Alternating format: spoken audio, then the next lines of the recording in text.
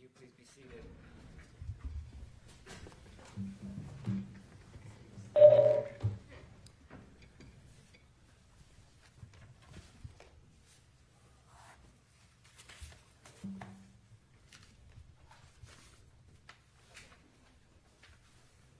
Good morning, everybody. Welcome back. Hopefully everybody had a good weekend, all things considered. We are going to go on the record. It is Monday, March 23rd, 2026. This is State of Utah versus Meggan Sundwall, case 251401132. Council, let's talk about instructions. I appreciate the efforts that have gone into this over what was probably a long weekend. Sounds like you've got, or it looks like you've got a lot of the things narrowed. Yes, Judge, and actually I think we've narrowed it even further. The state originally was planning on arguing the lesser of murder be included. I think that we have decided that we don't believe that's necessary. So I think that... So we can pull that as a lesser included. Yes, and, and then I believe the parties are in agreement that the lesser included of reckless manslaughter can also be pulled. So any definition of recklessness can also be pulled. I think that there may be at least two references to defining recklessness in the court's instructions.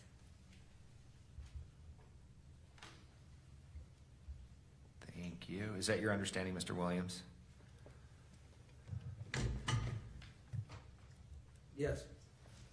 Thank you. Any other stipulations before I have questions for both of you? I think we generally stipulate. We found a few just minor little typos that if we go page by page, I can point them out. Like there was a missing of or two or something like that, but I'm happy to point. Perfect. That will be helpful. And then I think our main disagreements today are Scott submitted yesterday proposed language for the lack of duty instruction. We have arguments that I believe first such an instruction is not necessary, but if the court finds that it is, we proposed more language that I would argue includes more of the context and is appropriate given the definitions of causation in this case. And then also the state would argue in its proposed instructions, we included a condition of peril instruction. We would argue that that be placed back in. I think we also would like a instruction on intervening cause. I know that Melanie Haney, I believe, is maybe who is helping the court out, and she had some comments. We talked to folks in our admin that worked in appellate law, and he believed that having a definition of intervening cause is necessary because it's part of proximate cause. And so on appeal, if proximate cause is part of it and then intervening, it references intervening cause, and if that's not defined, that may run into some problems. That sounded very convoluted. I hope the court understands what I'm saying there. So, and we're going to get to that. Yeah, and so we can go page by page. So let me open up. Are we going to look up your proposed instructions that had the highlights and stuff? Sure. Okay, great. Thank you. So the first question I have, and this is for the state, and you've hit on this, Ms. Hunt, is what is your theory of an intervening cause, and is there a basis for it? You're going to hit on that. I'll get a chance to respond. Another question, going to causation, is a question specifically is, can we just use the ordinary meaning of causation? Do we need a specific definition? Is there case law that says that we need a specific definition? And if so, what is it? And then a question for Mr. Williams on the no duty to provide aid. The question I have for you when we get there is there a case supporting this? Is there any precedent that you can point to when we get there? Let's start with the intervening cause issue. And is there a basis for that? And where are we going to where are we gonna go with that, Ms. Hunt? Do you wanna give me some more detail? Yeah, and I don't know that there are facts. I think the reason that we're arguing it should be included is just that under definition of proximate cause, it refers to an intervening cause, perhaps interrupting the chain of events. I don't know that there are any facts here that would support that there is an intervening cause, but I think just for appeal purposes, our admin thought it appropriate to still instruct upon it just because it's referred to in proximate cause, but actually looking in your instructions and what Melanie seems to have kind of reduced down under the causation, it might not be necessary. I don't know if Ms. Thomas has specific thoughts on that. Okay, I think we may be fine with what Ms. Haney, reduced the causation to. Okay. But I would like to add in condition of peril because I do think facts support condition of peril. A condition of peril instruction, which we provided, and I can resend it to you, but which the state provided in its original proposed instructions. Mr. Williams, as it relates to the condition of peril instruction request. I'm sorry, Your Honor, I don't know why we would have a condition of peril request. If I could see the instruction, I either missed it or we hadn't turned to that in the proposed instruction by the state. I worked mainly off the court's instructions because I expected that when you put that together, that was what you thought after seeing the proposed instructions by the state. So I might need a minute. Why would we need a condition of peril instruction? And that was my question for the state. Okay. And I'm happy to address that now. Go ahead. And I can email this to everybody, but in the state's original proposed instructions, the condition of peril says, where an individual by her wrongful conduct created a condition of peril, her act can properly be found to be the proximate cause of a resulting injury or death. A person created a condition of peril when she creates a condition that exposes another to the risk of being injured or that imperils or endangers another. And the state, the cases relied upon for that is State v. Hallett, that's 619 P2D 335, and also State v. Boss, which is 127 P3D 1236. And I believe one of those cases is the facts in one of those cases about condition of peril is somebody knocked over a stop sign and then left the scene without fixing the stop sign, and then ultimately a crash resulted, and I'm forgetting now if a death happened, but I think maybe so. And so the person that knocked over the stop sign created the condition such that it was foreseeable and the proximate cause that a crash may happen, and I believe that person was correctly found guilty of manslaughter in that situation. And so here I think the facts, many of the facts do support, and I know that there could be many theories of causation here, and the state does intend to argue a few of them, but one of them is that Ms. Sundwall created such a condition of peril, and at that point, if the jury finds that it's a proximate cause to the injury resulting in death, I think that we're entitled to have them instructed upon that.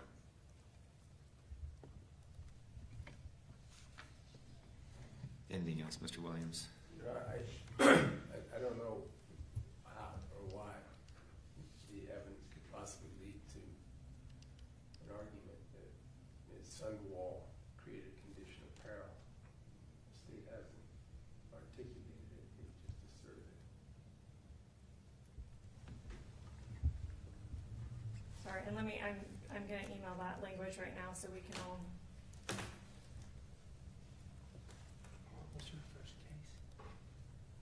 State v. Hallett, 619 P2D 335, and also State v. Boss, 127 P3D 1236.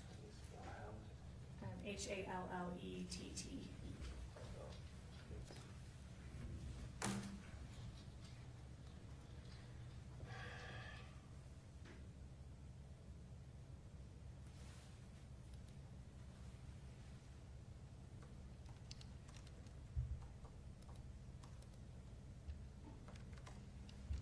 I'll give you a chance to look at that, Mr. Williams, before we move on.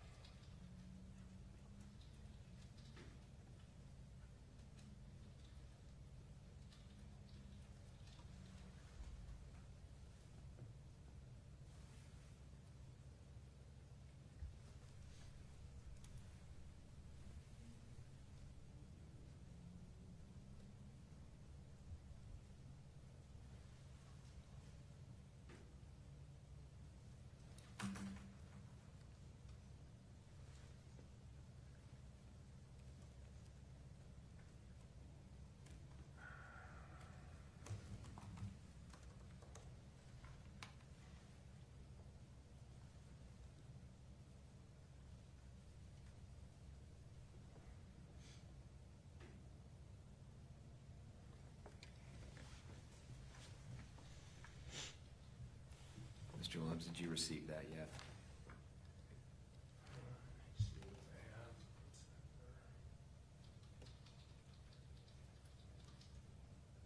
It was included in the original instructions I sent to you. With the trial. I believe I just sent another, maybe I didn't include the other. Well, I can go find it if you like, if they condition or whatever. I'm sorry, I didn't. That's okay. Yeah.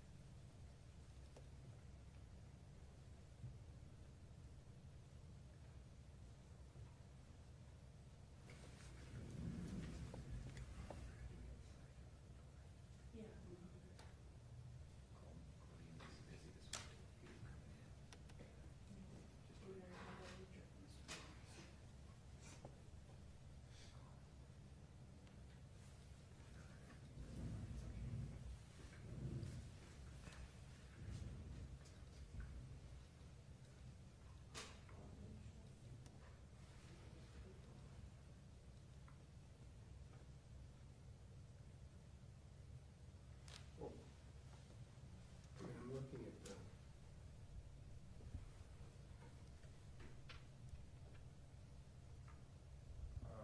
proposed language of the two cases. They just, first of all, they're not about jury instructions. They almost don't even mention condition of peril, but they're both negligent homicide cases, and part of it is tied to that, to the notion of can you be negligent and do something that creates, I mean, I would ask the state to, the court to have the state specifically articulate what could possibly in this case be creating a condition of peril. The entire theory is, as I see it, maybe they've got to propose something in closing that I haven't seen for 2 weeks, but would be that an act was committed inside a room where the decedent set a stage, introduced a glucometer, clearly took a reading before Ms. Sundwall entered, texted in connection with this plan she was going to preload some syringes, and died by overdose of insulin. What condition of peril the facts could even warrant this, assuming it's a real thing? Again, these cases don't even cite to jury instructions given in the two cases. They only cite to both of them are criminal negligence cases, one of them with strong dissent. That's Hallett. And I've reviewed Hallett. Ms. Hug, that gets back to my original question, is what's the theory? I think that's multifold, and I'll start at the beginning.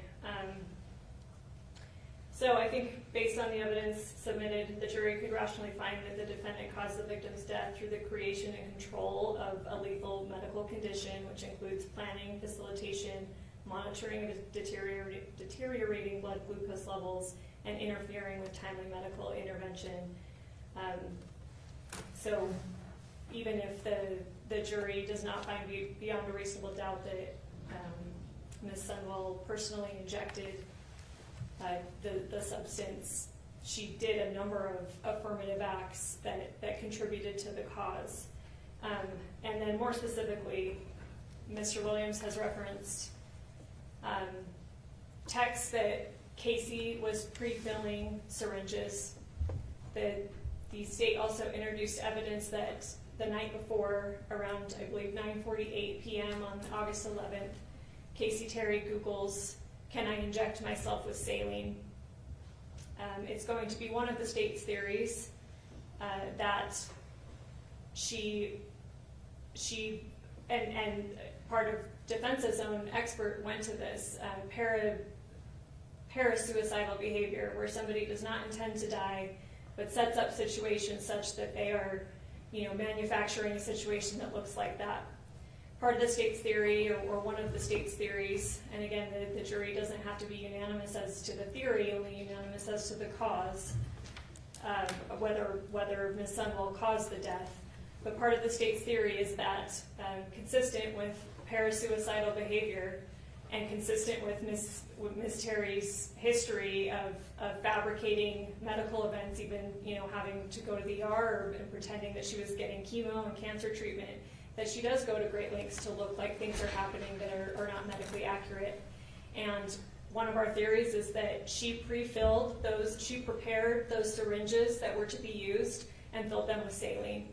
And the defendant came over, and at some point, the defendant became wise to the fact that those syringes did not have insulin in them, and the defendant filled some other syringe with insulin.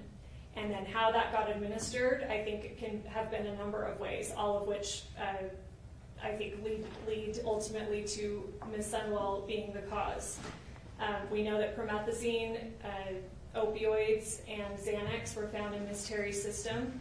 And we know that Ms. Sundwall herself said, "Do you want to take promethazine so you're asleep while this is happening?" one of the last texts she sent. So perhaps Ms. Terry fell asleep thinking that she was safe enough to do so, that she had pre-filled the syringes and that they were full of saline and that she was in no danger. And then she could carry on this lie that she had been telling of, "Look, nothing works on me. Insulin, I tried 4 bottles, I tried 9 vials, I'm getting the surgery so my body can accept medications. Look, nothing works." Or, she could not have been asleep, and perhaps the defendant caught her off guard and injected her with insulin.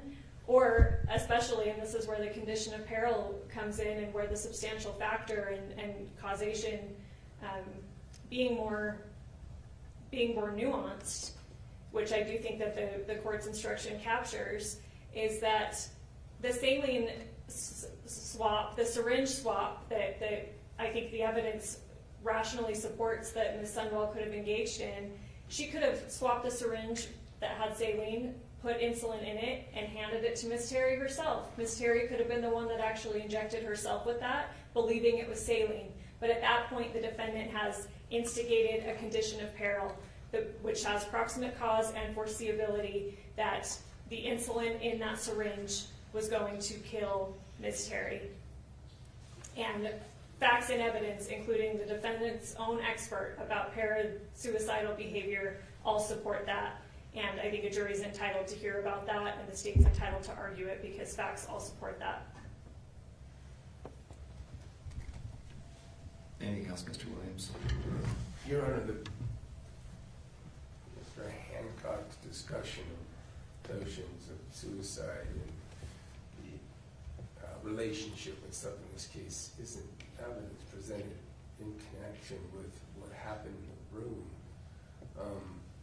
I don't think they're entitled to these sorts of instructions and arguments just on wild speculation. The government has the requirement to present some sort of evidence. I granted there's a dearth of it for them in a variety of ways in terms of what happened in the room and what act. I mean, all of these theories, aggravated murder and aiding, require an act. And that's what the case is about.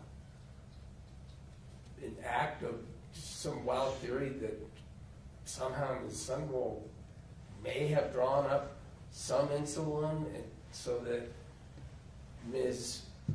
Terry would take it and die, then that's covered. That doesn't create a condition of peril. That'd be aiding. That might be murder. These condition of peril notions is when you don't act intentionally.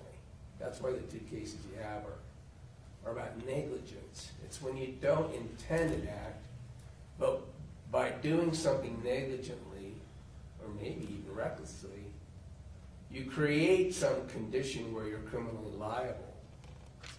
Outside of recklessness and negligence, there's just no concept of condition of peril because you have to intentionally and knowingly cause the death. That's covered. Even by those arguments, you have to intend with knowledge that filling a syringe on premises was aiding or murder. Thank you. Ms. Hunt? Agreed, and I think we're talking less about the mental state, although obviously if Ms. Sundwall is filling up a syringe with insulin and either administering it herself, injecting it herself into Ms. Terry or handing it to Ms. Terry to inject, it obviously would be intentionally or knowingly leading to the death of Ms. Terry, given the information we know about insulin. But it goes primarily to causation, and I do not want the jury to have any confusion here. There is a scenario supported by facts and evidence where Ms. Sundwall does not have to have been the one to inject Ms. Terry. Primarily this, she swapped syringes at some point, and Ms. Terry injected herself with something she believed to be saline, believed to be harmless, and ended up causing her death, and that is the condition of peril. I do think that causation, the but for and the substantial factor, I think it does cover part of that, but I don't want any doubt in the jury's mind that has to mean that Ms. Sundwall necessarily did the injection herself. And in fact, I think that aiding, if we're looking at particularly under the suicide instruction, aiding means the act of providing the physical means. Providing means to administer, prescribe, distribute, or dispense. Similarly, in the aggravating factor of ag murder, the poison one, I'm sorry, let me just find that so I read it correctly.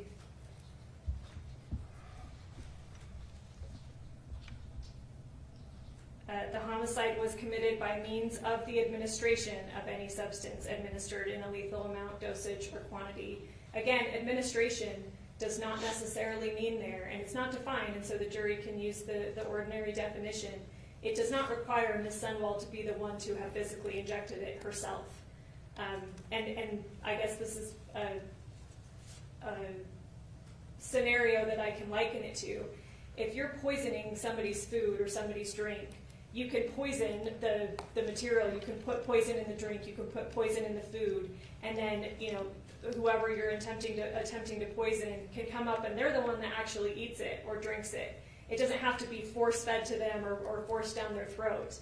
But no doubt that person would still be administering them poison because, you know, but for the poison being in there, they wouldn't have died. And if they knew the poison was in there, they wouldn't have eaten the food or drank the drink. So I think that administration is broader than Ms. Sundwall having to be the one that injected Ms. Terry. And I think that an ample amount of evidence here supports that. Why would Ms. Terry Google, is it okay to inject myself with saline the night before she knows that Ms. Sundwall is coming over with the goal, with Ms. Sundwall's goal at least, and perhaps Ms. Terry's at least plan of faking it or something. The goal that Ms. Sundwall has is that Ms. Terry ends up dead. And so I think there's ample evidence, and the state should be able to argue every theory supported by the evidence, and whether the jury believes that or not, that's the jury's province. Thank you. Let's move on to Mr. Williams, your no duty to provide aid instruction. Walk me through that. Yeah, the state throughout, Your Honor, the entirety of this litigation has told me they agree that instruction of no duty to aid would be appropriate. And even the response, which is the only communication I got over the weekend, last night, doesn't say they object. It just says they would like different language. The state didn't provide any. I think it's important to have a no duty to aid. Gosh, in this case, can you imagine any more important one? Because it's not the same every jurisdiction. In Utah, there's this.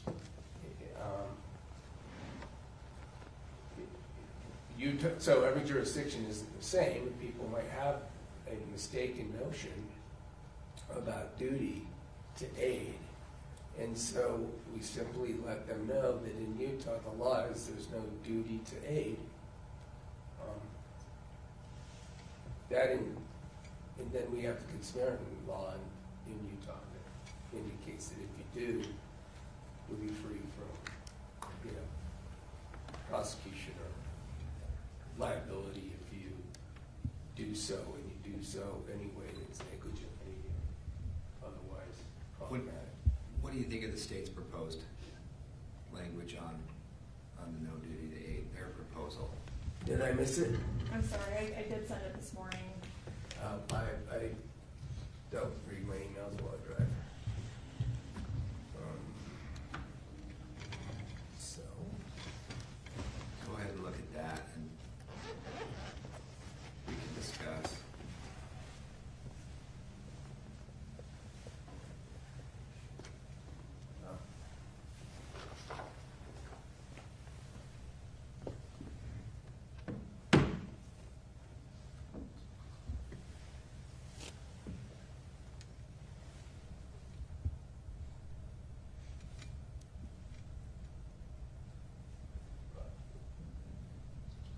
I'm not sure. Are we only talking of, I would object to the second paragraph. I mean, that's just a restatement of the condition of peril.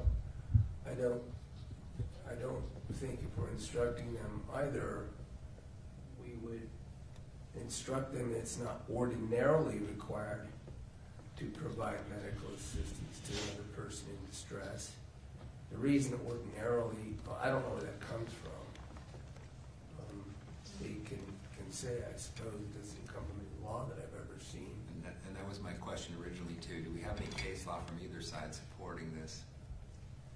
No, Judge, and in fact, I believe the no duty to aid comes from civil common law, and I think it applies in situations where, and this is just an example off the top of my head, if I come upon somebody that is drowning in a pond or a lake or something, I don't have an affirmative duty, even though I may be able to jump in and try to save them.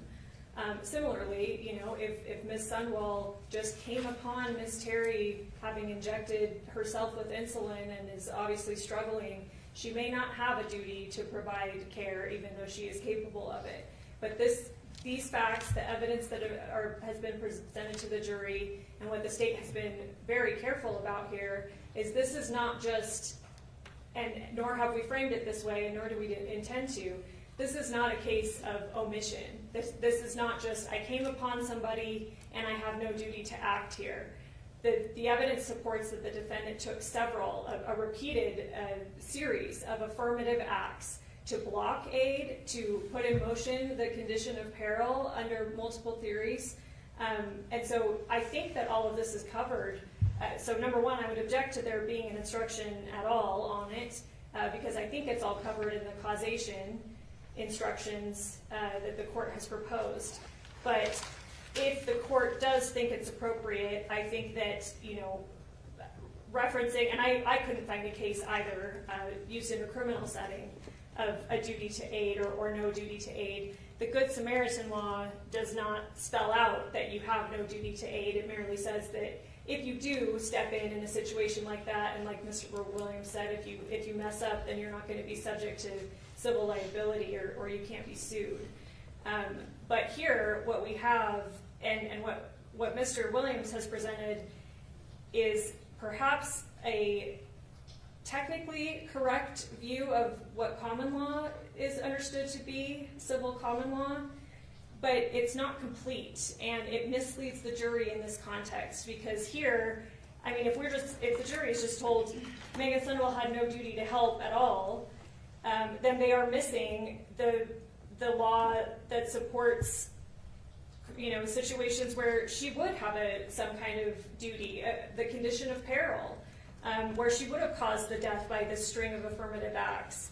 And the jury is, I think, entitled to, in context, if they're instructed on no duty to aid, they certainly ought to be instructed on situations where if the defendant has created the situation, if the defendant has set in motion affirmative acts or a condition of peril that are a substantial factor in the decedent's death, then in all fairness, it has to be taken together for them to understand, because otherwise, you know, they read no duty to aid and they think the analysis just stops there, and that's simply not the law.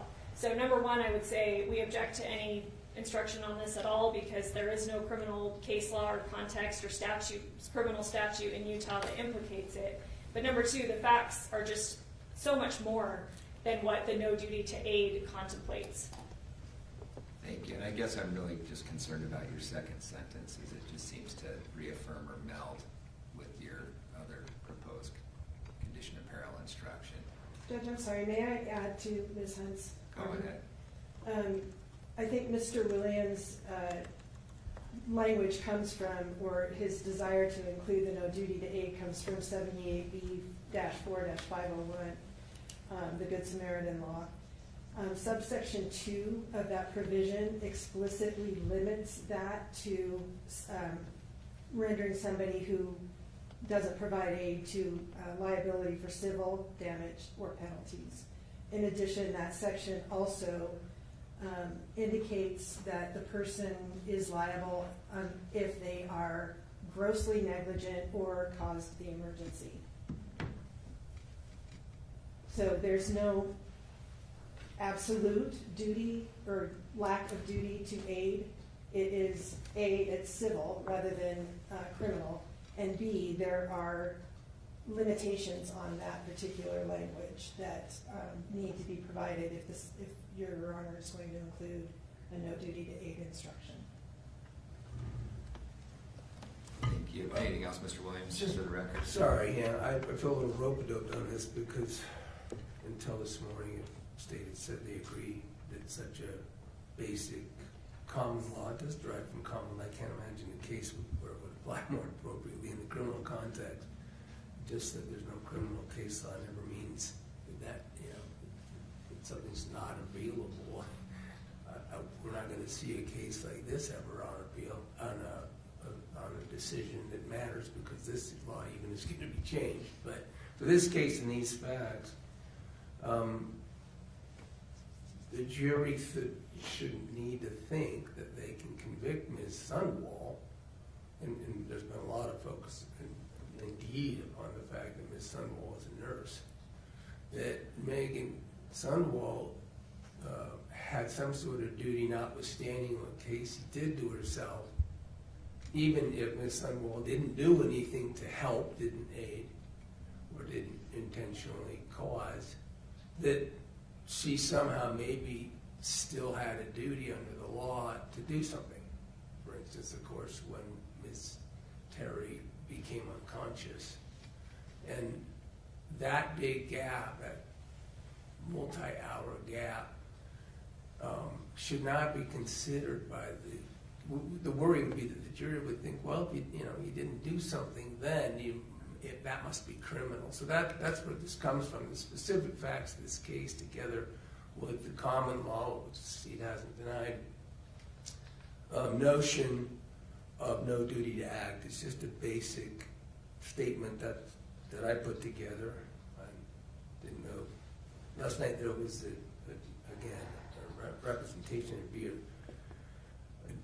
The state might seek to modify the language of what I proposed.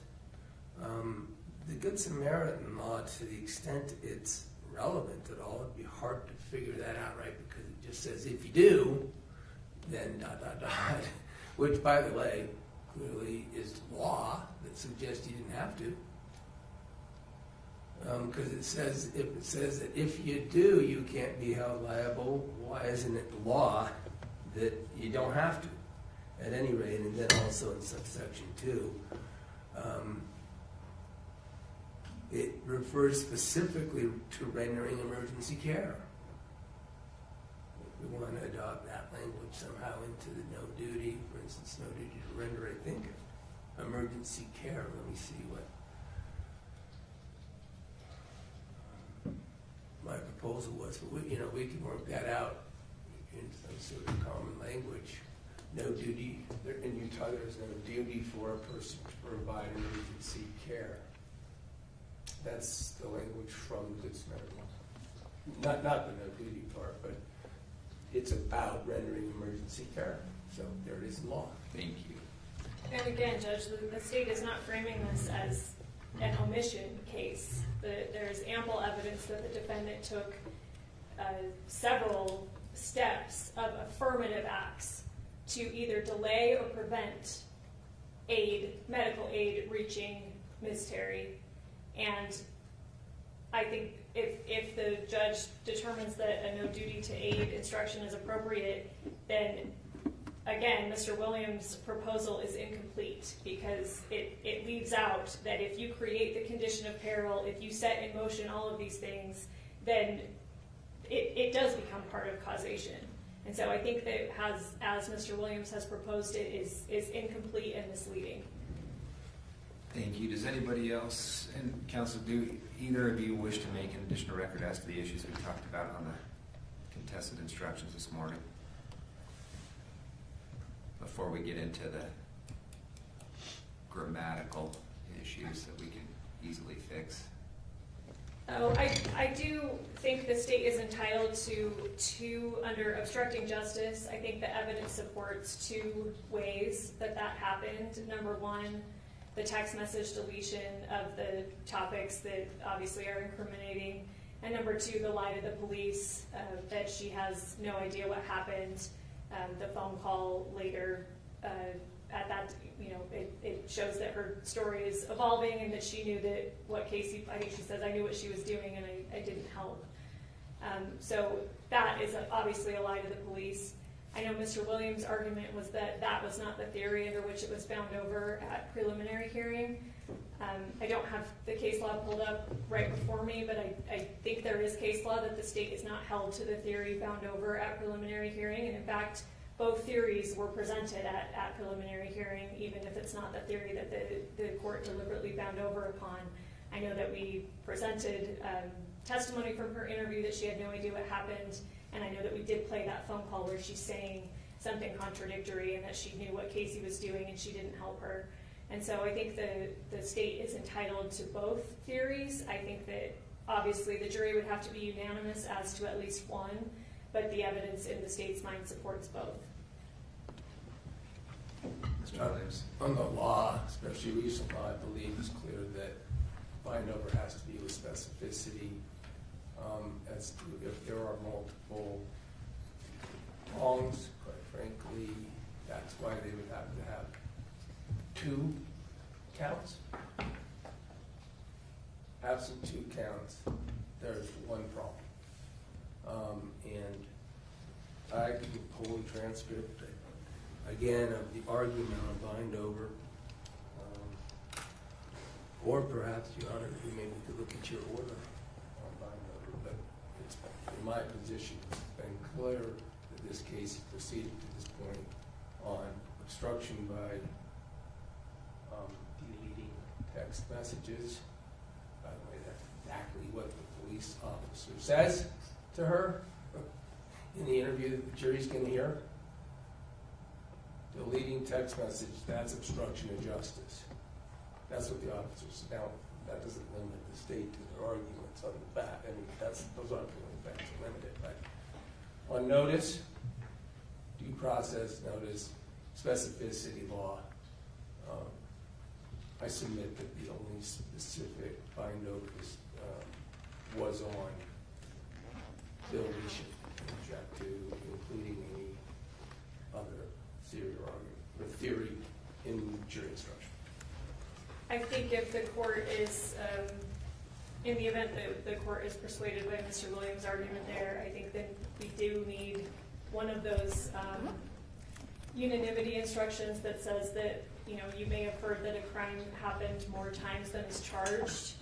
Then I think we would need it to be clear, and I'll make it clear in closing that if there is only one theory of obstructing submitted to the jury, deleting text, they obviously, and I'm going to talk about the fact that Ms. Sundwall lied to police, I think that we would need to add that obstruction that you may have heard that a crime was committed more times than was charged. You need to be unanimous about the activity that accomplishes or satisfies that element.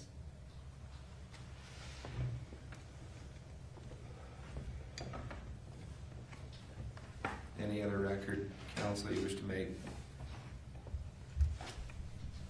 I don't believe so on that. I made my argument. I hope I have made the record clear that there should only be that count, that argument. I'm sorry, not argument, that position. Of course, an act of lying. There could be all sorts of other things that would be obstruction in a case. They're here for the state to argue as to intent and motive and all that. That doesn't mean we need any more instructions. Thank you. Anything else? Not specifically on the jury instructions, but I do want the record to be clear. Obviously, a number of different types of hearsay came in at trial, and I just wanted the record to be clear about the stipulations that counsel arrived at to get those things in. Some examples are, obviously, we let in the crime lab reports on the testing of the vial and the syringe. We did not have crime lab people come testify about that stuff. Mr. Williams had agreed to stipulate to chain of custody and anything essentially, and Mr. Williams, correct me if I'm wrong, but essentially anything that Detective Farney was aware that happened in the investigation, he stipulated to allow her to testify about those results. So I wanted that on the record too, because that was stipulation and agreement that the parties reached ahead of time. Thank you. Anything else? I'm not, just for the record, I'm not sure what stipulation means. But what has happened is that in the interest of smooth trial, I made no objection to foundation for matters to allow the state to not have to present chain of custody. Because I stipulate to anything Farney said. Second of all, I mean, the record is clear on what objections were made or not made. Thank you. Let's talk about the instructions. What needs to be fixed? Let's see. in scrolling down, I think the first thing that is flagged is obviously, we need to take out defendant's testimony instruction. That's been taken out. Okay. The next one, an offense requires both conduct and mental state. I believe that we can take out recklessly. I don't know that any of we're not requesting a lesser of reckless manslaughter, and I don't believe any of the other counts include a reckless mind state. And that, I've taken that out. Okay. The state is okay on the next page with taking out motive instruction, because I think obviously the pecuniary gain aggravator under murder encapsulates motive, and similarly I think obstructing justice, there has to be at least some kind of degree of motive. You have to, one of the elements is, you know, in order to hinder or prevent delay or something, the investigation. So I think that hints at a motive too. So I think that this motive instruction may be confusing to the jury given the facts of this case. So I think we're okay to delete that. I don't know if Mr. Williams' position on that for sure. I think I indicated that we don't need a motive instruction. Okay. Thank you. Not sure that we ever do. But it's given. The next highlighted green section, I don't know why it's highlighted. It seems appropriate to me here. Maybe it was just, you know, whether lessers were going to be included or something like that. I don't know if aiding suicide, I mean, she certainly wasn't charged with that. I don't know if that needs to be part of this instruction, since it is going to be included as an option for the jury to consider. Can we, I'm sorry, Your Honor, I'm trying to keep track of which instruction. Oh, sorry, I'm on defendant's charges. I believe it's page, I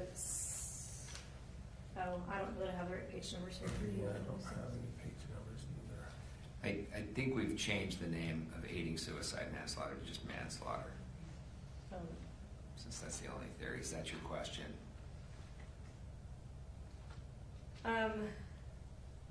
No, I don't think, and also I think it would be clearer, I guess, once we get to that, or if we're arriving at that now. I think the state would prefer to call it aiding suicide rather than manslaughter. I think it's much clearer what we're talking about there if we call it aiding suicide.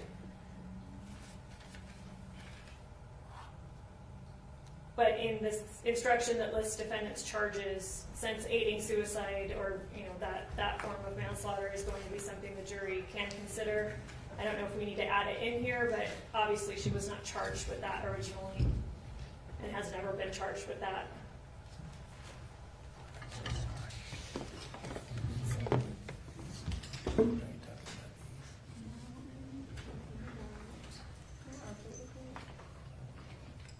Here, the defendant's charges here, sorry. That's it. I'm having trouble. No charge. And again, I'm not quite sure why it was highlighted. I don't know if Ms. Haney thought that if lessers are part of it, that they need to be included here. I don't know what the court's opinion on that is. Defendant's charges instruction? Yes. I have no objection to just removing it. It's, you know, at best, it's duplicate of the elements. And it is awkward in this particular case insofar as the state did not agree, didn't charge the aiding. So the aiding is better described as a lesser.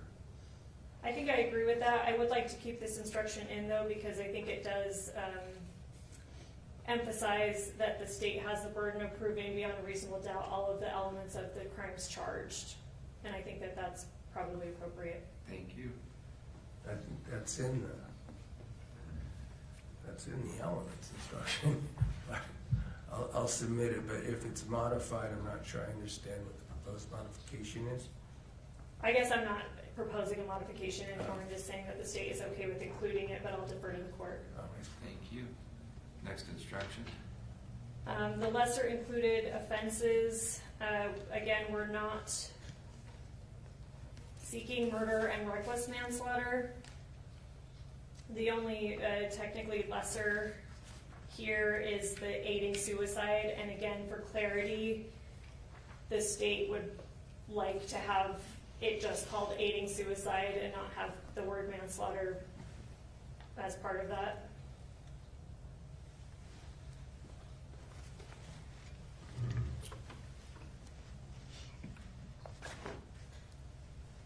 Any thoughts, Mr. Williams? Listen, it's interesting, right? Because what's happens, the legislature realized that there's kind of a quirky problem there because they've now taken aiding and made it its own. But in this court, in this trial, it's titled manslaughter. Manslaughter colon in aiding suicide. I'm not sure we have a record if we don't put that in. If we don't make a reference to manslaughter, we haven't really articulated a crime as codified. Sounds appropriate to the statute. This is a manslaughter in the form of the prong of aiding. So the state has agreed the prong of recklessness need not be instructed in there. We're removing that, but it's manslaughter, subsection aiding suicide. So I think it would be a little awkward legally not to call it that. Thank you. Next instruction, or next issue. Elements of count 1 aggravated murder, I believe this is where we found a little typo in the 4B aggravator. I think there was left out an of after administration. Does the court see that? I do. Thank you. Otherwise, the state has no issue with that. Thank you.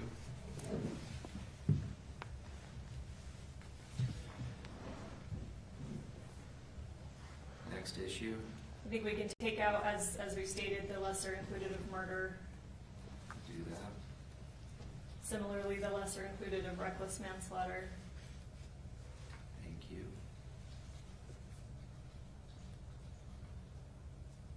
The next one down, the elements of lesser included of aiding suicide manslaughter. In the paragraph after the elements, we just added in, let me see if it's consistent with the others.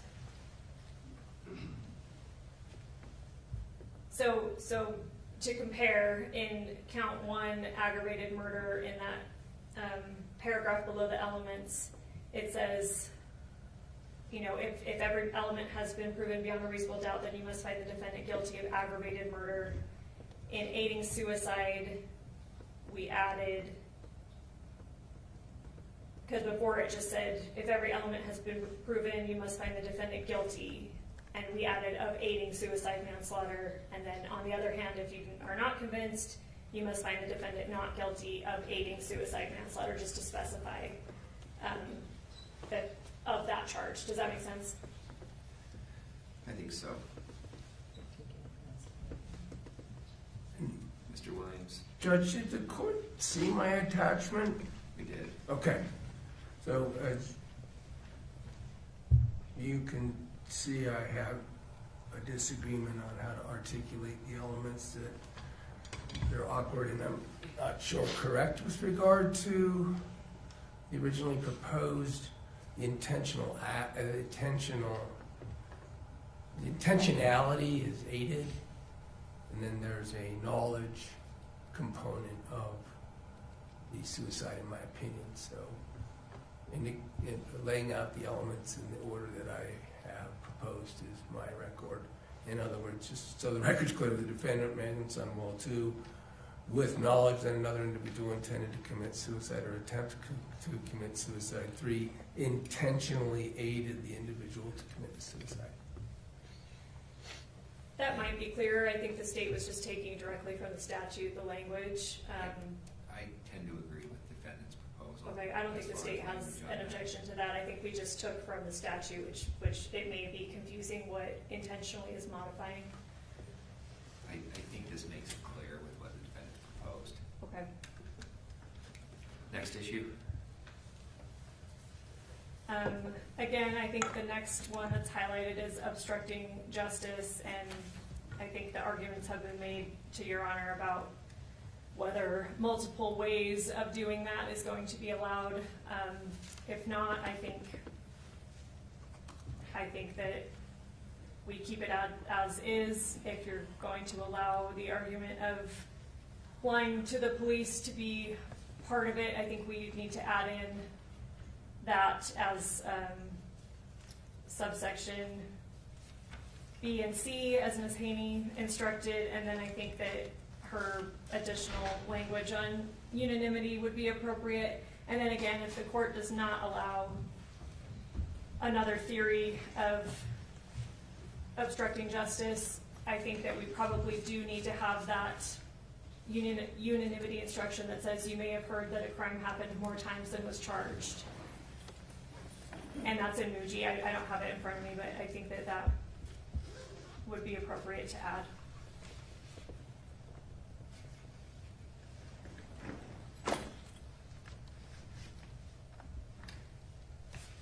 Thank you. Mr. Williams, any thoughts?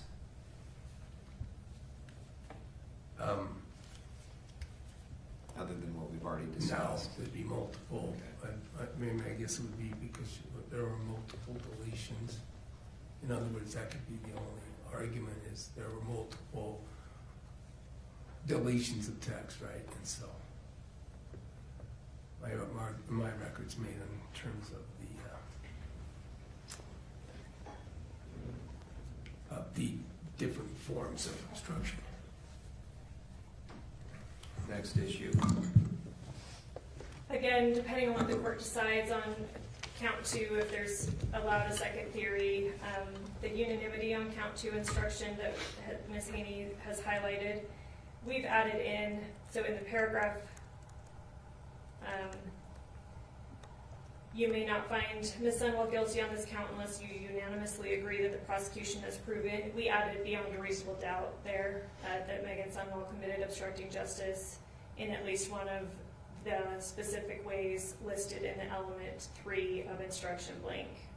And then at the very end, we added, if you find Ms. Sundwall guilty of obstructing justice, you must indicate your unanimous decision. We added in the language on the verdict form. And again, just trying to, for purposes of clarity. And I made that change.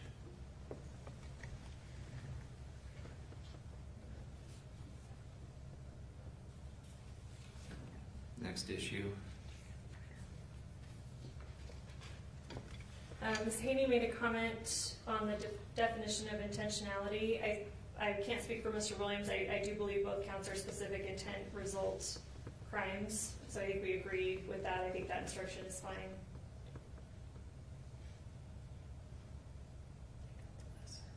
And then under the next instruction, definition of knowingly, we are taking out the lesser included offense of murder.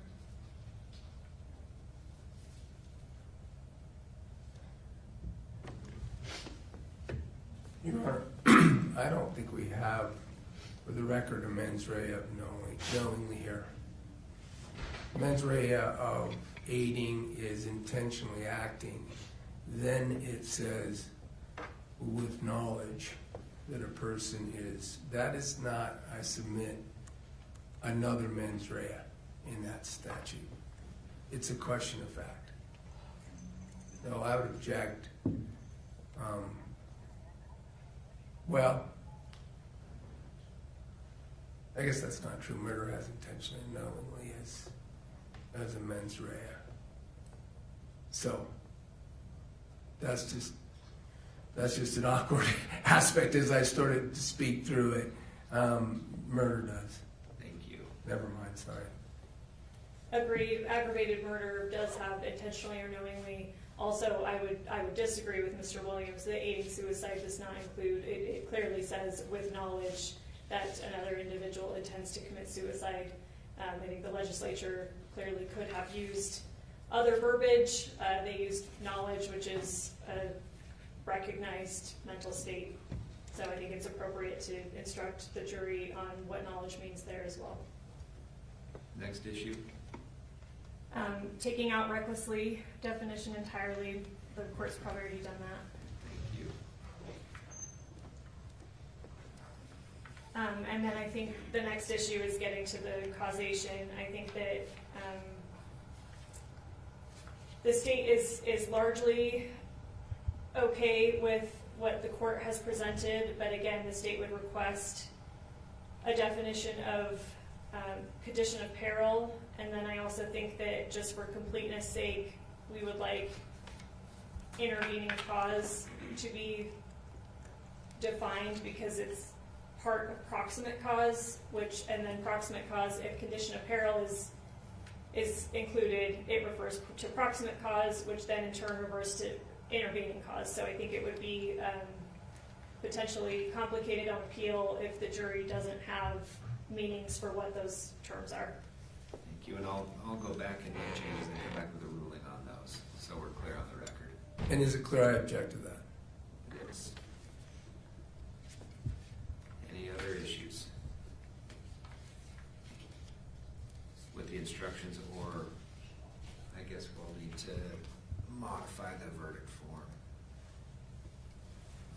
We just had again, I don't know that it's terribly material, but the verdict form instruction toward the very end, the last sentence is, remember, any response you give on the verdict form must be unanimous.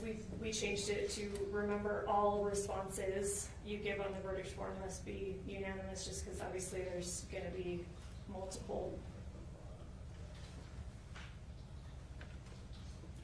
I'll think about that. Anything else from either party? You know, I did come up with, I'm not sure if you've decided, of course, yet, whether you might give a sort of duty to aid, but in my proposal, one other alternative, since it's language straight from the Good Samaritan Act, in other words, statutory language, is after and to aid another person who, we perhaps could say, may otherwise require emergency care. That's the language from the Good Samaritan. So it's just a proposal. Thank you. Anything else before I go back and make changes? Come back and make my ruling, and you'll get copies of everything. This is, I can't point to any law, it's just not a way that I've seen it before, but on the verdict form, the list of, the first thing listed is not guilty, and then followed by guilty of, obviously we'll take out reckless manslaughter and murder, but I've just never seen it. I can understand certainly why the defense would want it in that order. I'm sure that you can understand why the state wants it in a different order, but I think it makes more sense to descend in the order of guilty to not guilty, because that's kind of the path that they're later instructed on to follow the different inquiry A or whatever. We think it makes more logical sense to list the guilty offenses first and then not guilty. It just, I think, provides a clearer path for them to what they have to do, but I'll submit on that. We don't have any precedent for that. It's just an argument. Is that correct? Yes. Yeah, we have some precedent. The starting point is not guilty in this country. Thank you. All right. I'll go back and make my changes. I'll come out and rule on the two main instructions that we had detailed argument on the jury. Excuse me. Be here in about 20 minutes. We'll get copies for them. You'll have copies. I'll give you a chance to review them, and then we'll get started. Thank you, Your Honor. Thank you all for your efforts. Be back in a moment. All rise.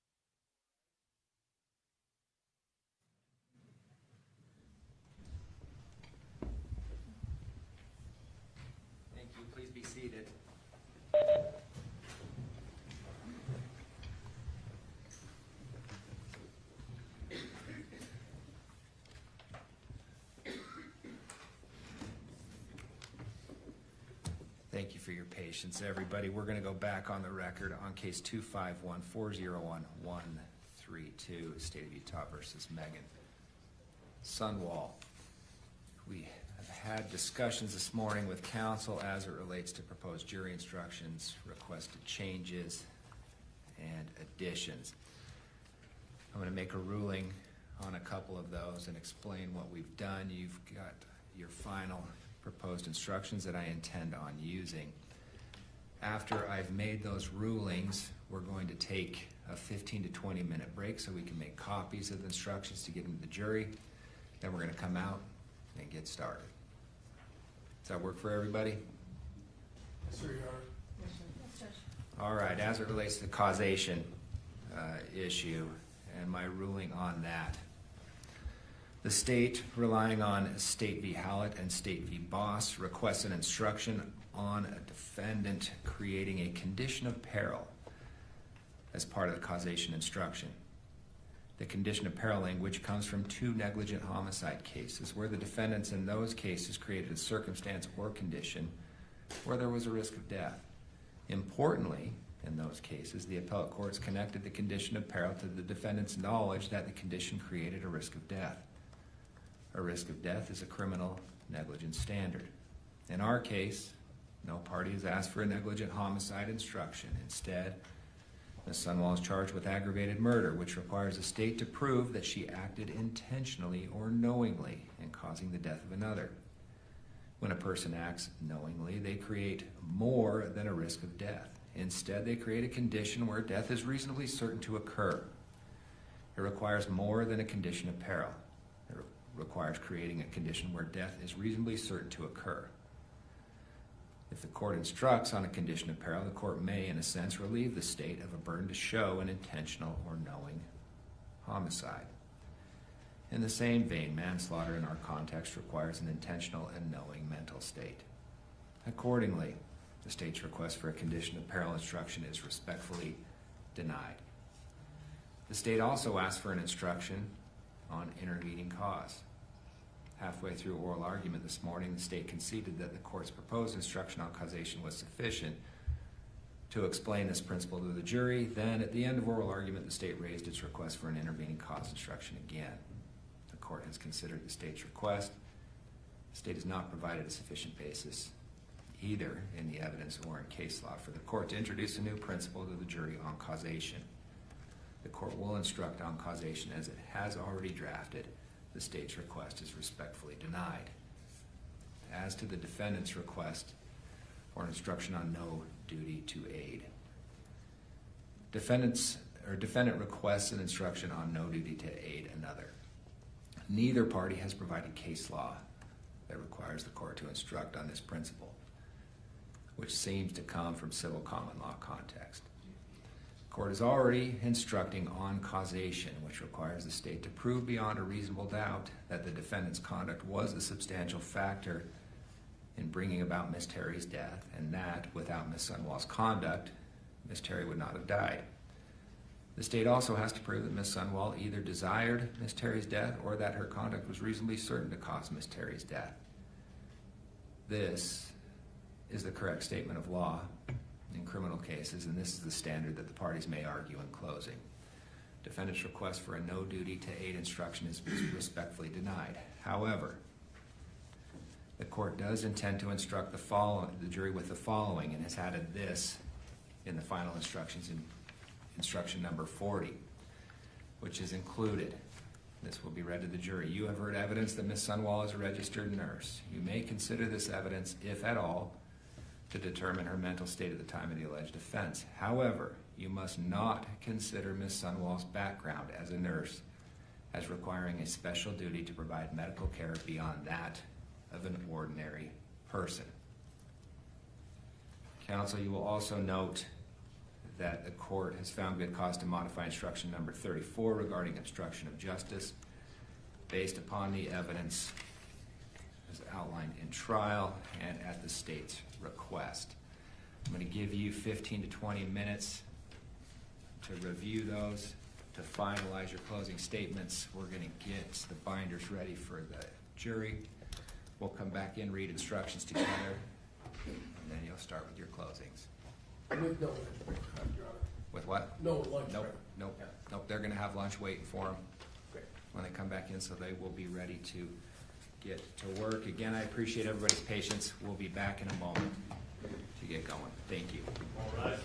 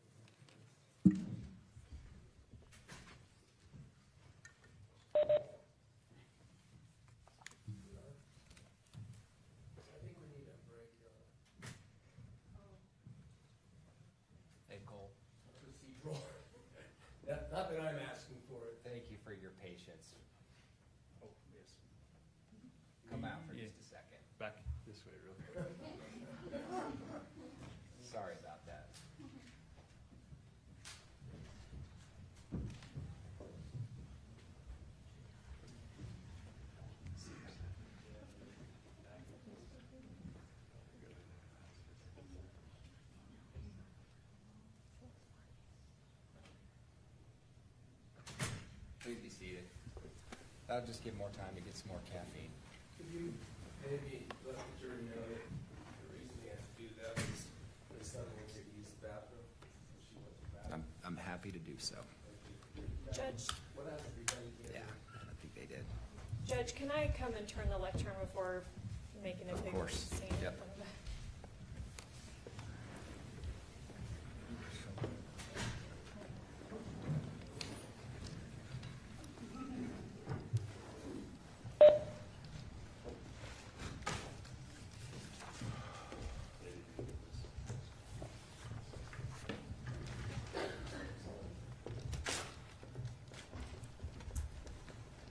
Thanks, Mr. Williams.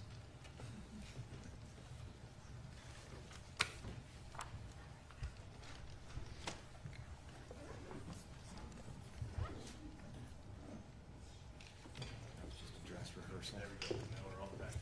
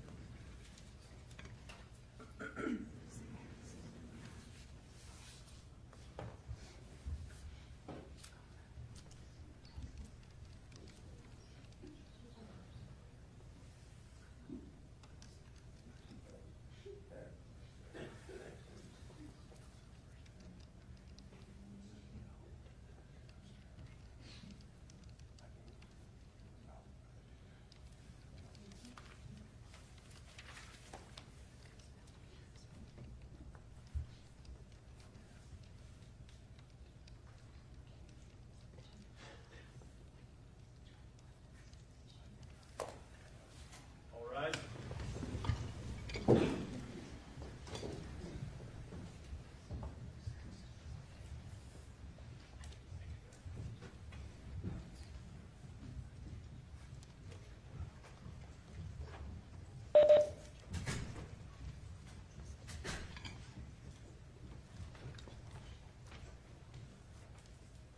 Please be seated.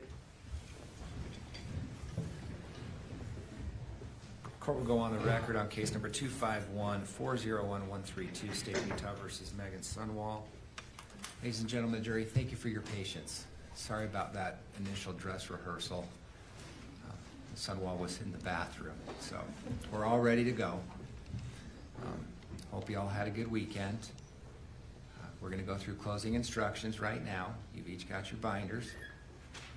We're going to read through every instruction together, after which we're going to hear closing arguments, and then you will be excused to deliberate. Once again, we all thank you for your attention and efforts in this matter. If you could please turn to instruction number 13.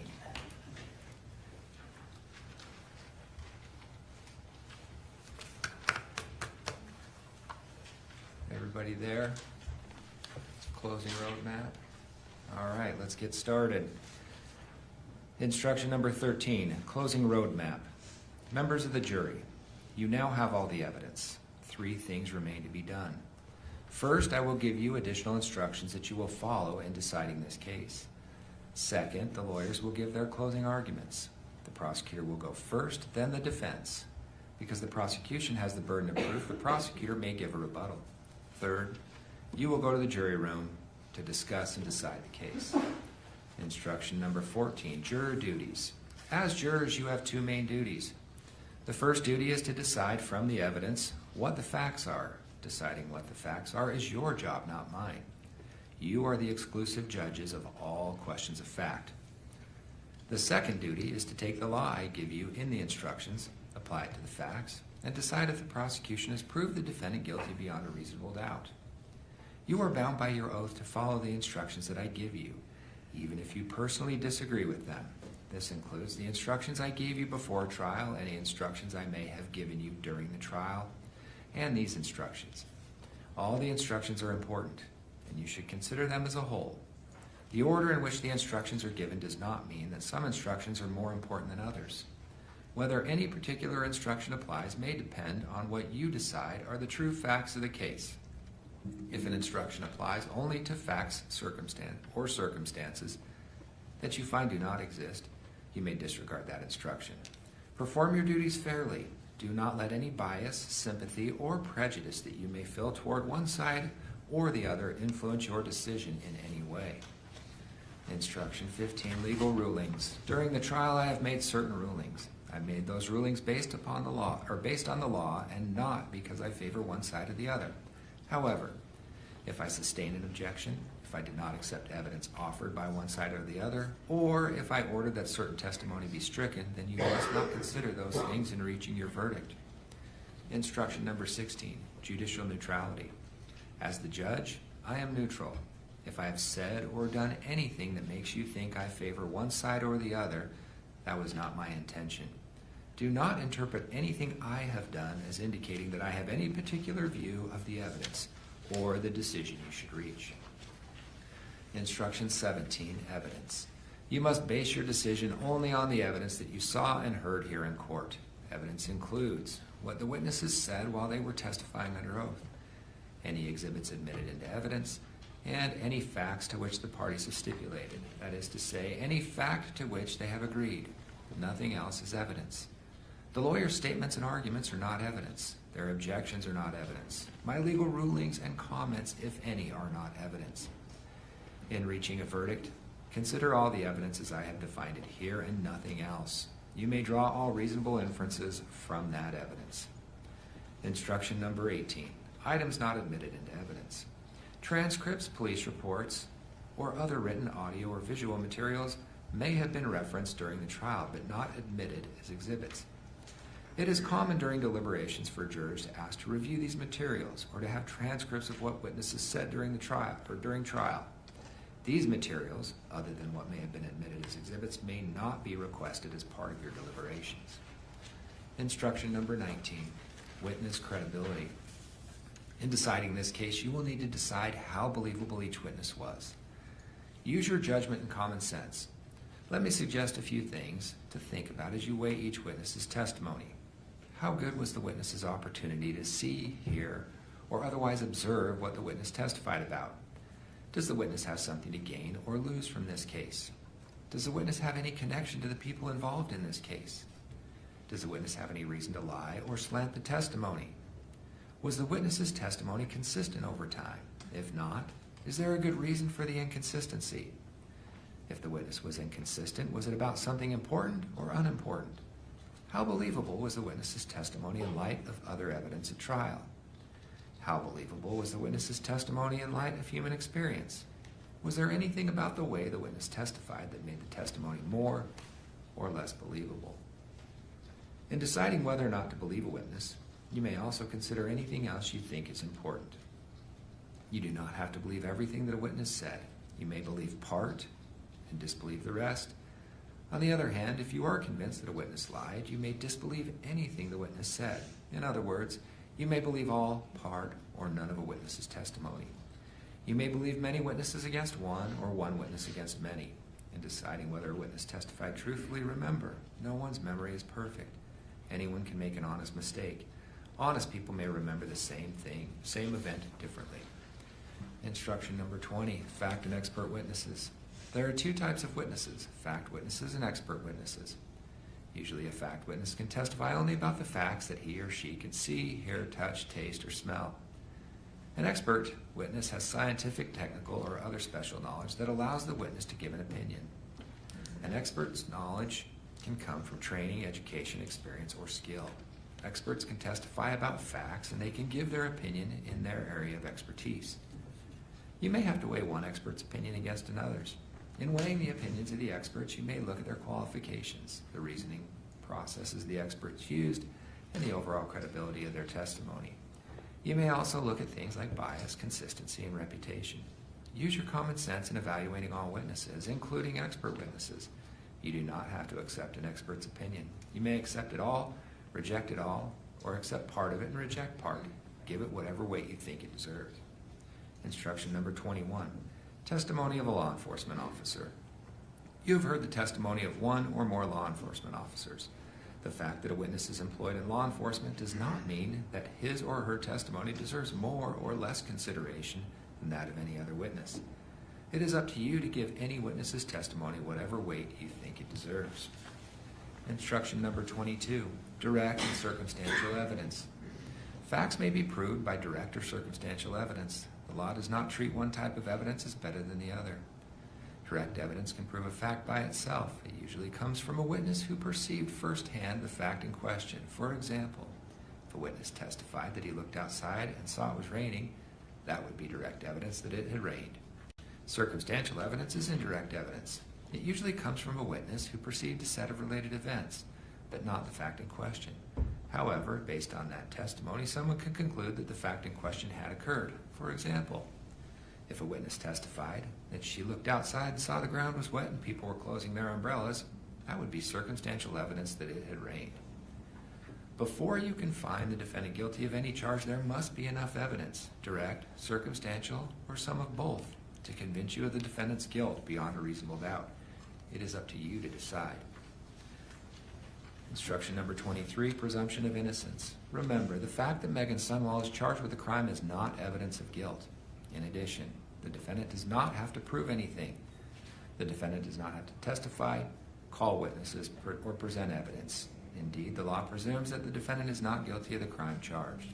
The presumption of innocence persists in favor of the defendant unless the prosecution's evidence convinces you beyond a reasonable doubt that the defendant is guilty. The prosecution carries the burden of proof at all times, and the prosecution must prove each and every element of a crime beyond a reasonable doubt. Until the prosecution has satisfied that burden, you must presume the defendant is not guilty. Instruction number 24, beyond a reasonable doubt. The prosecution has the burden of proving the defendant guilty beyond a reasonable doubt. Proof beyond a reasonable doubt is proof that leaves you firmly convinced of the defendant's guilt. There are very few things in this world that we know with an absolute certainty, and in criminal cases, the law does not require proof that overcomes every possible doubt. If the evidence leaves you firmly convinced that the defendant is guilty of the crime charged, you must find the defendant guilty. On the other hand, if there is a real possibility that the defendant is not guilty, you must give the defendant the benefit of the doubt and return a verdict of not guilty. Instruction number 25. Defendant chose not to testify. A person accused of a crime may choose whether or not to testify. In this case, the defendant chose not to testify. Do not hold that choice against the defendant. Do not try to guess why the defendant chose not to testify. Do not consider it in your deliberations. Decide the case only on the basis of the evidence. The defendant does not have to prove that he is not guilty. That she is not guilty. The prosecution must prove the defendant's guilt beyond a reasonable doubt. Instruction number 26. An offense requires both conduct and mental state. A person cannot be found guilty of a criminal offense unless the prosecutor proves that the person's conduct is prohibited by law and, at the time the conduct occurred, the person demonstrated a particular mental state specified by law. Conduct can mean both an act or the failure to act when the law requires a person to act. An act is a voluntary movement of the body and can include speech.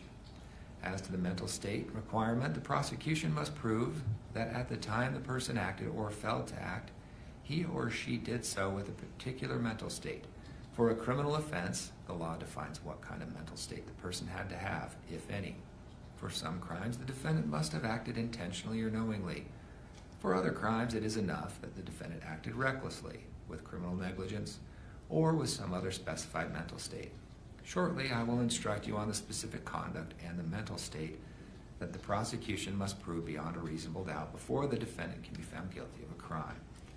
Instruction number 27, inferring the mental state. The law requires that the prosecutor prove beyond a reasonable doubt that the defendant acted with a particular mental state. Ordinarily, there is no way that a person's mental state can be proved directly because no one can tell what another person is thinking. A person's mental state can be proved indirectly from the surrounding facts and circumstances. This includes things like what the person said, what the person did, and any other evidence that shows what was in the person's mind. Instruction number 28, consideration of multiple offenses. Meggan Sundwall has been charged with more than one crime. It is your duty to consider each charge separately. You do not need to consider the charges in any particular order. For each crime charge, consider all of the evidence related to that charge. Decide whether the prosecution has presented proof beyond a reasonable doubt that the defendant is guilty of that particular crime. Your verdict on one charge does not determine your verdict on any other charge. Instruction number 29, do not consider punishment. In making your decision, do not consider what punishment could result from a verdict of guilty. Your duty is to decide if the defendant is guilty or not guilty. Punishment is not relevant to that decision. Instruction number 30, defendant's charges. Meggan Sundwall is charged with the following crimes. Count 1, aggravated murder. Count 2, obstruction of justice. To these charges, the defendant has entered pleas of not guilty. These pleas cast upon the state the burden of proving beyond a reasonable doubt all of the elements of the crimes charged. These elements are set forth in the following instructions. Instruction number 31, count 1, lesser included offense. Count 1 charges the defendant with aggravated murder. Manslaughter is a lesser included offense of that charge. As you deliberate, you must determine whether the defendant is guilty of aggravated murder, guilty of manslaughter, or not guilty of either offense. The law does not require you to make these determinations in any particular order. However, you cannot find the defendant guilty of more than one offense. In other words, you can only return one verdict on count 1. Guilty of aggravated murder, guilty of manslaughter, or not guilty. The elements for aggravated murder are set forth in Instruction 32. The elements for manslaughter are set forth in Instruction 33. Instruction 32. Elements of count 1. Aggravated murder. Meggan Sundwall is charged in count 1 with committing aggravated murder on or about August 12, 2024. You cannot convict her of this offense unless, based on the evidence, you find beyond a reasonable doubt that each of the following elements. 1. The defendant Meggan Sundwall. 2. Intentionally or knowingly. 3. Cause the death of Casey Terry. 4. Under one or more of the following aggravating circumstances. A. The homicide was committed for pecuniary gain. Or B. The homicide was committed by means of the administration of any substance administered in a lethal amount, dosage, or quantity.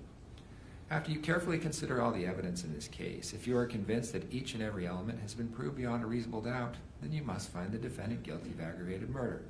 On the other hand, if you are not convinced that each and every element has been proved beyond a reasonable doubt, then you must find the defendant not guilty of aggravated murder. To find the defendant guilty of aggravated murder, you must unanimously agree the prosecution has proven at least one aggravating circumstance listed in element 4 beyond a reasonable doubt. You must also unanimously agree which circumstance or circumstances the state's proven. Instruction number 33, elements to the lesser included offense of manslaughter. You have been instructed that manslaughter is a lesser included offense of aggravated murder. You cannot convict Meggan Sundwall of manslaughter unless, based on the evidence, you find beyond a reasonable doubt each of the following elements. 1. The defendant Meggan Sundwall. 2. With knowledge that another individual intended to commit suicide or attempt to commit suicide. 3. Intentionally aided the individual to commit suicide. After you carefully consider all the evidence in this case, if you are convinced that each and every element has been proved beyond a reasonable doubt, then you must find the defendant guilty of manslaughter. On the other hand, if you are not convinced that each and every element has been proved beyond a reasonable doubt, then you must find the defendant not guilty of manslaughter. Instruction number 34, elements of count 2, obstruction of justice. Meggan Sundwall is charged in count 2 with committing obstruction of justice on or between August 12, 2024 and August 19, 2024.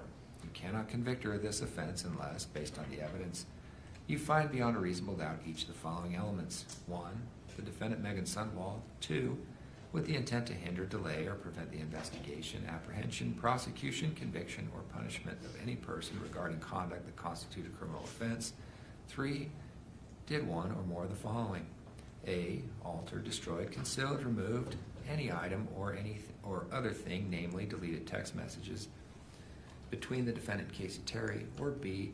Provided false information regarding the conduct constituting an offense or any other material aspect of the investigation, namely lied to law enforcement. After you carefully considered all the evidence in this case, if you are convinced that each and every element has been proved beyond a reasonable doubt, then you must find Meggan Sundwall guilty of obstruction of justice.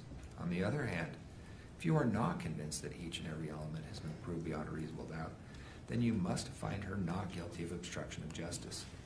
To find the defendant guilty of obstruction of justice, you must unanimously agree the prosecution has proven at least one act listed in element 3 beyond a reasonable doubt. You must also unanimously agree which acts or acts the state has proven. You must also unanimously agree which criminal offense investigation she obstructed. You will reflect your decisions on the verdict form. Instruction number 35, definition of intentionally. You are instructed that a person acts intentionally or with intent when her conscious objective is to cause a certain result. Instruction number 36, definition of knowingly. For purposes of count 1, aggravated murder, a person acts knowingly or with knowledge when the person is aware that her conduct is reasonably certain to cause a particular result. For the lesser included offense of manslaughter, a person acts with knowledge when the person is aware of the nature of her conduct or is aware of the particular circumstances surrounding her conduct. Instruction number 37, usual and ordinary meanings. Unless these instructions give a definition, you should give all words their usual and ordinary meanings. Instruction number 38, other definitions of terms. For pecuniary gain means the acquisition of money or something of monetary value. Aid means the act of providing the physical means and does not include the withholding or withdrawal of life-sustaining treatment procedures.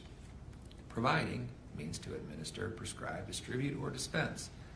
Cause the death means that the defendant's conduct was a substantial factor in bringing about the death of another, even if it can be shown that some other factor also contributed in a substantial degree to the death, as long as the other factor was foreseeable. The death would not have occurred but for the defendant's conduct, and a reasonable person would have foreseen that the defendant's conduct would have resulted in death. Instruction number 39, evidence of other acts by the decedent. You have heard evidence that the decedent, Casey Terry, may have unlawfully used her grandparents' funds before the incident charged in this case. This evidence was not admitted to prove a character trait of Casey Terry or to show that she acted in a manner consistent with that trait. You may consider this evidence, if at all, for a limited purpose of determining whether Casey Terry had a motive to die by suicide. Keep in mind that Casey Terry is not on trial in this case. Instruction number 40, evidence of defendant's background.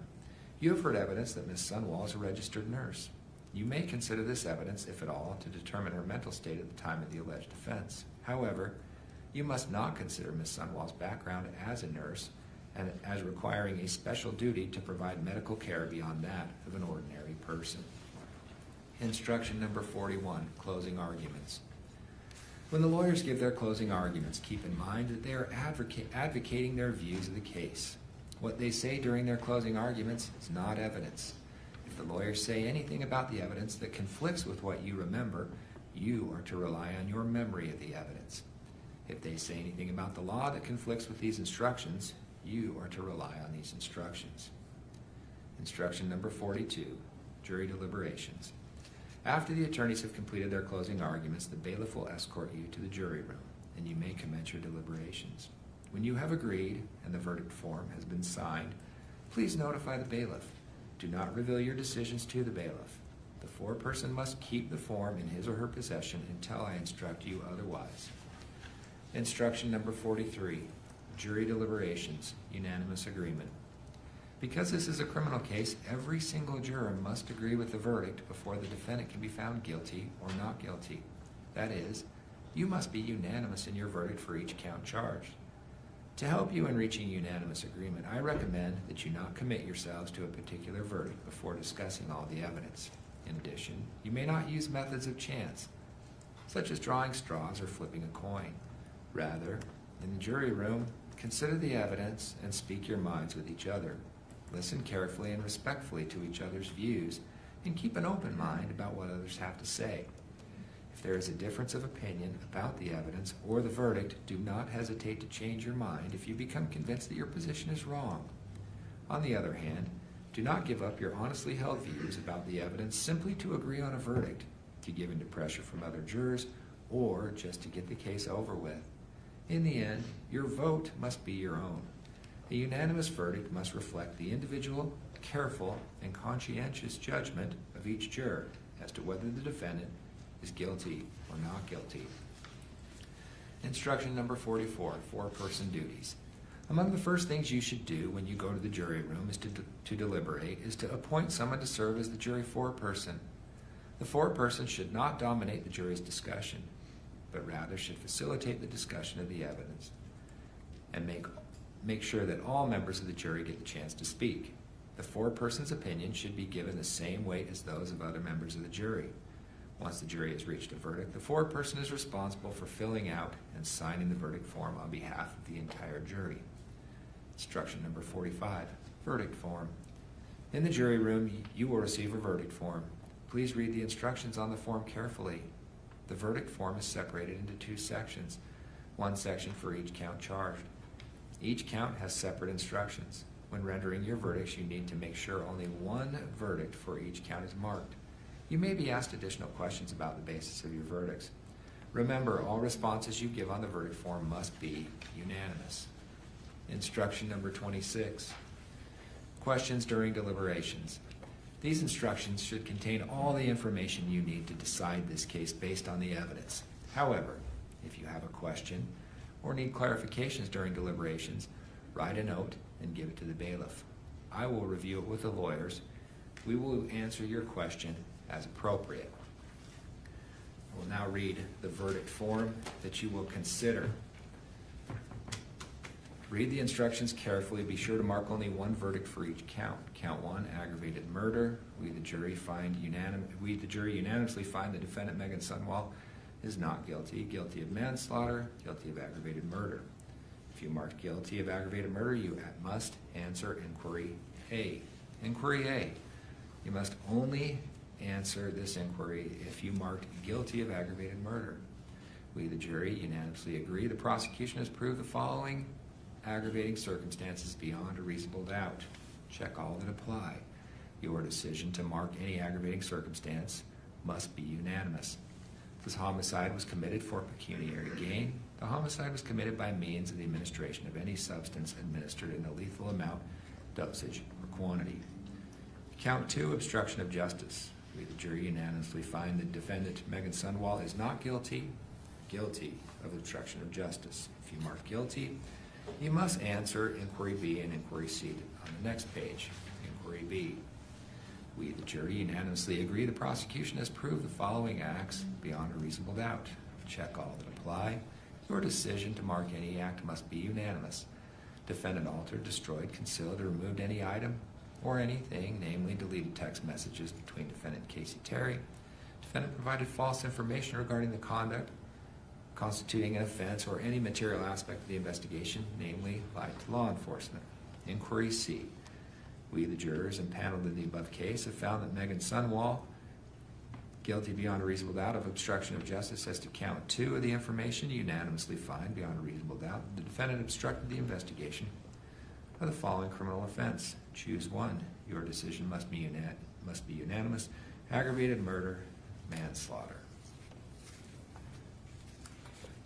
Those are your instructions. You can refer to them as needed. Is the state ready to proceed? We are, thank you, Your Honor.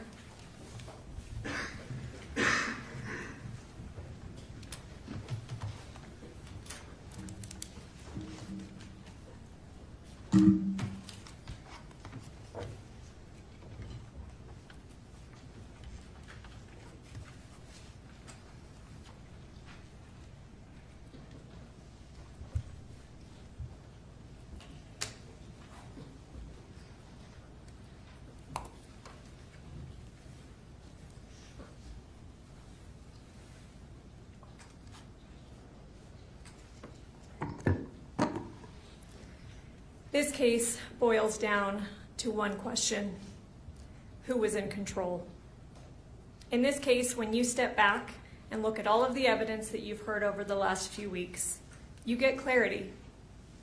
What happened in the years, months, weeks, and ultimately what happened down in that basement on August 12, 2024 was not chaos. It was not confusion. It was not a tragic misunderstanding. It was not a best friend merely helping out her other best friend in the whole world.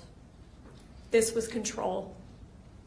And the person who was in control during that entire time frame sits at that table, Meggan Sundwall. The judge instructed you on credibility, and that's in instruction 19. I won't read over it entirely again, you just heard it from the judge, but when you evaluate the evidence, use your common sense. Look at all these factors in instruction 19 and your human experience to determine credibility. You look at whether things make sense in real life. You ask, does the story match the evidence? Do behaviors and patterns match human experience? Do certain patterns match what we've heard or learned about during testimony? When you apply those rules here, the evidence does answer one central question. Who was actually directing, controlling, and causing what happened to Casey? The answer is Meggan Sundwall.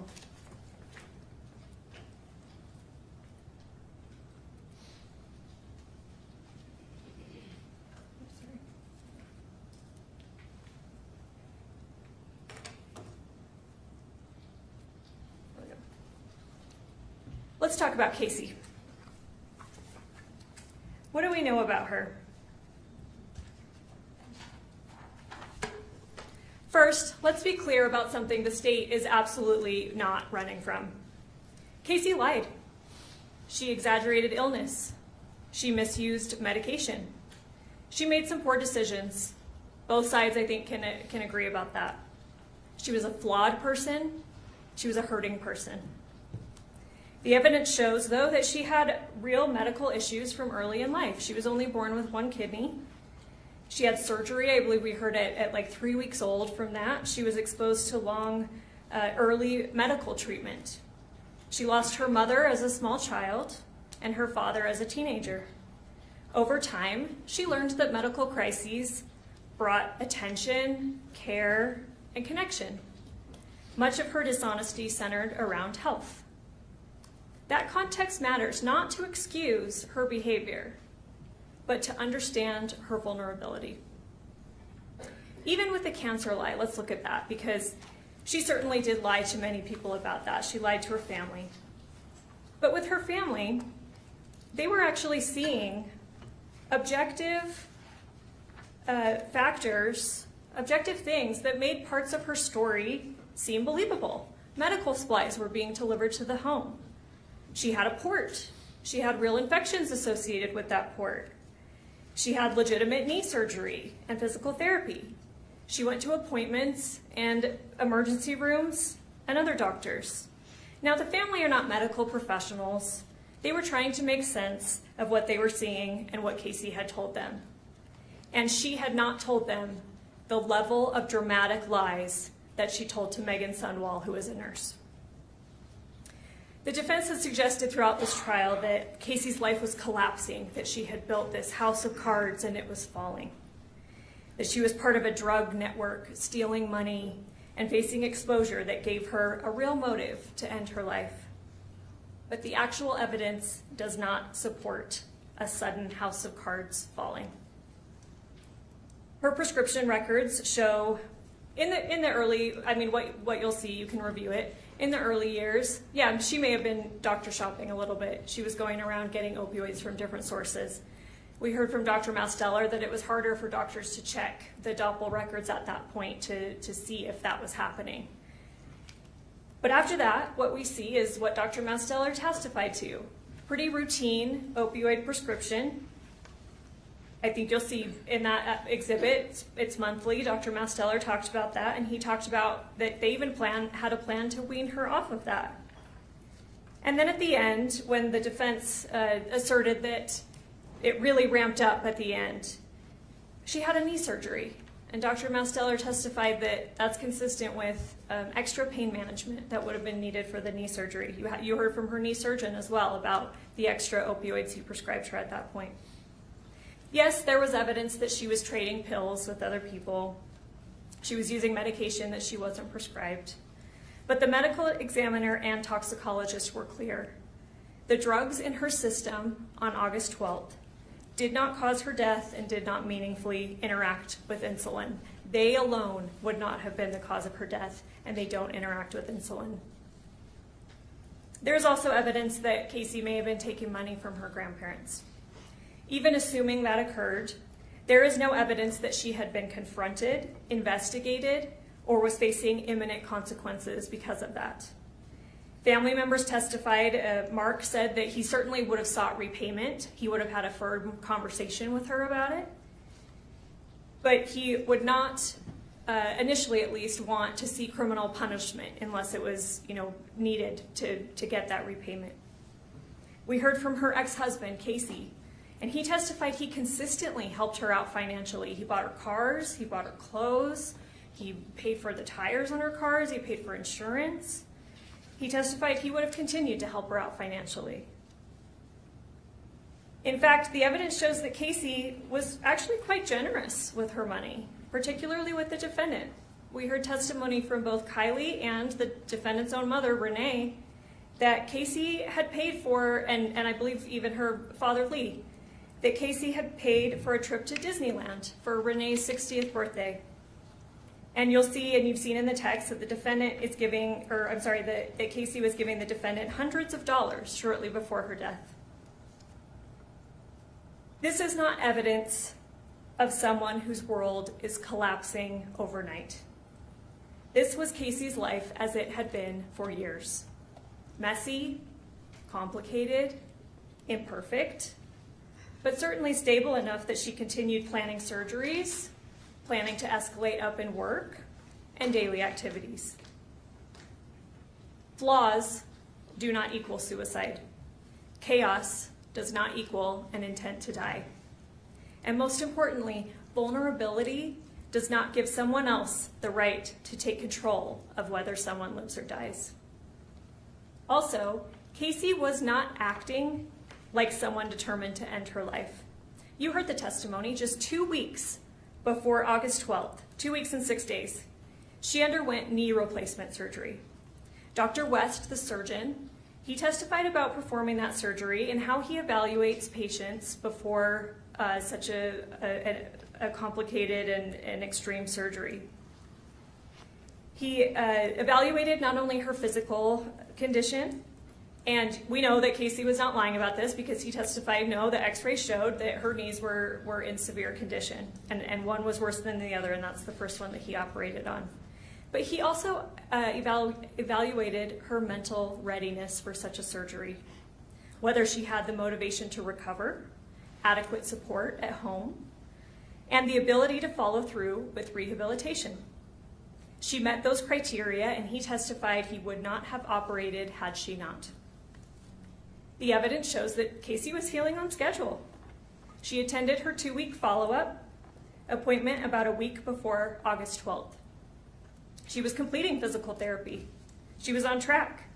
And the doctor testified that they were already discussing, although it hadn't been formally planned, he said that at the 6-week follow-up, they were going to talk about doing the second knee, and that was her wish. If the recovery continued as expected, which nothing indicated that it shouldn't. Casey was making plans for her future. Mark testified about how she talked about advancing at work and wanting to get a license associated with that.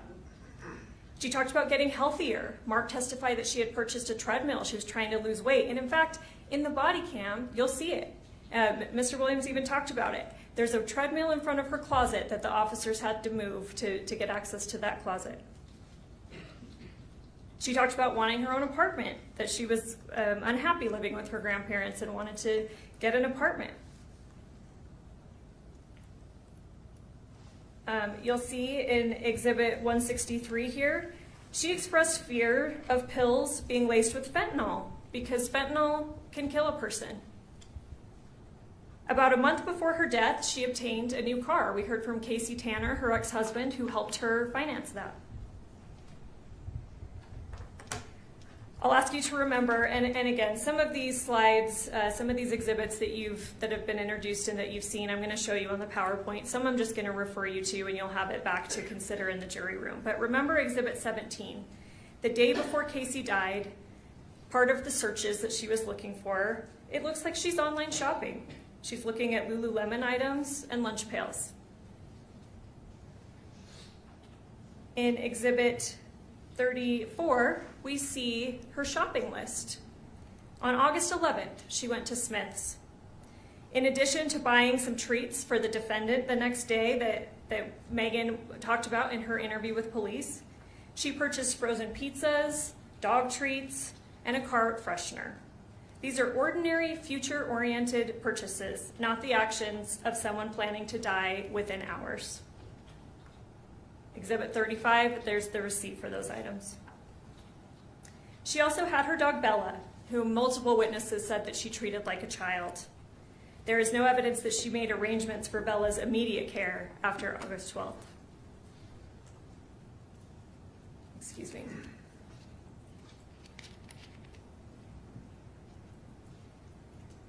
You heard that she sometimes portrayed her family as emotionally abusive. And for sure, that we heard that Meggan and Meggan's family, they heard that Casey did not have a good relationship with her family. They would not let her come live with them. They were emotionally abusive. They talked down to her. But the testimony from Kylie and Mark showed something different. Actually, a pretty close family relationship. Regular contact, shared events, and continued support. And despite all that speculation you have heard, there's no suicide note, no goodbye messages, no indication from anyone to anyone that she intended to die. If she actually had a good relationship with her family, which testimony supports, despite her telling other people that she didn't, would she leave those things? Her conduct in the days leading up to August 12th shows planning for life, not preparation for death. Instead, what you see is a person who sought attention, particularly from the defendant. Even the defense's own expert, Dr. Hancock, acknowledged that pattern. Casey told dramatic stories. She exaggerated, primarily in medical contexts. Dr. Masteller confirmed that. And over time, those stories, and again, primarily to Meggan, became more extreme, more implausible. And again, Meggan is a trained nurse and would have knowledge. Yes, in the text, which again, you'll have plenty of time to review all of those, you will see, or the ones that were admitted, excuse me, you will see Casey talk about suicide and supposed prior attempts that she made at suicide. But when you look for believable, decisive action by Casey alone, not just dramatic claims about something obviously not true, the kind of action that is actually taken by someone truly determined to die, you will not see it. She had access to insulin. You'll see that in the text. We've heard testimony about it. There were many diabetics in her home. There's different types of insulin. It's not inventoried very well because Mark said he would never throw out, otherwise usable insulin, even if it's expired. She could have killed herself with insulin at any point. The defense made quite a point of demonstrating that she had access to very large quantities of opioids. She could have overdosed on those at any point. And again, she expressed fear, even of pills, even if she's trading pills, and even if she's taking pills that she's not prescribed. She's still afraid that they might contain fentanyl. She could have gotten pills with fentanyl and died much easier that way. And evidence shows that she repeatedly described to Meggan over text how painful and frightening she thought death from insulin would be.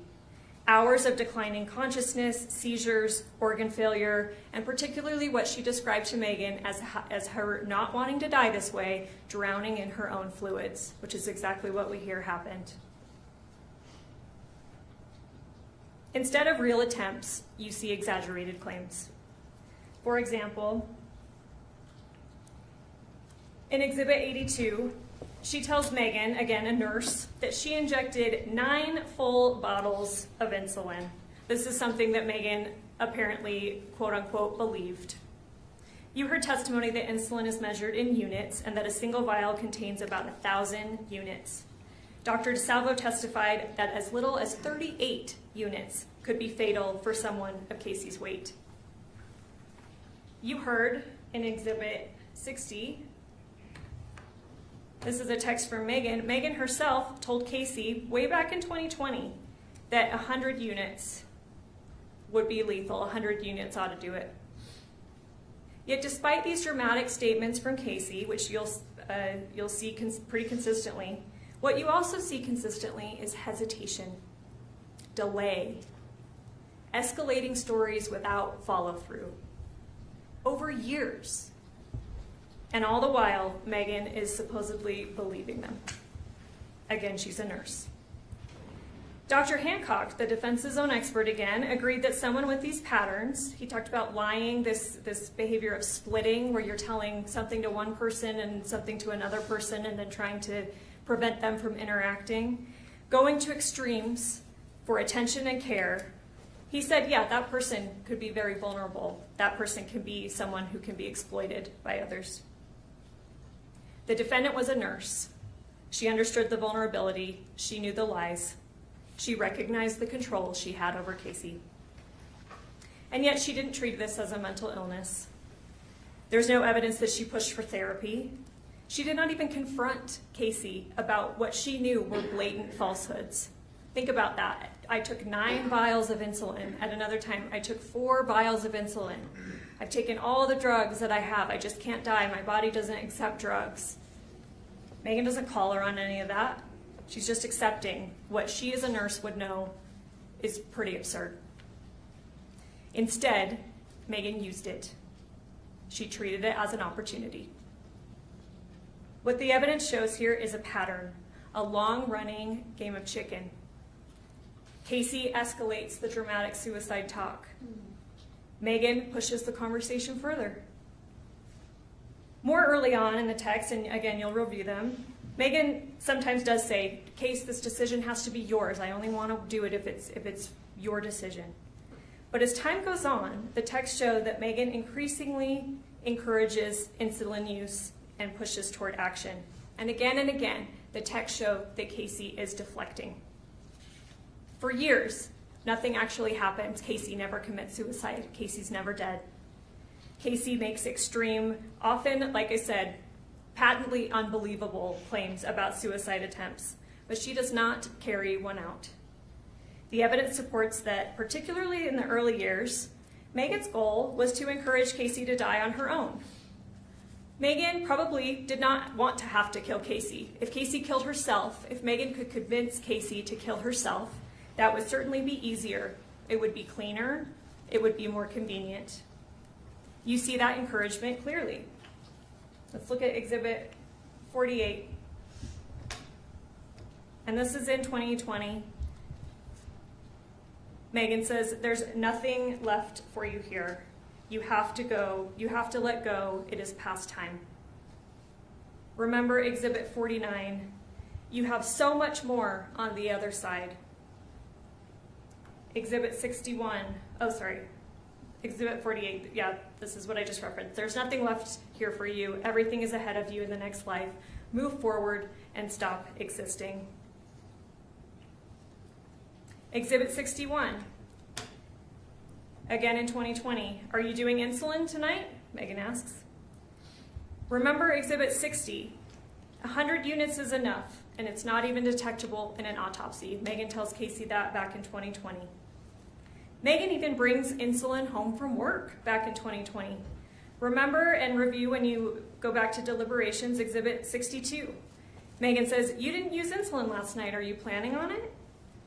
Remember Exhibit 63. Are you planning on using the insulin? Exhibit 65. Should I take the insulin back? Because she had drawn it up and put it in the fridge. And remember Kylie's testimony. She remembered seeing it there. This is when Casey was moving out of Meggan's home and said that she was afraid of Meggan doing something to her. And Kylie said, I saw a vial of insulin in there. That's backed up by the defendant's own statements. Let's look at Exhibit 66. Meggan is saying, there's still shots in the fridge. I drew them up for you and tried to get you to take them. It's on the third text down. Even then, Casey is hesitating, delaying. Remember Exhibit 67. Casey says, I was going to do it last night, but I fell asleep. Probably tomorrow. Remember Exhibit 62. Casey explains that she's just not ready. She wanted to talk to Meggan first. She feared missing Meggan. And she said, I just need to do it and get it over with. But I have all these attachment issues. Dr. Hancock testified that people with these patterns, again, are seeking attention, care, and reassurance that their life has value. Yet Meggan does not redirect her toward treatment. Instead, she continues the conversation. Exhibit 51, Meggan asks, what do you have to live for in this life? I truly believe everything for you is ahead of you, not here. I felt that way for a long time, more strongly as time goes on. Over time, it's becoming clearer to Meggan, even despite all this encouragement that Meggan is giving her, Casey is not going to do it. She's not going to do it alone. So Meggan begins offering direct help. Let's get to 2021. Exhibit 52. I will come over and help you do them. I'm happy to come over and help you if you are really ready to be done. Exhibit 53. I don't think you will. And then she says something. She says, something's holding you back. Do some soul searching and figure out what's holding you back. When you are actually ready, you let me know and I'll be there to help you. You won't be able to do it alone. Meggan herself, way back in 2021, knew that Casey was not going to do it alone. Meggan understands the dynamic. Remember Exhibit 70. Meggan suggests drawing up everything you've got and giving it through your port. And then she again asks, do you want me to come over and do it? Still, we see Casey stalling. Remember Exhibit 72. Casey's delaying again. She says, oh, I was going to, my nurse was coming over, then I needed to take Bella out, then I fell asleep. And still we see Meggan pushing harder. Exhibit 133. Honestly, this is Meggan to Casey in 2022. Honestly, I think with the insulin, someone, should probably be me, should stay with you and continue to give you doses so it will actually stay low and you can pass. Ladies and gentlemen, this message marks a turning point. By 2023, the pressure still continues. Remember Exhibit 98. Meggan asks, are you wishing you went through with your plan? Remember 55. I really, really want to be be there with you when you pass. Exhibit 54, Meggan's talking about wanting to be present and she's even coordinating the timing around childcare. Casey again hesitates. At this time she says, it does not feel right. Go look at Exhibit 54 and see that. Meggan again, she does say, this is Casey's choice, this is your choice, but again, never therapy, never intervention, never ending the conversation, never calling Casey on what are increasingly dramatic and outlandish lies. By 2024, the dynamic really intensifies. The stories become more bizarre, more absurd. Remember Exhibit 81. Casey, and this is a long exhibit, and I invite you to go through all of it. This is where Casey is inventing this hospice. She's inventing multiple nurses that are coming over and doing different things. And if you'll remember with Dr. Masteller, I took some of these vital signs that these supposed nurses are communicating to Meggan through Casey's own phone during this fake hospice. Dr. Masteller, again and again and again, nope, these vitals are not real, they don't make sense, they're incompatible with life. And every time I asked him, would you expect a nurse to know that? Yes, yes, yes, yes. Even Dr. Hancock, again, the defense's expert, he said he's not a medical doctor, and then that's to be fair, but even he said some of these vitals are highly suspect. And yet Meggan continues to play along. She even responds, it's a total mystery when she sends her some kind of vital, and pretending to be a nurse, she says, hey, have you ever seen vitals this low? Even the doctor's confused. Meggan, it's a total mystery. Instead of challenging the obvious fabrication, she sustains this suicide narrative, and the pressure continues to escalate. Remember Exhibit 58. Meggan tells Casey, Easter would be a beautiful day to die. Remember 100. Meg says, it would have been a good day for me to come and help you with the insulin. Remember 57. Go, Case. Don't look back. Go. Remember 101. Meggan asks about obtaining insulin and transferring prescriptions. Because Casey says, oh, the pharmacy's out. Again, delaying. The pharmacy's out, they can't get it. Meggan goes, well, see if they can transfer pharmacies. Exhibit 96. Meggan proposes trying insulin the next day. And I'll show you Exhibit 135. And here we're up to June of 2024, just a few months before August 12th. Case, can you get the insulin? They are keeping you off for 48 hours. Let's try it.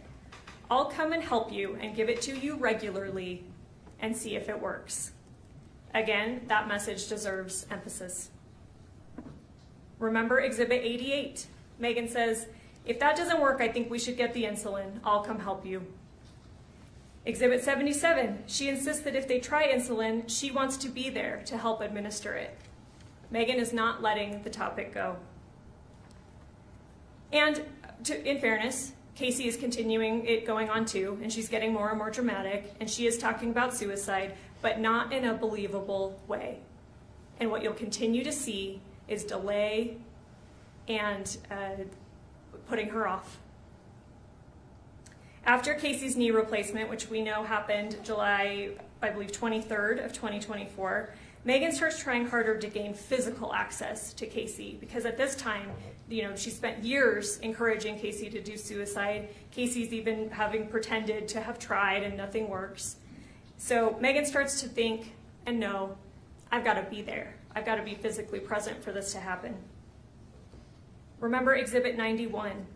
Casey, having just had a knee surgery, instead she does lie to Meggan. She says that she shattered her femur. She says that one of her hospice nurses picked her up and dropped her, and this shattered her femur to explain her leg. I think she even sends a picture of it.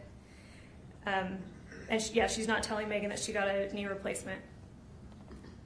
Remember Exhibit 92. Meggan, because Casey had been in the hospital with the knee surgery, Meggan offers to come to the hospital and again says, I'll help you with insulin. Exhibit 99. Here, Meggan is talking to one of these fake hospice nurses or doctors, and she says, I know she doesn't want anyone seeing her this way, but I feel like I need to come and see her. Again, trying to get physical access. And here again, we see that Casey is delaying and deflecting. I think I would wait a little while and let her sleep, and then when we do a shift change, we can talk to her and have her get a hold of you and see if that would be okay. Would that be okay with you? In Exhibit 102, now we're up to July 26th of 2024. Meggan, do you want to try the insulin? Casey, again delaying. I do, I just don't want to do it until after I talk to Masteller tonight. And again, Masteller is her real primary care physician, but you'll see in Exhibit 81 that Casey is also pretending that Masteller is coordinating this hospice care, that he's the hospice doc. We heard from Dr. Masteller that obviously no such thing actually happened. Still, Exhibit 102, Meggan says, do you want me to try and come and help you tomorrow? Casey, again deflecting, delaying. I'll let you know after I talk to Masteller tonight. Exhibit 132. Meggan, again, we're end of July 2024. No, you just asked me to help you today, which you've done several times, and I plan on coming to help you and end up waiting all day to hear from you, and you never do. It is just frustrating sometimes. I'm not stressed, but I'm sorry you are. But she sure sounds stressed, frustrated that this is not helping. She keeps waiting for Casey to give her a day. And then she says, and put a star next to this one, ladies and gentlemen, I don't think you want to try to off yourself, and I completely understand.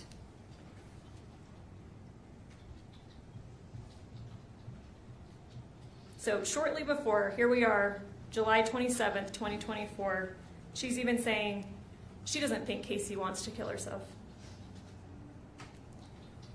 I'll show you Exhibit 76.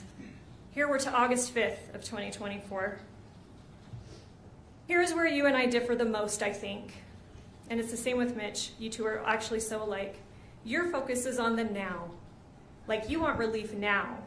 Whereas I was focused on doing the insulin because it's a long-term solution.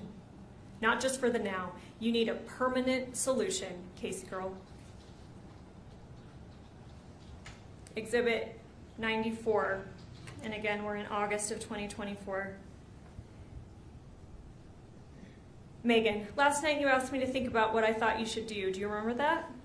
Casey, did you come up with a plan? Amber's here, and you'll see in Exhibit 81 that Amber is one of these fake hospice nurses. And she's just getting stuff set up, but I'm hoping you came up with a plan so you could tell me before I fall asleep. But who knows, I might not fall asleep because yesterday I didn't. Meggan, my thought was give him until Thursday night. And if you still don't have a plan from him, and again, you'll see in Exhibit 81, this is this surgery. This is this fake surgery that Dr. Masteller is supposedly coordinating. To fly up to Washington, they're going to do a surgery on Casey that makes her body able to accept medications better so that she can then come back and kill herself. A doctor and a hospice team is supposedly setting this all up for Casey, and Meggan is going along with this. Except she's not really. She said, well, let's give him till Thursday night, and if you still don't have a plan, let's try insulin over the weekend. She's not calling her on how this surgery is absurd, that a hospice and doctors are not going to do that surgery is probably not even possible. She just says, okay, yeah, well, let's give it till Thursday, and then we'll do insulin. Exhibit 105. Here we're to August 9th, 2024. Meggan pushes again. What do you have to lose by trying insulin?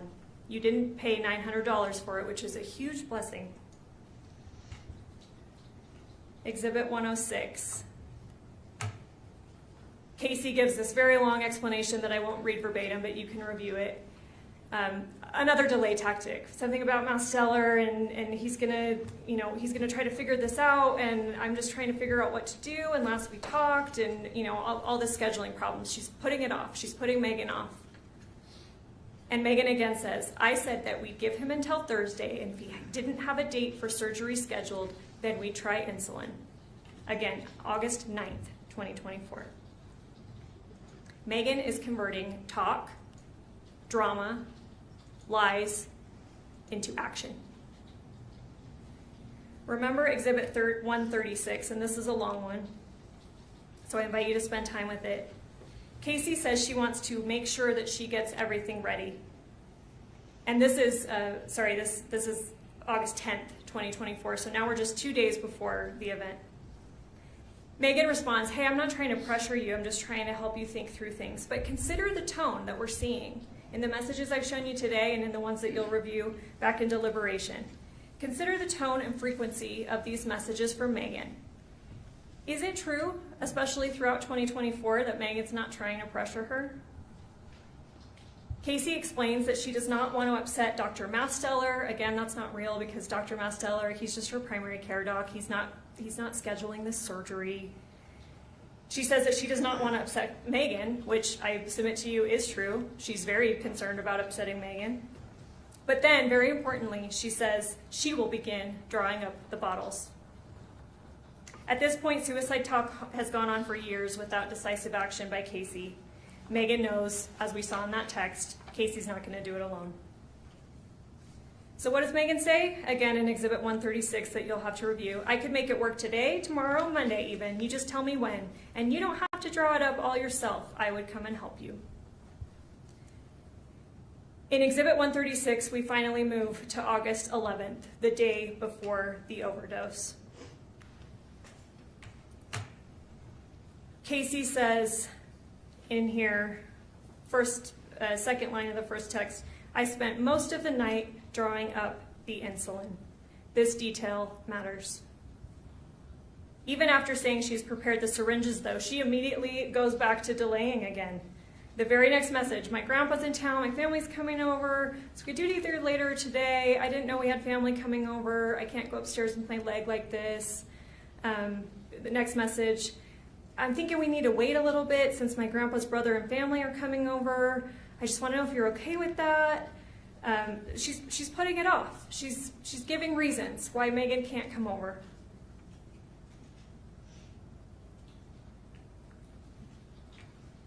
Meggan responds, hey, we can do it later today. Tomorrow would be a bit more challenging just because of the car situation. And again, Casey's trying to put it off. Okay, hopefully they won't stay long. It's Kylie's birthday. We're going to be having dinner, birthday cake and stuff, and they're all here. Hopefully they'll be gone. Do you want me to just keep you updated? And then again, importantly, Casey says, I have everything ready. Now I'm getting irritated because I don't have meds for Masteller, so I feel horrible. I want to do it and pray it works. I just wish Kylie could get off of work sooner because the rest of the family are here. They are just visiting while we wait for Kylie's family. Delay, deflection. But saying that, yeah, she spent most of the night drawing up all the vials. She has everything ready. Meggan becomes irritated. That probably won't work. That's lots of relying on other people. I can see if Mitch can work from home and my dad can watch Porter tomorrow. I'll have to see about my dad though. And then at this point, Casey says, if my grandpa doesn't have anything going on, Kylie's not gonna mind giving me a ride to your place. What is Casey doing at this point? She's trying to change locations. Because if she changes locations, if the plan has to occur at Meggan's house, then Casey can deflect a lot easier. Meggan knows that though. Okay, my dad can watch Porter tomorrow morning. So she's coming over at this point. Meggan's coming over the morning of August 12th.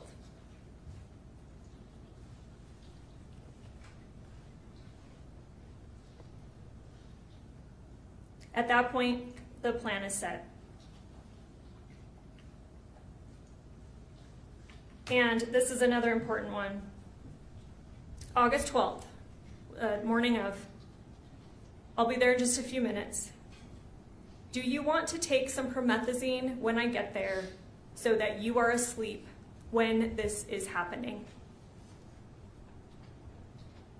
Again, that message warrants emphasis. This is not vague suicide talk anymore. This is preparation for a controlled event. An event that Meggan apparently is expecting Casey to be asleep for. What does that suggest? Is Casey doing it herself? No. So you're asleep while it's happening. And again, this preparation follows Casey's statement that she has already drawn up the syringes. Now let's switch gears. Why would Meggan want Casey dead?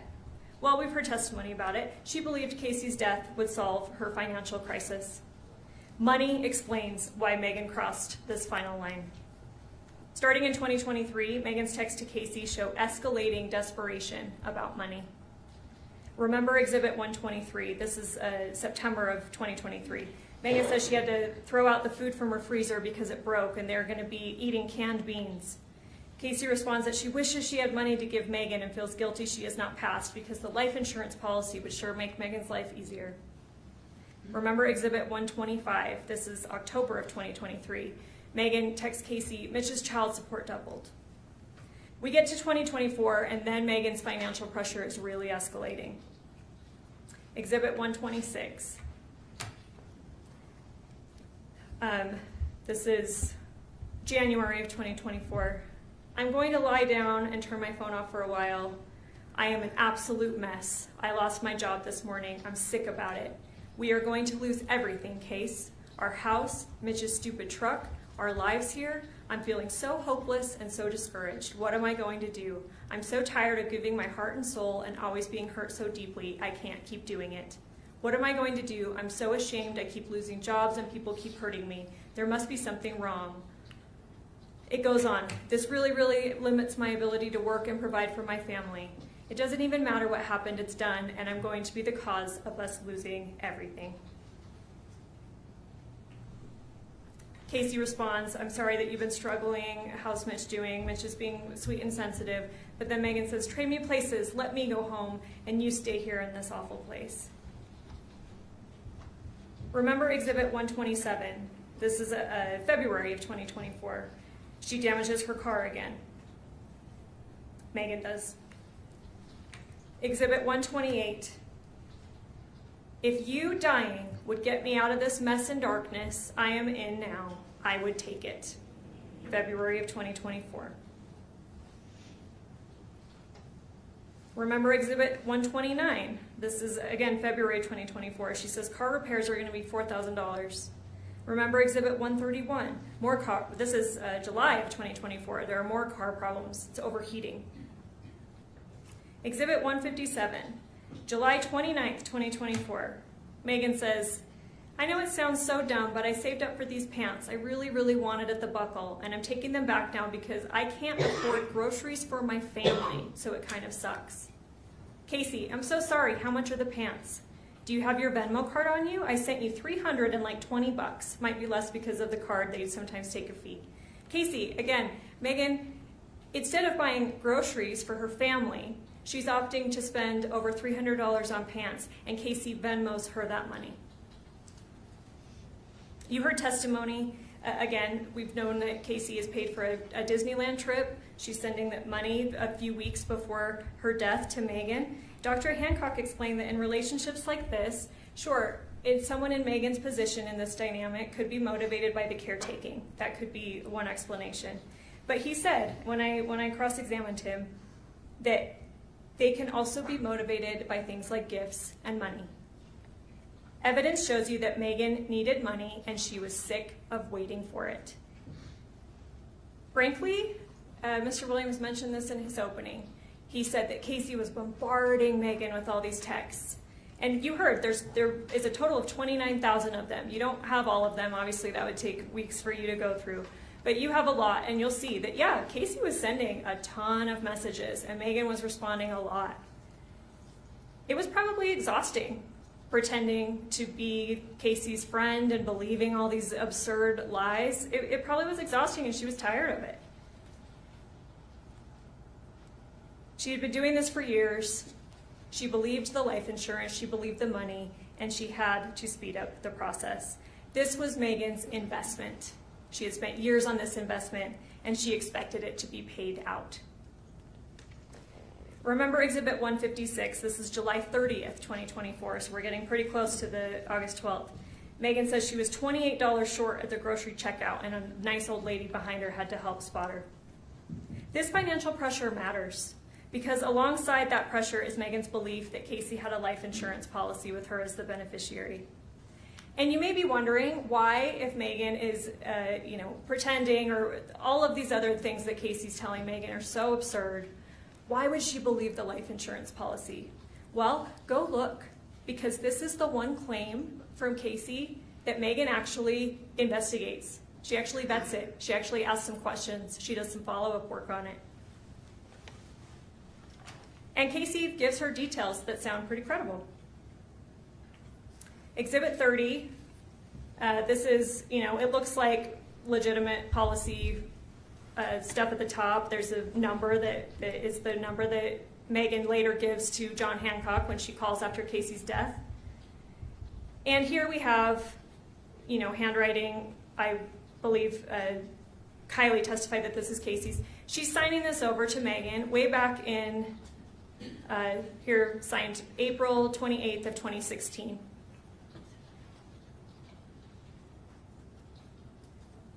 Remember Exhibit 115, this is April of 2020.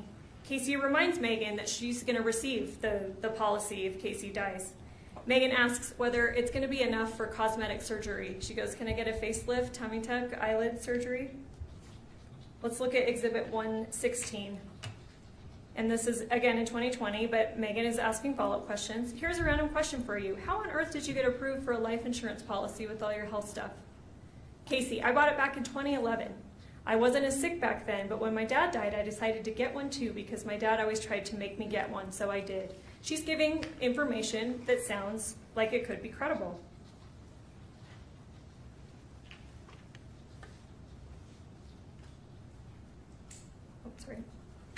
Remember Exhibit 117. This is July of 2020. Meggan presses again. Case, level straight with me, please. Is the policy real? I want to know about this. Casey insists that the policy is real and says that she wanted Meggan to be surprised when an attorney called her if Casey ever died to tell her that she would receive over $1 million. Let's look at Exhibit 119. This is October of 2023. Meggan again seeks confirmation. Can I ask you a question I really shouldn't? Is the money thing for real? I don't think Mitch and I are going to be staying together, and I need to know what I'm looking at as far as being able to take care of Porter by myself and how much I'm going to have to work, whether it be 2 or 3 jobs.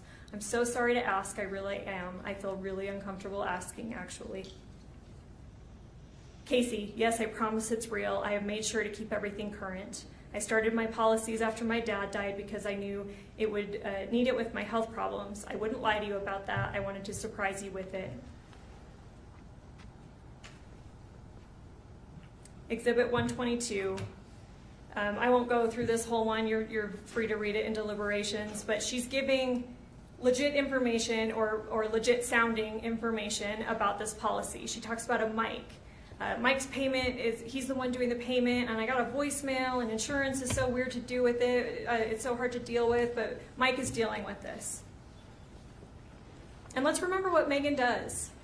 Not even, I believe, after Casey died, but she's at that point demanding the paperwork from the family, right? She wants the life insurance paperwork. And then in her police interview, the second interview that you'll have to listen to, she tells them, Mike Dolan is who pays it. He's who you should contact. She even says, he's in Casey's phone as my love. He's paid $2,000 premium, talk to Mike, because Meggan believes this policy is real. And she goes further. Remember Exhibit 147. This is the call. This is the call on August 23rd, 8 days after her very best friend in the world, more like her sister, what she says in the call, has died. 2 days after her second interview with the police, where they tell her that Casey having a policy is very unlikely. So she calls. She says, my best friend, more like my sister, has died. The family is not giving me access to the paperwork. She has a policy number, though, and she asks, does that sound like a real policy number? The lady says, yeah, it sounds like one. And then she's told that it's not real. Even her conduct the very day after Casey is rushed to a hospital, unconscious, and we know that at the hospital her blood sugar level is tested and it's at 14. Meggan's behavior reflects expectation of coming into money. You can look at Exhibit 16, and it's on August 13th, the day after the overdose. When Casey is in critical condition at the hospital, you can look through what Meggan is searching on her phone. Some of those searches you'll see include flights, vacations to islands, clothing, and jewelry. Why do that, especially when just weeks earlier she had to be spotted $28 at the grocery checkout from an old lady behind her? Is this stuff she regularly searches for? Or does she expect to receive a substantial amount of money pretty soon? Despite years of obvious exaggerations and lies from Casey, Meggan maintained this relationship, not because she believed it, everything that Casey was telling her, not because they're actually best friends, but because the evidence shows that the one thing she did believe was the life insurance policy and that Casey's death could bring her more than $1 million. So again, let's turn back to August 12th, the day that set in motion Casey's death that ends up following on August 15th. By this point, Meggan has turned years of talk into action, but she already told Casey back in 2020 100 units would be fatal. She explained in that same text, insulin overdoses are difficult to detect in an autopsy. And in her own text, she spells out the plan, and you can see it. Remember Exhibit 72. She tells Casey to take extra fast acting. And again, Exhibit 133, which you've seen, but I'm going to emphasize again. Case, honestly, I think with the insulin, someone, should probably be me, should stay with you and continue to give you doses so it will actually stay low and you can pass. Exhibit 135. Case, can you get the insulin? They are keeping you off for 48 hours. Let's try it. I'll come and help you and give it to you regularly to see if it works.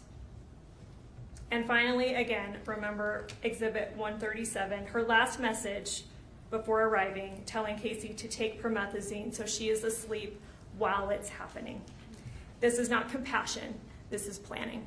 This is now execution of the plan. I want to talk about Meggan's control on August 12th.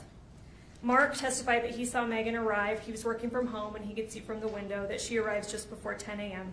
She stayed until after 9 p.m. that night, just about 11 hours. During that time, I submit to you that evidence supports that Meggan controlled nearly everything. The lights downstairs were dim or off. She later described going over. Renee, her parents, testified that originally Casey said, or Meggan told them, this is just a girl's day. Haven't seen Casey in a while, gonna go watch some movies, we're just gonna catch up. Mark testified repeatedly that he thought no one was home though.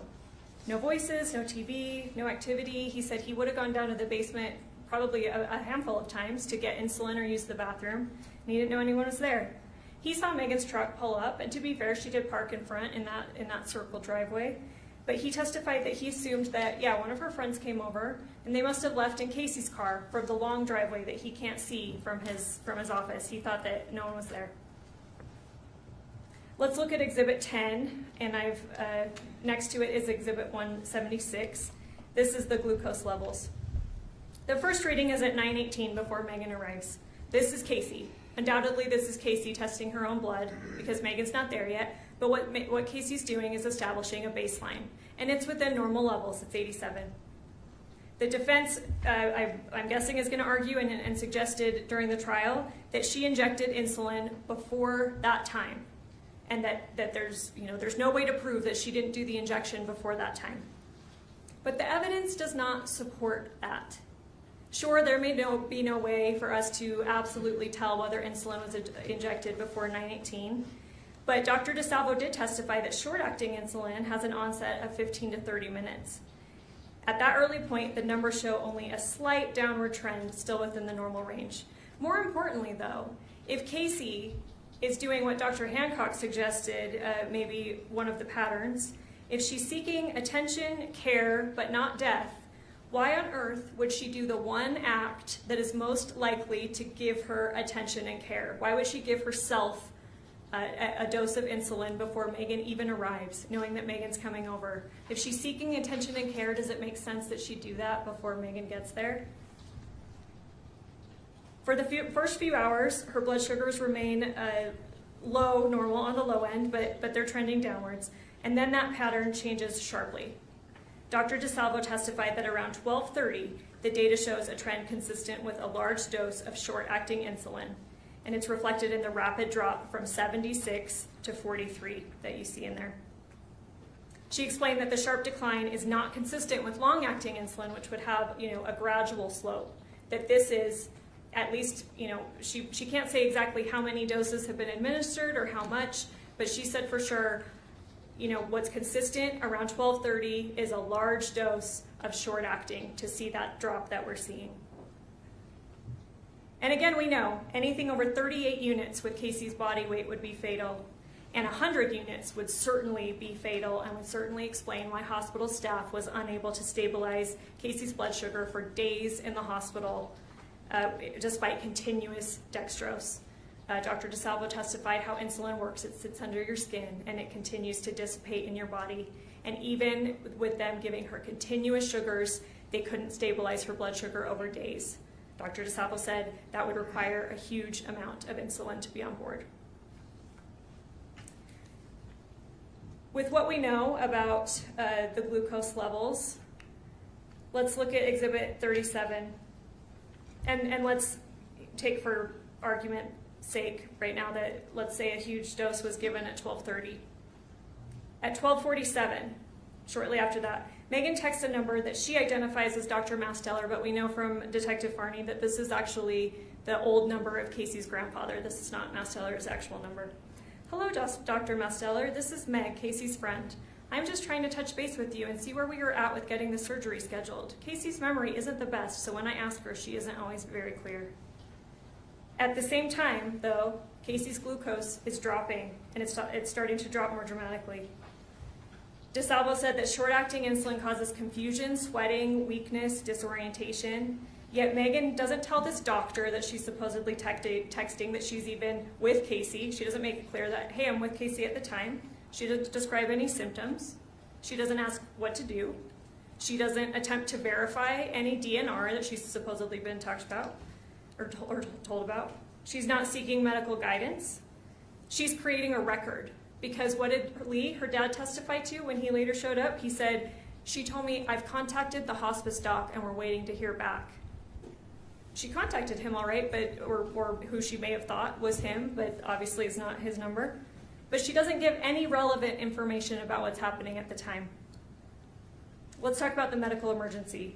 Dr. DeSalvo testified that anything below 50 is hypoglycemia. That's a medical emergency. Before 45, she said it's a critical alert and that every nurse is trained to recognize and know this. The numbers continue. At 12:30, Casey's at a 76, drops to 43 at 1:43, and at 2 p.m. she drops to a 30.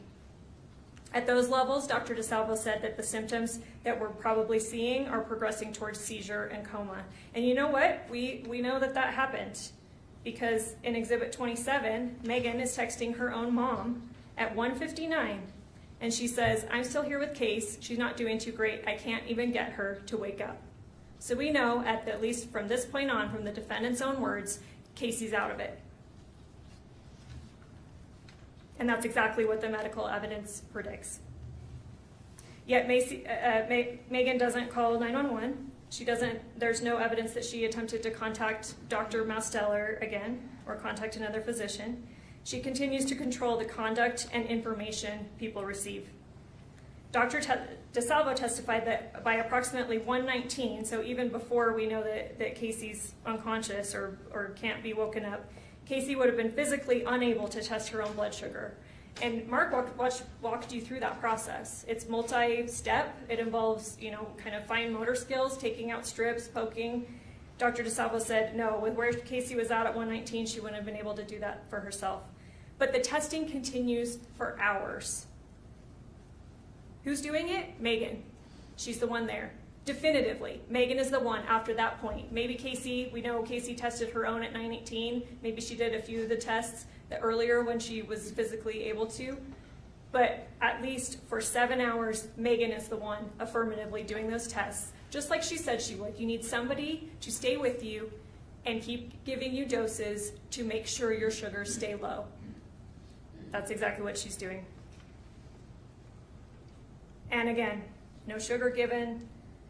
House remains quiet, and Meggan is testing to ensure that Casey's condition is worsening. Casey's brain and organs are deprived of the glucose and oxygen they need to survive, and a trained nurse understands that the duration of hypoglycemia matters tremendously. Finally, let's look at Exhibit 16. Meggan is repeatedly Googling, and this, 8/12/2024, 4/23, 4/24. We know from her text to her mom that Casey's been out of it since at least 2.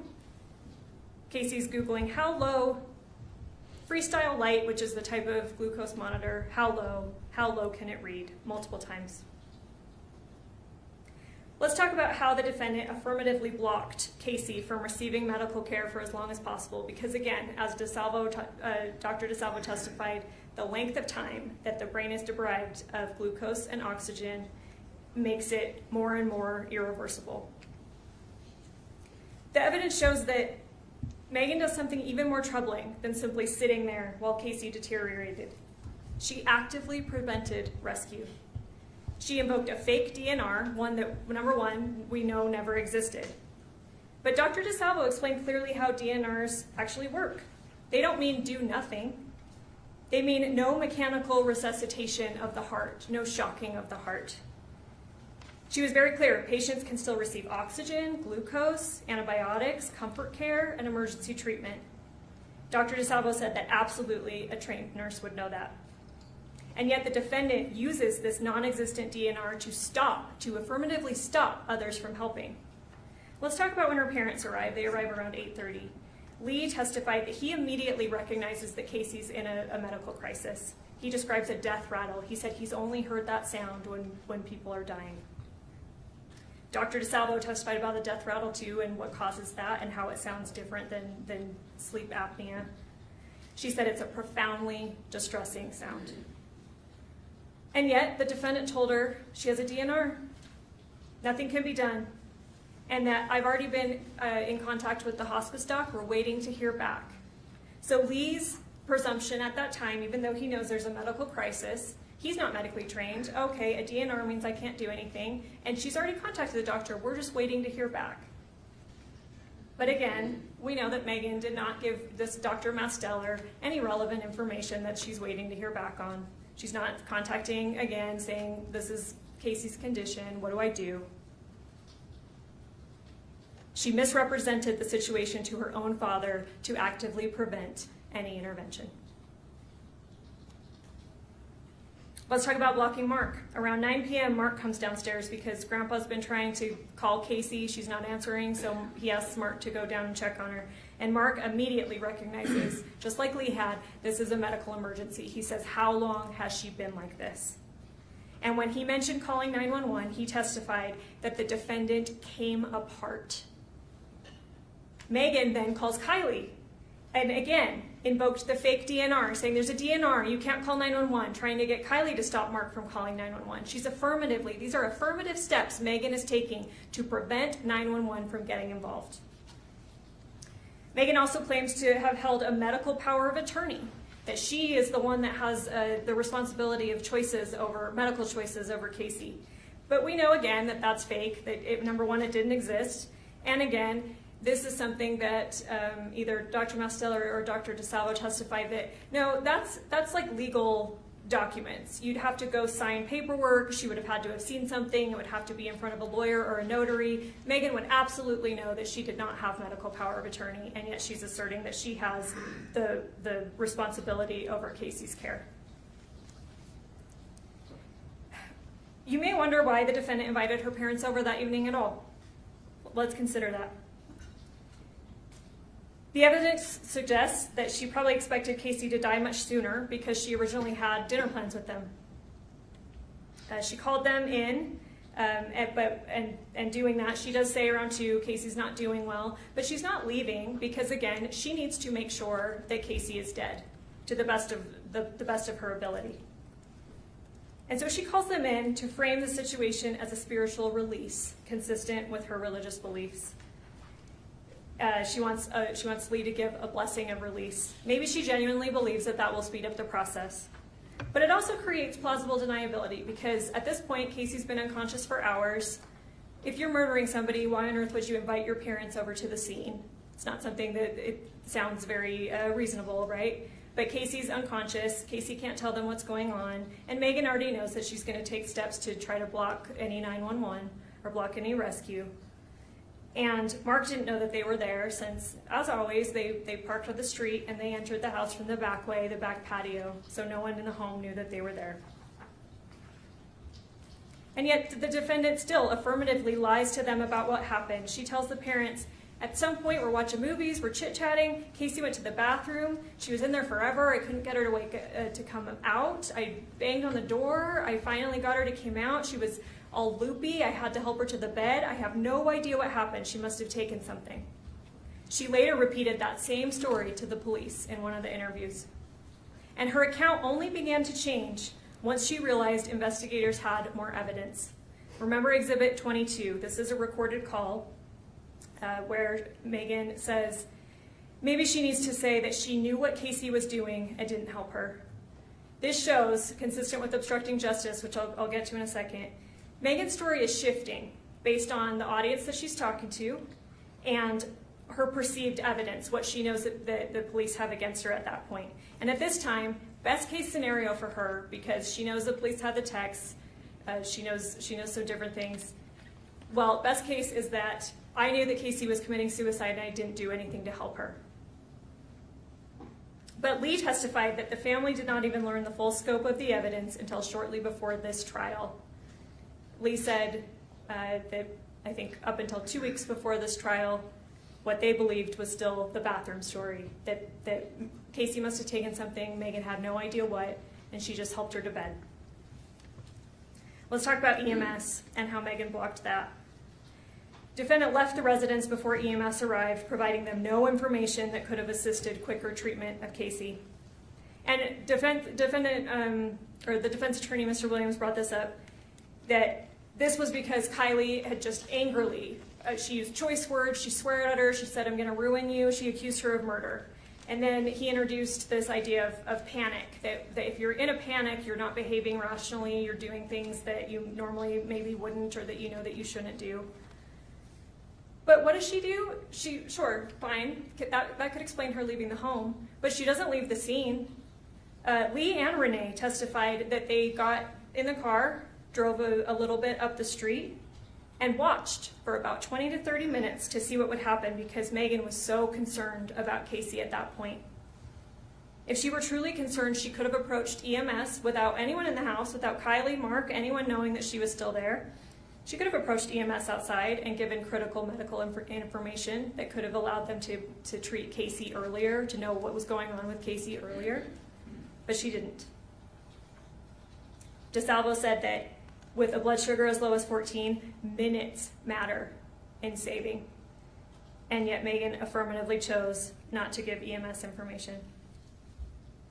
I'm going to very briefly address the investigation, because we heard a lot about it in trial, and I'm guessing that Mr. Williams is going to spend some time on it in his closing. Was the investigation perfect here? No. In hindsight, could some things be done differently? Yeah. Is that probably true of every investigation? Yes.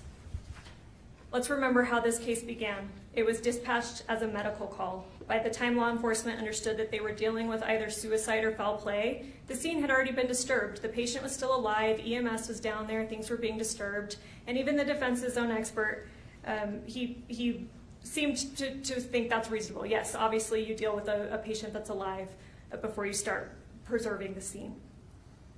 Detective Farney testified that she followed the evidence where it led, and she did collect some critical physical evidence. There was a syringe found on the bedroom floor that, granted, EMS had moved to the side table because it's a syringe and they're, working on Casey. It's a small space. They don't want to step on a syringe, so they did move it. Although it wasn't found until a few days later, there's an insulin vial found in the outside patio trash, wrapped in a rag, and then hidden inside a soda box, missing approximately 100 units.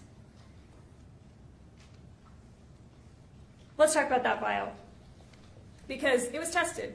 It was collected and tested, and granted, it wasn't found until a few days later when Mark went to empty the trash, and had he not stepped down on that soda box to compact it, to throw it away, probably never would have been found.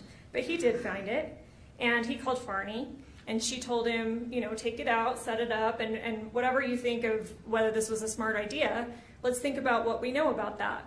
Mark took out the items, set them up, and it was photographed, and he sent it to Farney. So for sure, we know that vial was handled at least twice, even in the home. We know that someone wrapped it in a towel, put it in the soda box, put it in the outside trash. We know that Mark, a few days later, found it, took it out, set it out for a picture to be taken, and then I think he testified that Farney told him to put it in a bag so she could collect it later. So it's handled by people, it's being moved. And yet testing revealed no detectable prints or DNA on that vial. This matters because it shows something pretty simple. People can handle objects and still leave no forensic trace. There may be many possible reasons for that. Prints may not have been deposited, they may have been wiped away, or an item may have been handled by someone who might have reason to be wearing gloves. Might that be a nurse? Even if the Fantabox, Mr. Williams made a big deal about this, the Fantabox not collected, it wasn't collected. What could that have told us? Well, let's assume it was. Let's assume that we even find prints on it. It could have contained multiple innocent prints. Casey's, it's her drinks, that's what she drank. Her prints are probably on the box. Mark's may have been there. The Smith's checkout clerk fingerprints may have been there. Perhaps even the defendant from ordinary contact inside the home. Maybe she grabbed a Fanta for Casey and touched the box. Does that tell us, does that answer anything really, truly significant about the case? The flaws in this investigation, regardless of what they are, they don't change what we do know. That Casey died from an insulin overdose. Other drugs present in her system would not independently cause her death. We know for sure that the defendant was present for nearly the entire day. And we know from the defendant's own texts that the plan had been building for years. Those messages, ladies and gentlemen, hold more evidentiary value than any fingerprint or lab result. They show intent, they show preparation, they show control. This case is about whether the defendant caused Casey's death. Even if you believe Casey sometimes talked about suicide, the real question is what she actually intended and what the defendant chose to do. Again, this was not compassion, this was escalation, this was a deliberate blocking of rescue. That is homicide. Now let's look at the law. Sorry, I'll try to speed things up. I know you've been going forever. Instruction 32 that the judge gave you, this is count 1, aggravated murder. And these are the elements, and I suggest that you treat them kind of like a checklist. You have to find all of these beyond a reasonable doubt, and I'll talk about that standard in a minute. But basically that means that you have to be firmly convinced of each of these elements before you can find guilt. So treat it like a checklist. The defendant, Meggan Sundwall. We know this is Meggan Sundwall. Multiple people identified her on the stand. We know that the person that we have is the right Meggan Sundwall. This is Meggan Sundwall. And I'll come back to 2 or 3 because that's what this case really comes down to. But under one or more of the following aggravated circumstances, homicide was committed for pecuniary gain. There's no requirement that the money actually had to be real or that it had to be paid out, but the evidence is pretty clear that if Meggan was the cause, that it was for money. You could check that one off. And then also, we know that it was committed by means of administration of a substance in a lethal amount, dosage, or quantity. We know that Casey was given a lethal amount of insulin. So you can check that one off. The law only requires you to be unanimous about at least one of them, but I would argue that the evidence supports you finding both of them. So this comes down, and again, intentionally or knowingly, you have definitions about what those mean.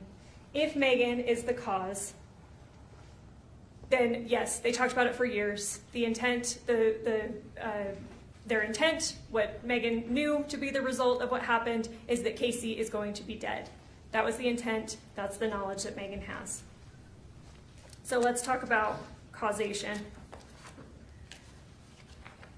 That's in instruction 38. It's part of some of these other definitions, but cause the death means the defendant's conduct was a substantial factor in bringing about the death of another, even if it can be shown that some other factor also contributed in a substantial degree to the death, as long as the other factor was foreseeable. The death would not have occurred but for the defendant's conduct, and a reasonable person would have foreseen that defendant's conduct would have resulted in death.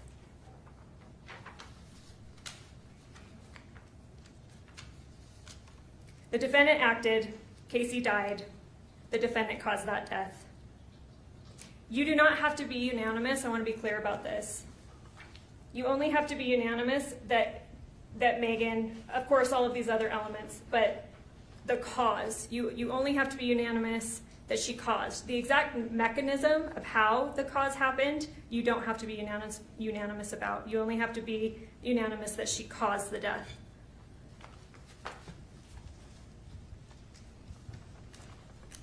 She could have been a substantial factor if the death is foreseeable. It does not require her to be the sole cause. You do not have to agree on every mechanism of how she caused it.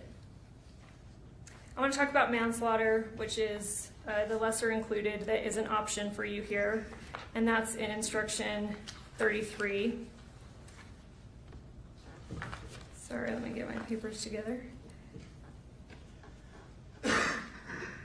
And this one here is the aiding suicide. Here, again, you have to be beyond a reasonable doubt firmly convinced of every one of these elements for you to find this. And again, treat it like a checklist if you want. Again, we know Meggan Sundwall. But here, with knowledge that another individual intended to commit suicide or attempt suicide, intentionally aided the individual to commit suicide. I want to hit the aiding really fast. You have that in your definitions. The same, I believe it's 38. Aiding means the act of providing the physical means, providing there in turn, you look at providing means to administer, prescribe, distribute, or dispense. I would argue that aiding here, it could mean that she went and grabbed a vial of insulin from the fridge, brought it to Casey. It could mean that she drew up a vial or a syringe herself, handed it to Casey. It could mean that she gave the injection herself. Aiding could mean any of those because she's providing the physical means into Casey's body. But this one, number 2, with knowledge that another individual intended to commit suicide or attempt to commit suicide, I would argue to you that the evidence does not support that. Look over those messages. And certainly, I want to be clear, if you find this, if you do believe that Casey was suicidal and that Meggan believed her and that she aided, and you find all of these elements beyond a reasonable doubt, this is the correct verdict. And I want to be very clear, Mr. Williams, the defendant, they have no burden to prove this. So don't expect that anything that they have to say or put up, that it's their burden to prove that this happened.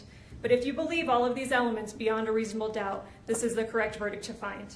But I submit to you, I argue to you, that the evidence does not support this because Meggan did not have knowledge that Casey intended to commit suicide, because Casey did not intend suicide. I've already covered that at length. Casey was not suicidal. She may have pretended it, she may have staged it, she may have made it look like it was, but it was dramatic, it was fantastical, and it was unbelievable.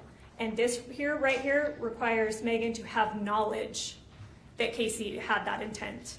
When you review all the text messages, I argue to you that there's no way that Casey, or that Meggan would have known that Casey actually intended suicide.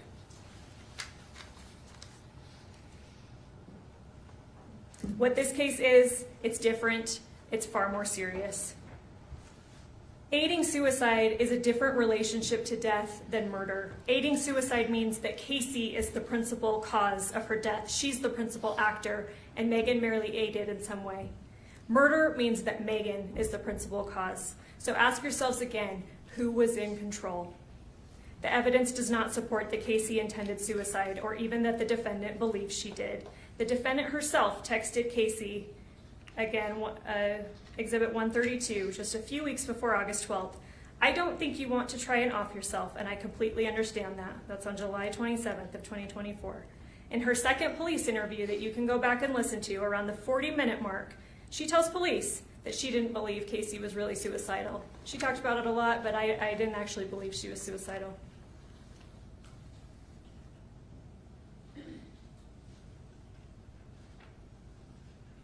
Consider the physical evidence. So a bunch of syringes were found, but I'm going to talk about the 2 primary ones. The one on the floor that EMS moved to the table, and then the one found in the Fanta box days later outside. We heard from FBI scientist Chad Moore. And to be fair, Mr. Williams pressed him on this, and he did say that there are certain things that could degrade insulin or change its properties, its chemical structure. But he testified he saw no protein remnants or degradation products he would expect to see if insulin had ever been in those syringes. Even after cross-examination, he maintained that he would still expect to see some trace. Ladies and gentlemen, the evidence supports a simple conclusion. Those syringes never contained insulin. Even if the other syringes in the house, we know that Mark ended up finding one in the closet after he had to pull up the carpet after the flood. Why would that be there? If Casey is suicidal, or we heard evidence of other syringes found in Kyle's room in a desk, in another room down in the basement. If Casey's suicidal, why would she use her last moments or time of consciousness to go hide the mechanism that she's using to kill herself? Why would she do that? Why would she hide a vial of insulin? Why would she wrap it in a rag, put it in a soda box, put it in the outside patio trash that really only she used, expecting no one else to find it? Why would she do that if she's suicidal? Why would she care?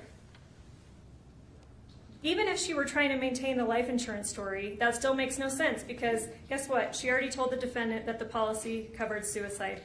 Exhibit 153. Back in 2023, Casey says, my life insurance does cover suicide because when I signed up for it, it said I had to go at least 2 years without doing that, but it would be covered after that. So someone controlled that evidence. Someone hid or removed the syringes that were actually used, that actually contained insulin. Someone wrapped that vial, punctured 13 times, suggesting multiple doses given, in a rag and placed it in a box in the outside trash. If Casey intended suicide, again, I maintain there would be no reason to hide the instrument. But someone committing murder would have reason.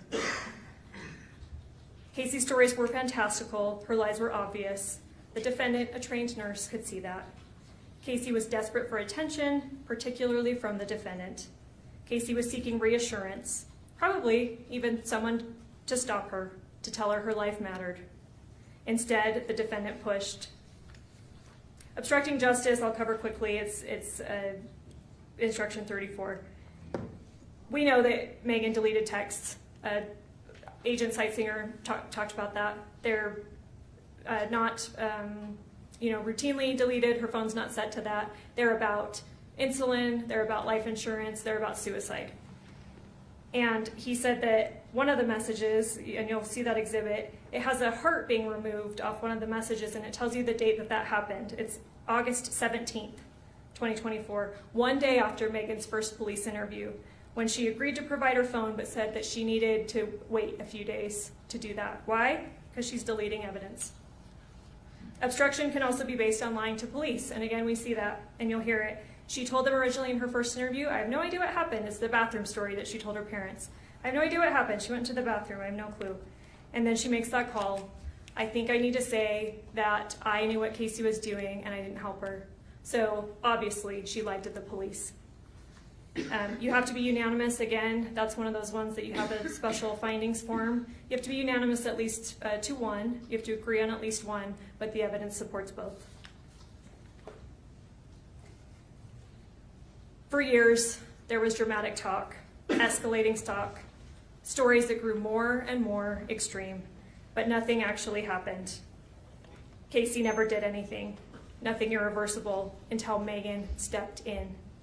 This wasn't chaos, it was structured, it was directed, it was controlled. This was betrayal of Meggan's specialized knowledge and human trust as a friend. Meggan Sundwall did not just idly watch as Casey declined. She actively controlled whether Casey lived or died. Meggan Sundwall caused the death of Casey Terry with a lethal amount of insulin, and she did it for the money. We ask that you convict of aggravated murder. Thank you.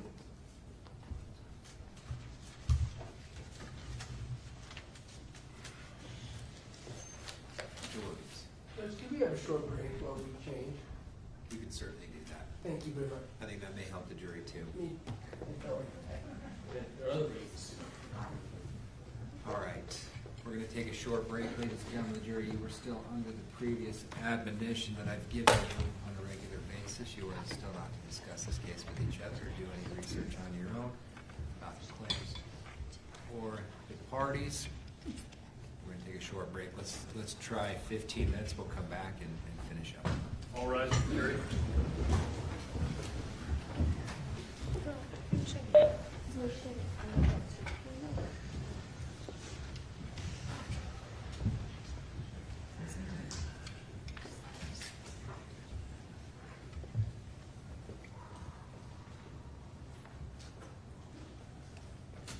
Please be seated. Council, let's try a quarter after. Thank you. Josh.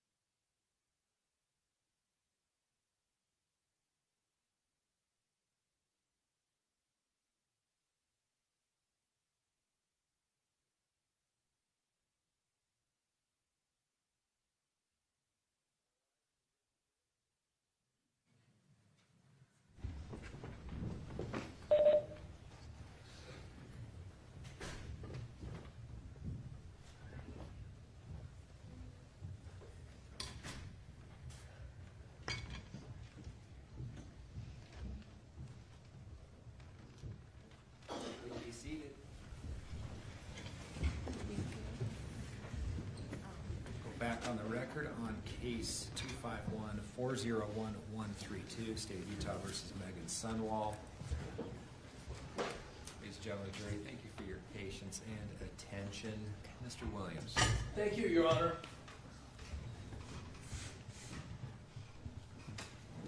I started this trial talking about principles. The bedrock principles of our country, the bedrock principles of this trial, the bedrock principles of what this trial means versus what one might think, what one might look like, what stringing together cherry-picked text out of tens of thousands could be told in the way of a story by a really skilled lawyer, using words. A reality TV show, of course, it's not Nancy Drew. This is, can it be proven here under the rules of this courtroom? And what that means under beyond a reasonable doubt is any real possibility that's in the definition that Meggan Sundwall is not guilty. And it's proof. Our system requires proof. Not just a good stringing together of suspicious-looking things, suspicious-looking words.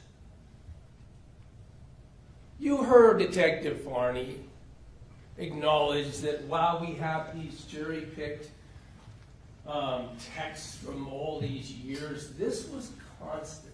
This was not Meggan pushing buttons. This was quite the contrary.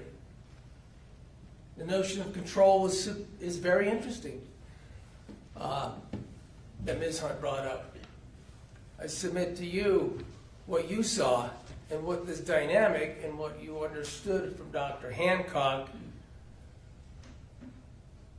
is a control stream that goes the other way. The maladaptive behaviors of Casey Terry are quintessentially designed to control the other parties. And we'll get to some of that in a minute. I'm not going to lecture.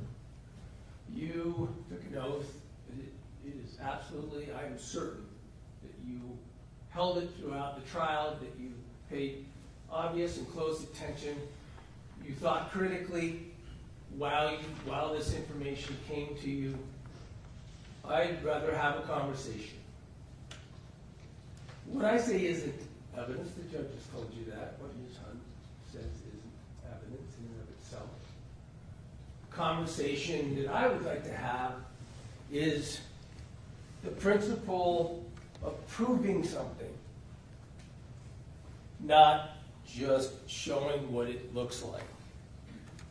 Meggan certainly made herself look guilty. I said right in opening, you may think she's guilty of a crime, and that means you have to acquit her. In our system, you have to prove it. You have to prove the crime happened. You can't give a long recitation of why it looks like it happened. That's the theme of the case. Keep in mind, these texts, this evidence that the government wants to use as evidence against Meggan are a two-way street. They're both involved in this. They're both texting each other. This isn't one person pressuring her, waiting for years to have the right opportunity to murder her in cold blood for money. That's what these texts prove. And yet, deletions. Under circumstances where, of the text, of some, under circumstances where even Detective Farney acknowledged, I think, and Sightsinger, these are obviously going to be immediately known to be different from Casey's. They have Casey's phone. When Meggan hands her phone over within days, it's obviously gonna be known that she tried to delete some texts. And she explained why. That she didn't want to make herself look guilty. She had been accused, and you will determine how significant this was, but I submit that this was not just a calm suggestion that, I'm going to accuse you or you did something wrong. She was screamed out of the house, told her life, her nurse's license, and her life would be ruined because she was a murderer. This reaction, this panic that would be caused, you heard Dr. Hancock talk about it, and that it could be long-term. Is it emotionally driven? It's not passionately driven. When you think that, and you hear that as a person, you go into a physiological state of panic. And you think emotionally, oh my gosh, what's it going to look like? What's someone going to think? And you do dumb stuff that makes you look worse. But it's obviously dumb stuff. You delete some messages and you turn your phone over knowing it's going to be known that you deleted them. And then you're going to hear these interviews. I don't know why the state chose not to play these for you. Maybe it's because they thought it should look worse if you just listened to them all at once. I don't know. You'll have Meggan's full interviews. It's interesting. You'll hear the dynamic of how it goes. You'll hear someone in panic, flailing around, answering the questions, certainly not offering up what we now know happened that night in terms of the glucometer and the suicide pact that she couldn't tell anybody about because that's the nature of the bond that was created by Casey and Meggan, with overtones of religiosity that would preclude either of them. Now, of course, Casey's the only one who's lying in this bond, but either of them were precluded from. It had to be. It was their own pact. It was their own agreement. The suicide portion had to be secret. It had to be confidential.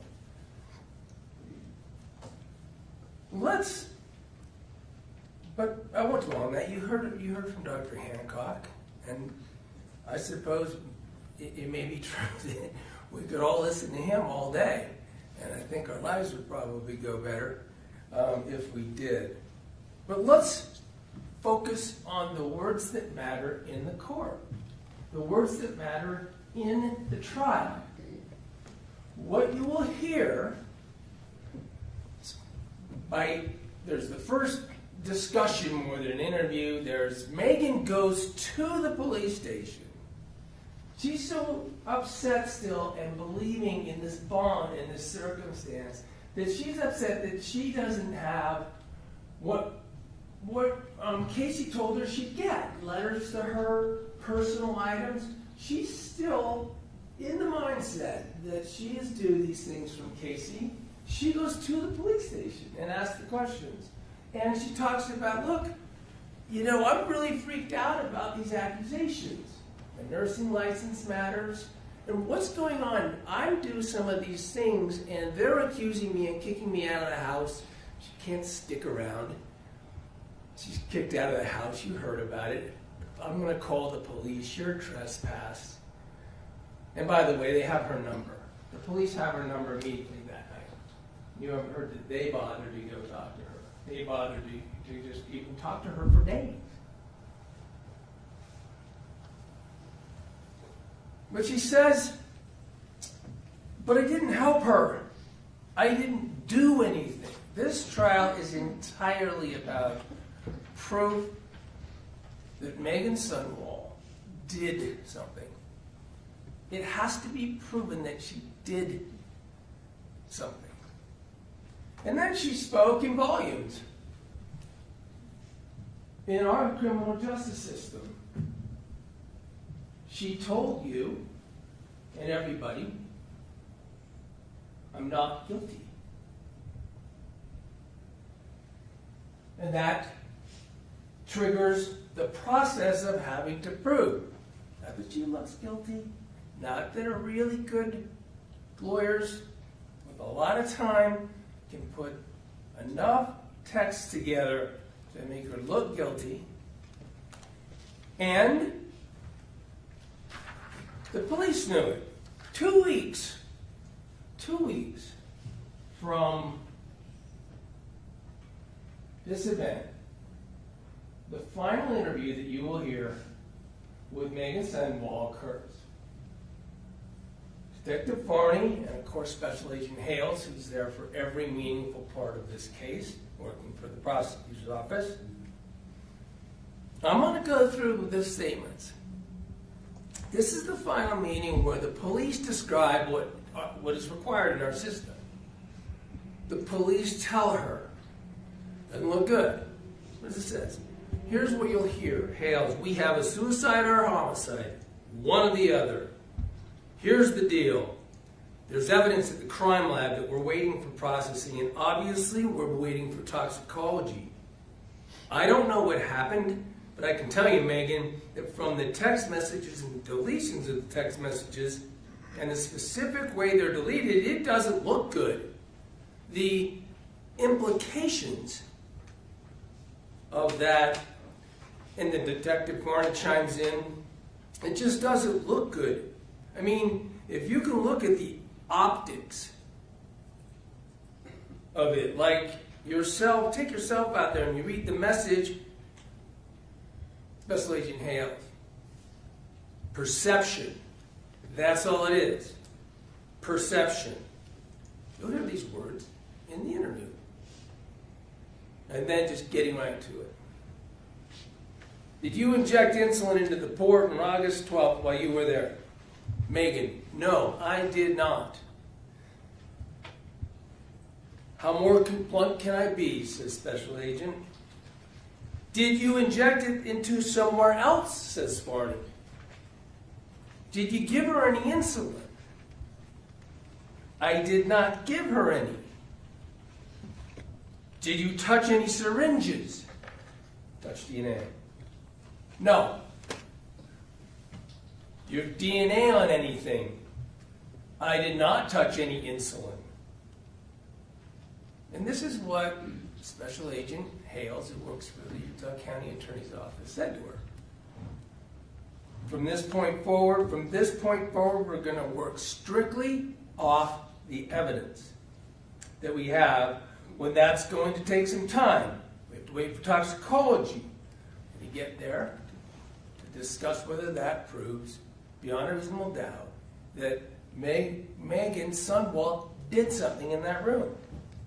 We've got to wait for the crime lab, fingerprints, DNA, etc., right? But there is other things going on, and again, that stuff comes back to you, and it might not. I hope it doesn't. For your sake, I hope it doesn't. The next days are going to be waiting for evidence. They are confronting her about not looking good because of the text, because of the nature of them, because of the words in them, because of the actions of deleting words. The next days are going to be waiting for evidence. And if we can prove through evidence that you did, like DNA, fingerprints, toxicology, we'll see. It's not there, then our charge won't happen. So that goes back to the very blunt question I asked you, and you said no, and that's great.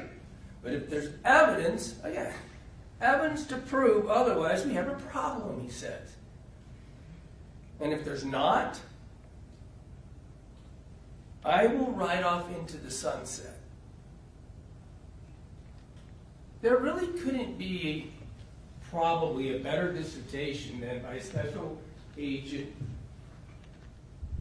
Hales of an acknowledgement of as bad as it looks, and as much as can be strung together to make you look bad, including your actions, Meggan, To go to court, we need evidence and we need proof. And you know where I'm going with that. You saw it in the trial. Frankly,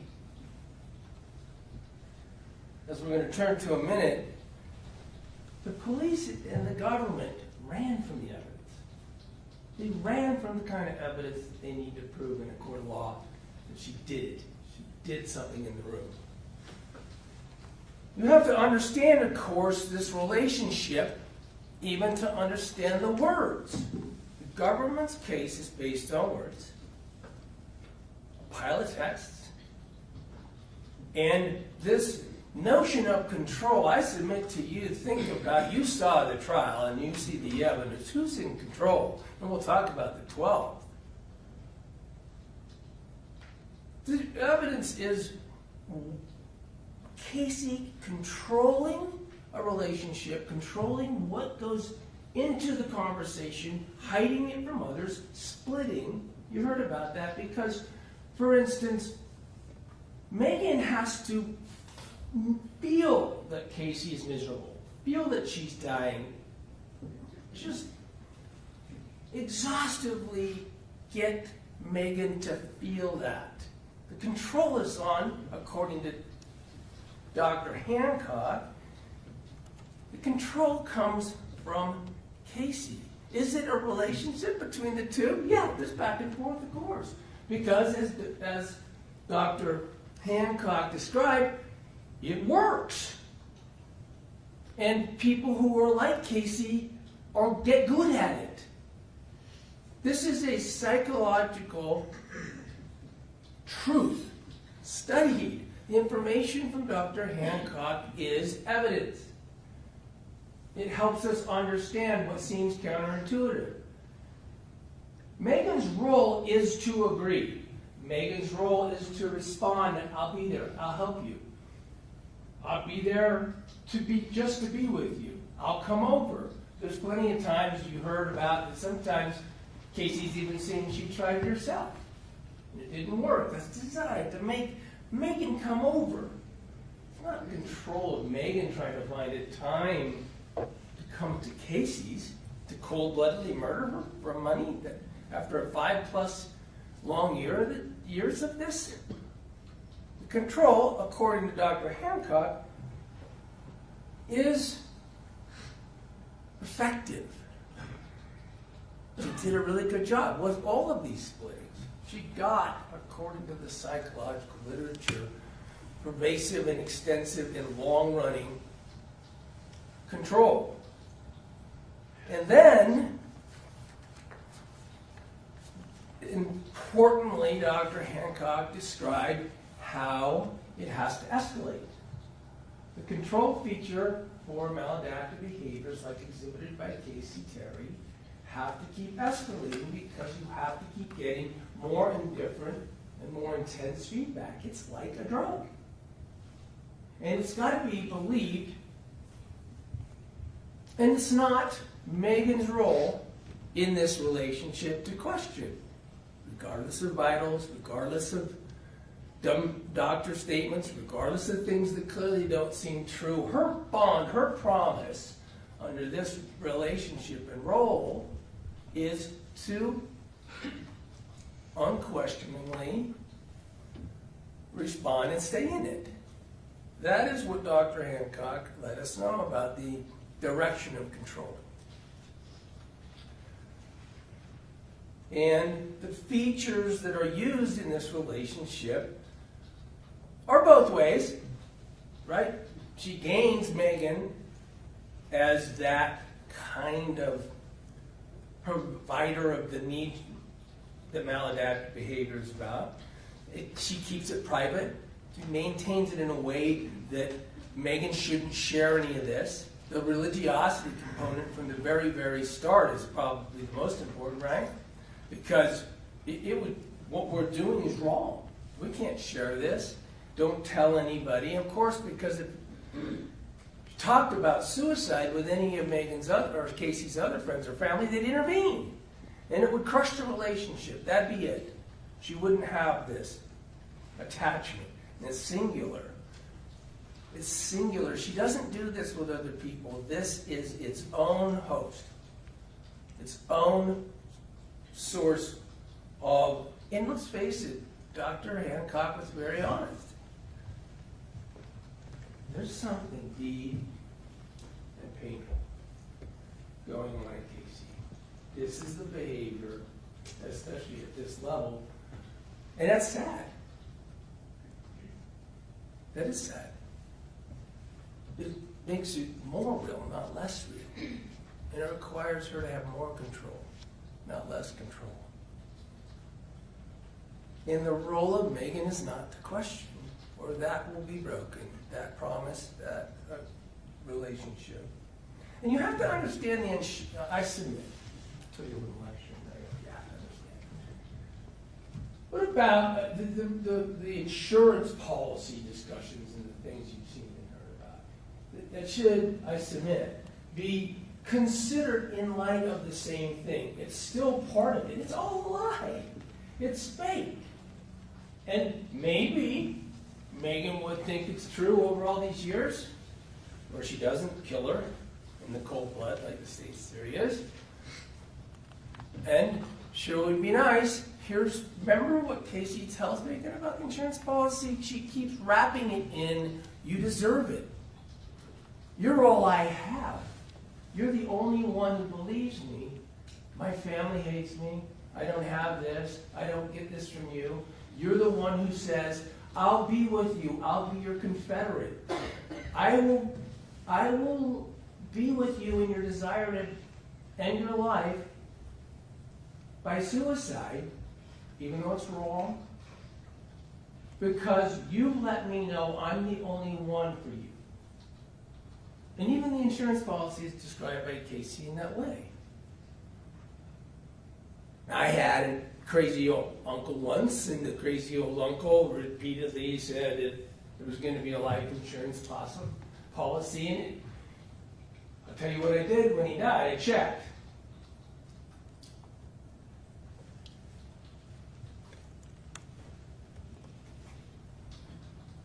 He didn't, by the way. So I went to law school. But let's now talk about this problem that the government and the police run from. This fundamental principle in our courtroom, to your deliberations, they literally run from it or somehow spin it back into a story of words. They don't care about the evidence. This arrest was made before all these things that I just read to you and you're going to hear from Special Agent Hale. All those things I just read to you are said 2 weeks after this event, and they don't. The arrest of Meggan Sundwall 8 months after the events in question. They haven't even gotten all those results back. They don't care. Contemplate a trial in a court of law, not Perry Mason. Contemplate what is being requested of you by the government, by the system, and by the court. A murder where the medical examiner says it's undetermined. They literally have to prove their case around that conclusion. They hold up a binder. Aha, have you seen all these tests? They know full well if they give him 200 pages of a report that is all about words, he's not going to change his mind. His job is objective. His job is about proof used in a courtroom. He has everything else. He has it as he sits here today. Forget when he issued his report in January of 25. He said to you from the witness stand, Dr. Murray, the medical examiner, cause, manner of death is undetermined. You are to ignore that, I guess, according to the state. the state medical examiner, who's seen the proof, the toxicology, he's done the work, he communicated with the police, he looked at the evidence. That's of course because he can't find evidence to prove Meggan did something. Because Casey could have done it. So they want you to convict Meggan despite the evidence. The DNA evidence that comes back after she's arrested has Casey's is the only relevant DNA, and it's on the syringe. I'm not sure really maybe what ultimately the government's going to argue to you on this Santa box evidence. But that, it's only Casey's. Now you're going to argue, well, but since we don't have this evidence, you should go with the flow of the words. That's not the way the system works. That's not the way the principles work. If you don't have DNA after quit, if you do have someone else's, that should be interesting. If you bungle the heck out of the evidence in the investigation, that's not fair. If it leads to not being able to get DNA evidence, fingerprints, same thing. It's not that we're going to prove this to you beyond a reasonable doubt without all the things that Hale said, because we couldn't find them.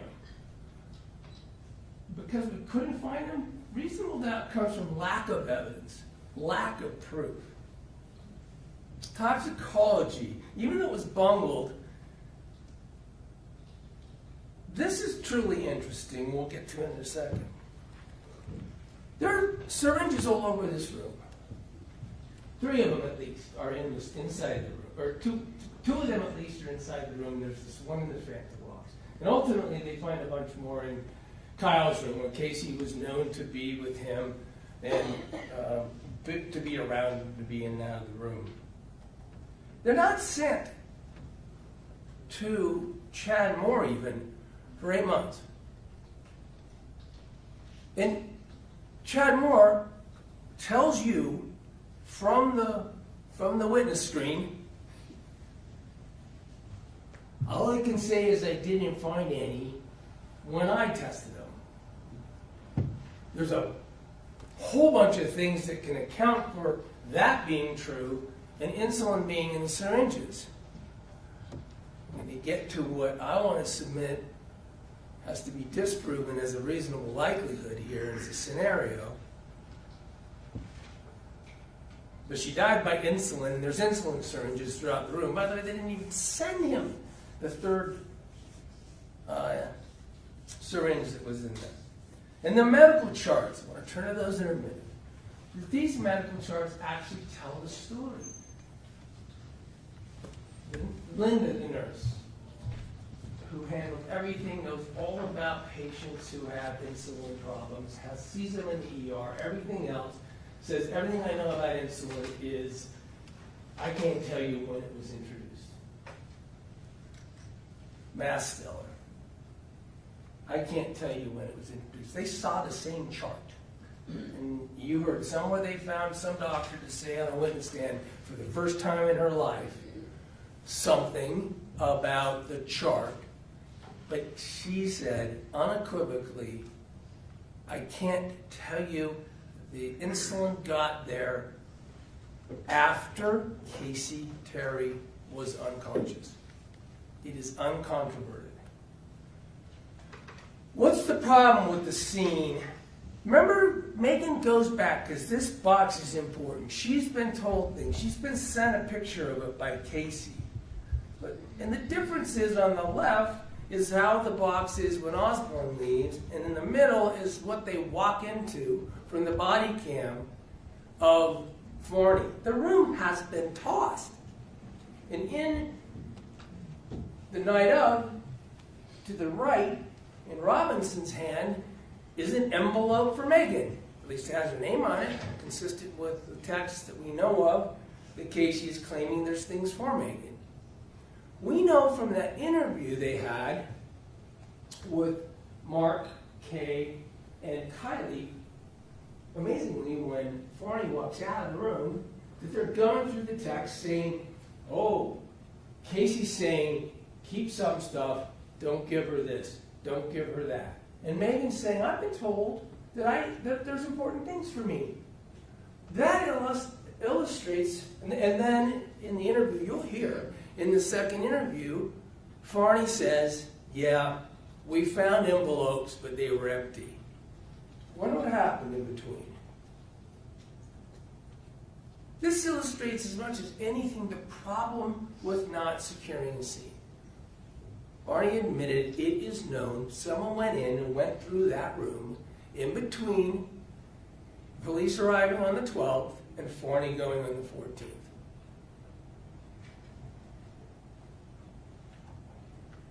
Provide reasons to be concerned and provide reasons to doubt. Again, I talked about the syringes, but you think about it. We've got the Fanta box stuff, and it's just not fair.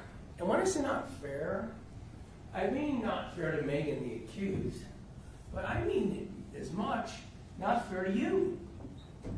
It's just not fair to you as a jury for the government to put this decision with these principles in your hand and have the agents of the government just completely bungle the potential that it would exonerate Meggan or not support their theory against Meggan.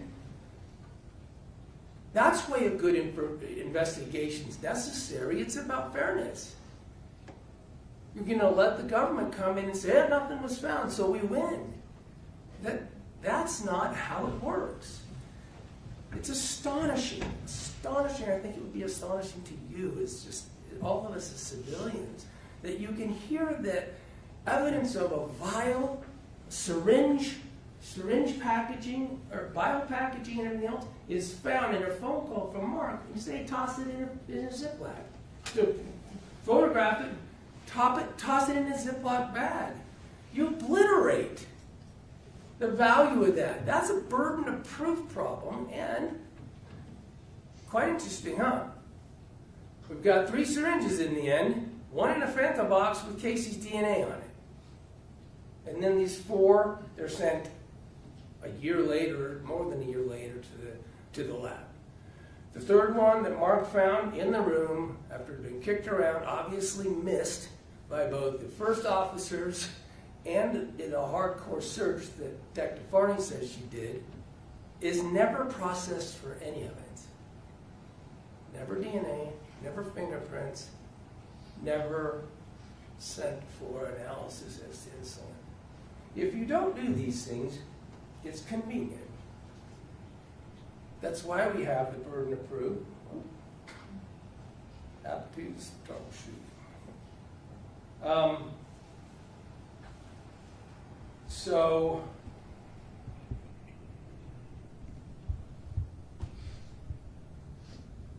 lost my Wi-Fi for a second.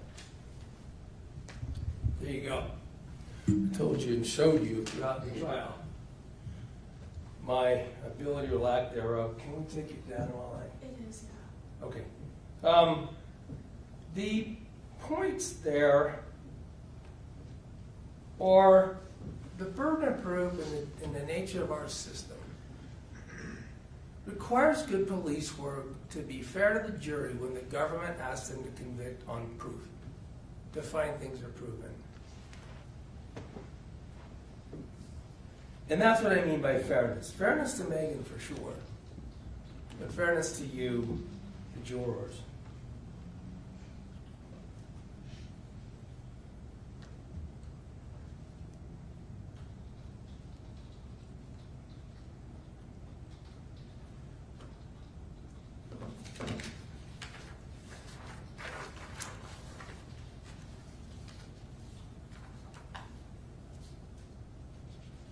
Again, the government had made up their mind.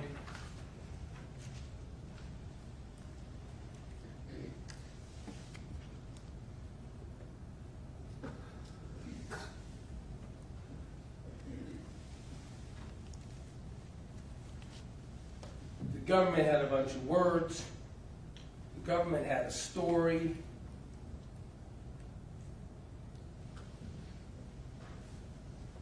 Coming from skilled lawyers who've been involved in it from the start. So let's turn to the 12th. Now, with all these kind of chopped up texts and everything, we have an exhibit for you that is just everything. I think it's from the 9th of the 10th. This plan, I call it a script. You can read it for yourself. It sounds like a script. Sure, there's some changing of things. She's certainly not Casey putting off and controlling Meggan. I mean, Meggan's not controlling it. Casey's controlling Meggan. Casey said, let's move it one more day. Let's move it here or there. We know why she needed to move it one more day, Forney said, right? She was doing a drug transaction all of a sudden on the 11th. Christian was coming over. They were doing pill stuff. And we know why she moved it back an hour, right? Well, we probably do. On the morning, she says, hold on, remember, I want to shower. So I don't, have to die without a shower. What we know from sightseeing her, who didn't bother to be asked any of this important investigative abilities of phones, is she's moving around. Sure, she's telling Mark, acting happy, acting like everything's fine, so he stays up in his room all day. She is controlling everything. She puts it off an hour. Literally, Meggan, you'll see from the script, Meggan is saying, well, I'll stay at Target then. The night before, Casey went to the store. Casey bought, among other things, carbohydrates and sugar.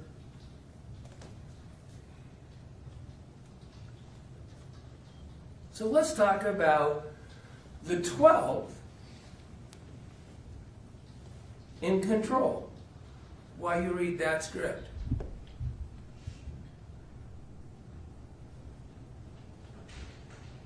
First of all, let's put one thing to bed. The DNR is an absolute red herring. It is a nothing. It is a shiny object the prosecutor wants to keep coming back to.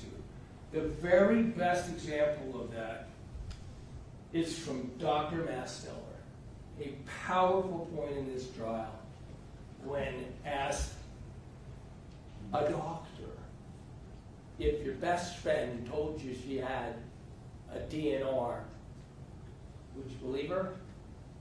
And he twisted and he struggled and he said, I'd probably believe it. You don't have to have someone who has a DNR to go into this agreement. My best friend and I can have this agreement. It's only illegal if I do something that causes my best friend to die. We know from the history, there's no question that there were probably that Meggan was shown or not shown or told or not told by an astonishingly capable liar about a DNR and references a DNR, that it doesn't matter. She is DNR. She, in this relationship, the bond and the agreement is not to save, not to interrupt a suicide. It's the word suicide. It's right to the script.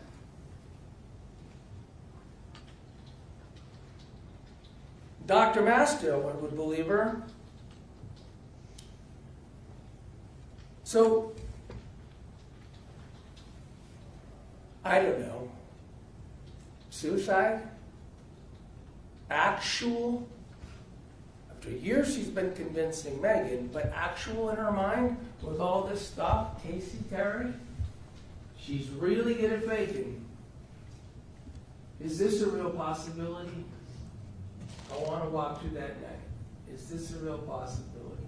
I submit to you it's probably the most likely, and certainly isn't proven away whatsoever by the evidence.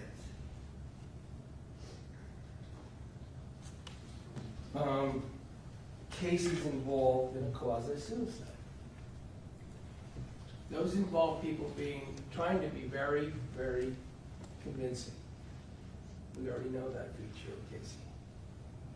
These are people that have to up the ante. We already know that about Casey. They escalate. They have to be believed. They have to be truthful. They have to be the ones controlling the narrative. Suicide, suicide, don't tell, you're my one and only. You're my only hope to be with. So much so that the other person might even agree, hey, if I needed to, I'd help. They have to prove she had to. They have to prove she did. Who controlled it? This stage is set. It's literally set like a stage. When Meggan gets into the house, Casey has placed the accoutrements of a setting in motion. She's used a glucometer. I don't think anyone thinks that Casey Terry isn't the one who controlled that narrative, controlled that setting. She has used it. That is telling Meggan, I've done something. That is the inference. Why else are you putting your finger? Already to show, hey, I've used it. Look, I'm going down. I'm decreasing. Why would there be any reason to disbelieve? Why is it not a real possibility at all that she has begun the quasi-suicide? To be convincing. To be very convincing. To make Meggan know she's doing it again. We'll see.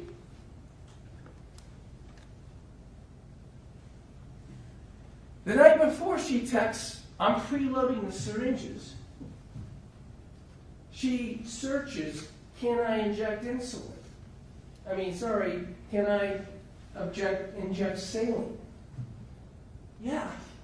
She's setting up a series of syringes to present as if they're full of insulin, but to be diluted with saline. To try to drive blood sugar levels convincingly, but not all the way. To use a different insulins. She's the one who knows this. Why isn't that not a real possibility? It's what it looks like. Can I inject saline? Insulin is available everywhere. Talks about, you've seen this at the searches. There's syringes in the room. She's not diabetic. There's a syringe in the closet for injecting into the port. We know from the doctors it probably wasn't probably used for insulin because of the way it acts. And consistent with this, even Mark understands. She knows that if she wanted to correct because things had gotten out of control, she could drink a Coke. That was rather sobering video. She wanted to change it. She could drink a Coke if she was up to it. And change it has to mean change what she's doing to herself. She's not diabetic, so she normally wouldn't need to change anything. She's bought candy the night before. She's bought crackers, things that she can present as a goodie box to make Meggan feel good, but will also be things she can use to control. But insulin is a tricky thing. It makes long-lasting. You use what you thought was a small amount, fast-acting, on this quasi-suicide. You heard Dr. Hancock even describe the circumstance of the patient. And you crash it. Again. By the way, what is some more evidence that syringes would be pre-filled? I'm going to pre-fill them. How do you use saline? And a vial that isn't poked a bunch of times. It's been poked a bunch of times because you're drawing out little amounts. In your saline, you're preloading your syringes. In your saline, you're making your fakes. A real possibility, that's exactly what it looks like. That talk about words, If we're all into words, let's talk about Casey's words to what she was going to do. And then medical evidence completely supports it. With controls like candy and Coke, and it failed. Now, of course the government's narrative could be true. Of course, it's possible that Meggan helped that failure. Of course it's possible. It's not what's possible, what they can suggest it looks like. You have to acquit if you think it's possible. The real possibility, why isn't it a real possibility? That this is exactly what happened. There's an entire history of quasi-suicide. Quasi-suicide talk. This is the classic example of a quasi-suicide presenter. This is the classic personality trait. This is the classic history. This is the upping the ante. This is the accelerating, etc., etc., etc., but it's not a real possibility. And it works.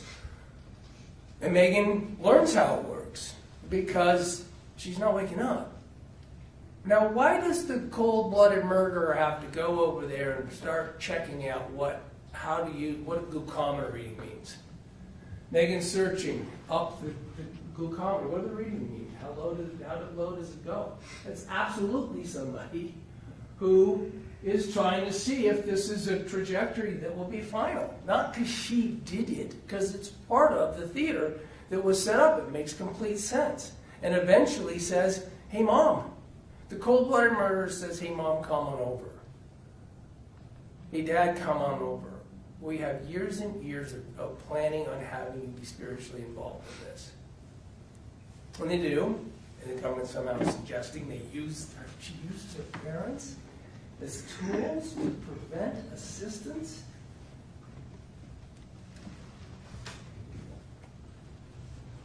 That's horrific. And there's no assistance to be had. Not only did Dr. DeSalvo say that graph is consistent with the last injection of insulin being while Casey Terry was conscious. Dr. DeSalvo and every other doctor acknowledged there is no evidence that anything was injected after Casey Terry was unconscious. So it is unequivocal in this case that Casey Terry could have done anything that was the cause of her death herself. And it has to be proven beyond any reasonable doubt, no possibility. Meggan, in fact, did something other than be there. That she didn't have to help. That she didn't have to aid. Has to be disproven. The real possibility, for sure, is a quasi-suicide attempt. But at any rate, it's undisputed that anything that caused Casey's death happened when she was conscious and could have done it to herself. And as you heard Dr. DeSalvo say, there was no need or any potential to save Casey Terry early into that flat line. Starting in minutes, certainly going to a couple hours, Dr. DeSalvo said Casey Terry was never going to recover. She wasn't going to recover when his mom got there. She wasn't going to recover after Mark came down. The story was over. The end was something that could not be avoided. That's the evidence. That's what Special Agent Hales promised Meggan would have to be done for her to be in that spot.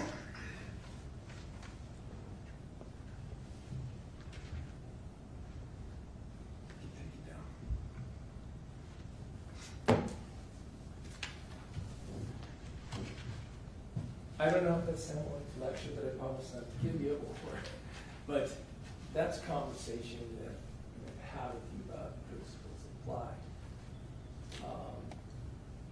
The incredible importance of those principles in the other before, which I fully believe will apply throughout the trial.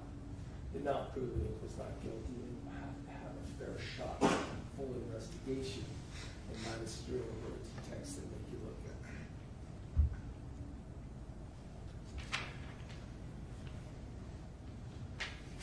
Unbelievably, to me, I shouldn't say unbelievably, it is a feature of our court system that the prosecutor, these principles are so important and so weighty that the prosecutor gets to go first and last.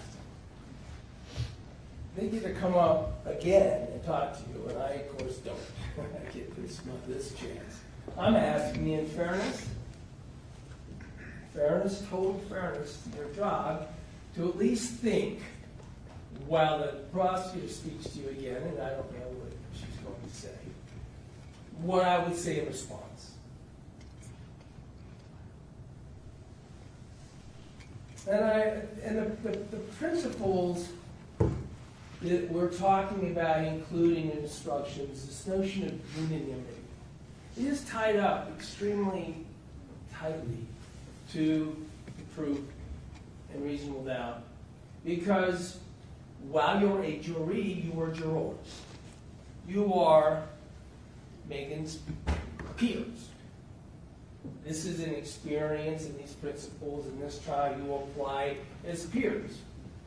You think what you would consider, is this how an investigation ought to lead to a trial for cold-blooded murder, aggravated murder, the most serious charge in our land? The way you think would be fair for your loved one, your mother or father, your cousin, your peer. And each of you have that experience. Each of you have that ability to consider individually as you discuss within and amongst yourself. Trials are long. It's been long. Sometimes this one, not the cat a lot of it, but things can happen that you might not like. I might have done something wrong. I might have done something you didn't like. I might have missed something you think. If you have any feelings in that regard, I'm asking you to hold me responsible, to blame me. This isn't my day in court. This is my future. This is your peer. This is Meggan Sundwall. This case is not proven. And if it's not proven, you have to admit. Thank you.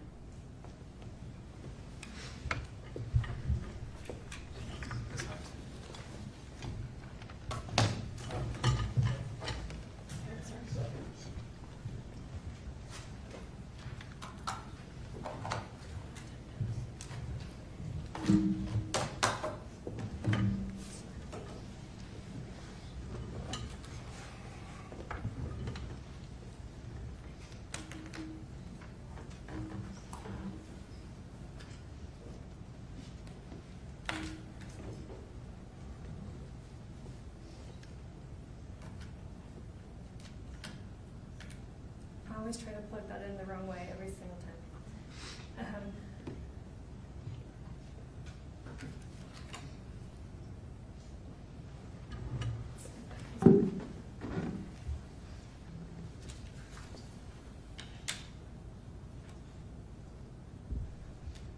All right, Mr. Williams just said to you that based on how our system is set up, the principles, the burdens, that I get to come up twice. That's correct, because it is the state's burden. It's the state's burden to prove beyond a reasonable doubt the charges that we have against filed against Ms. Sundwall. I and the state embrace that burden.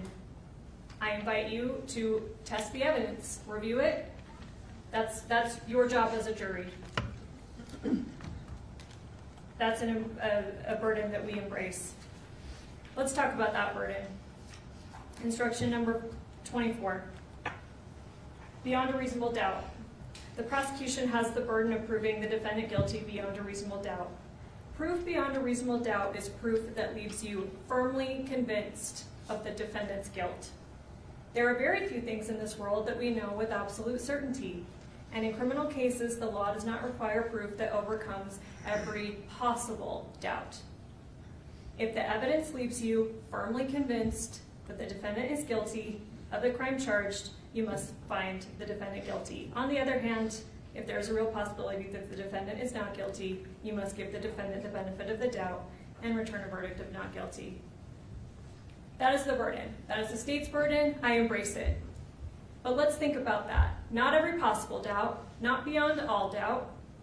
Not every single doubt has to be covered. You can have things about what happened in that room, in that basement on August 12th that you might have doubts about. But the doubt has to be reasonable. And as long as you are firmly convinced, then your direction is clear. If you are firmly convinced, you convict. Mr. Williams is trying to make this seem that any case, any possible case, to prove it, for you to be firmly convinced, there has to be forensics, there has to be DNA, there has to be all of this scientific stuff. Words are evidence. Those text messages are evidence. Testimony from every single witness is evidence. You do not need forensic evidence to be firmly convinced. Might it be helpful sometimes? Sure. You do not need it. It is not required. I want to turn you to instruction number 22. It talks about direct and circumstantial evidence. I think the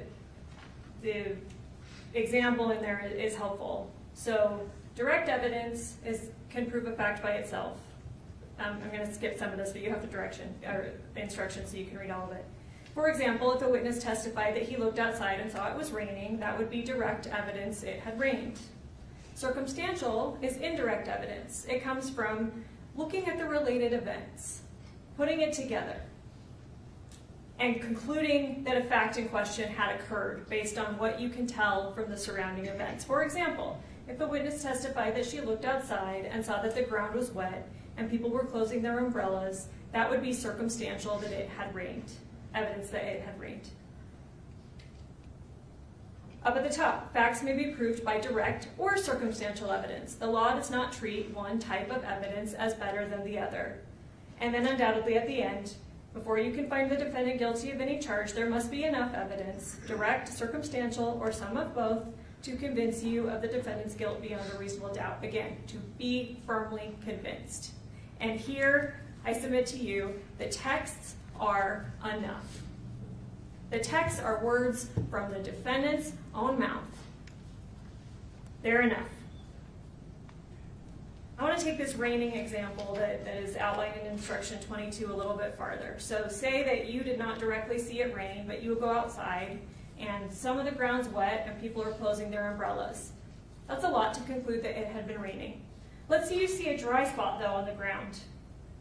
Well, why is there a dry spot? Something's missing. Do you immediately jump to not every inch of the ground is wet, therefore it couldn't have been raining? No. What if the dry spot's in the shape of a car? Do you need a mechanic to come and tell you exactly the make and model of what that car was, or some kind of video to tell you exactly when that car arrived or when it left?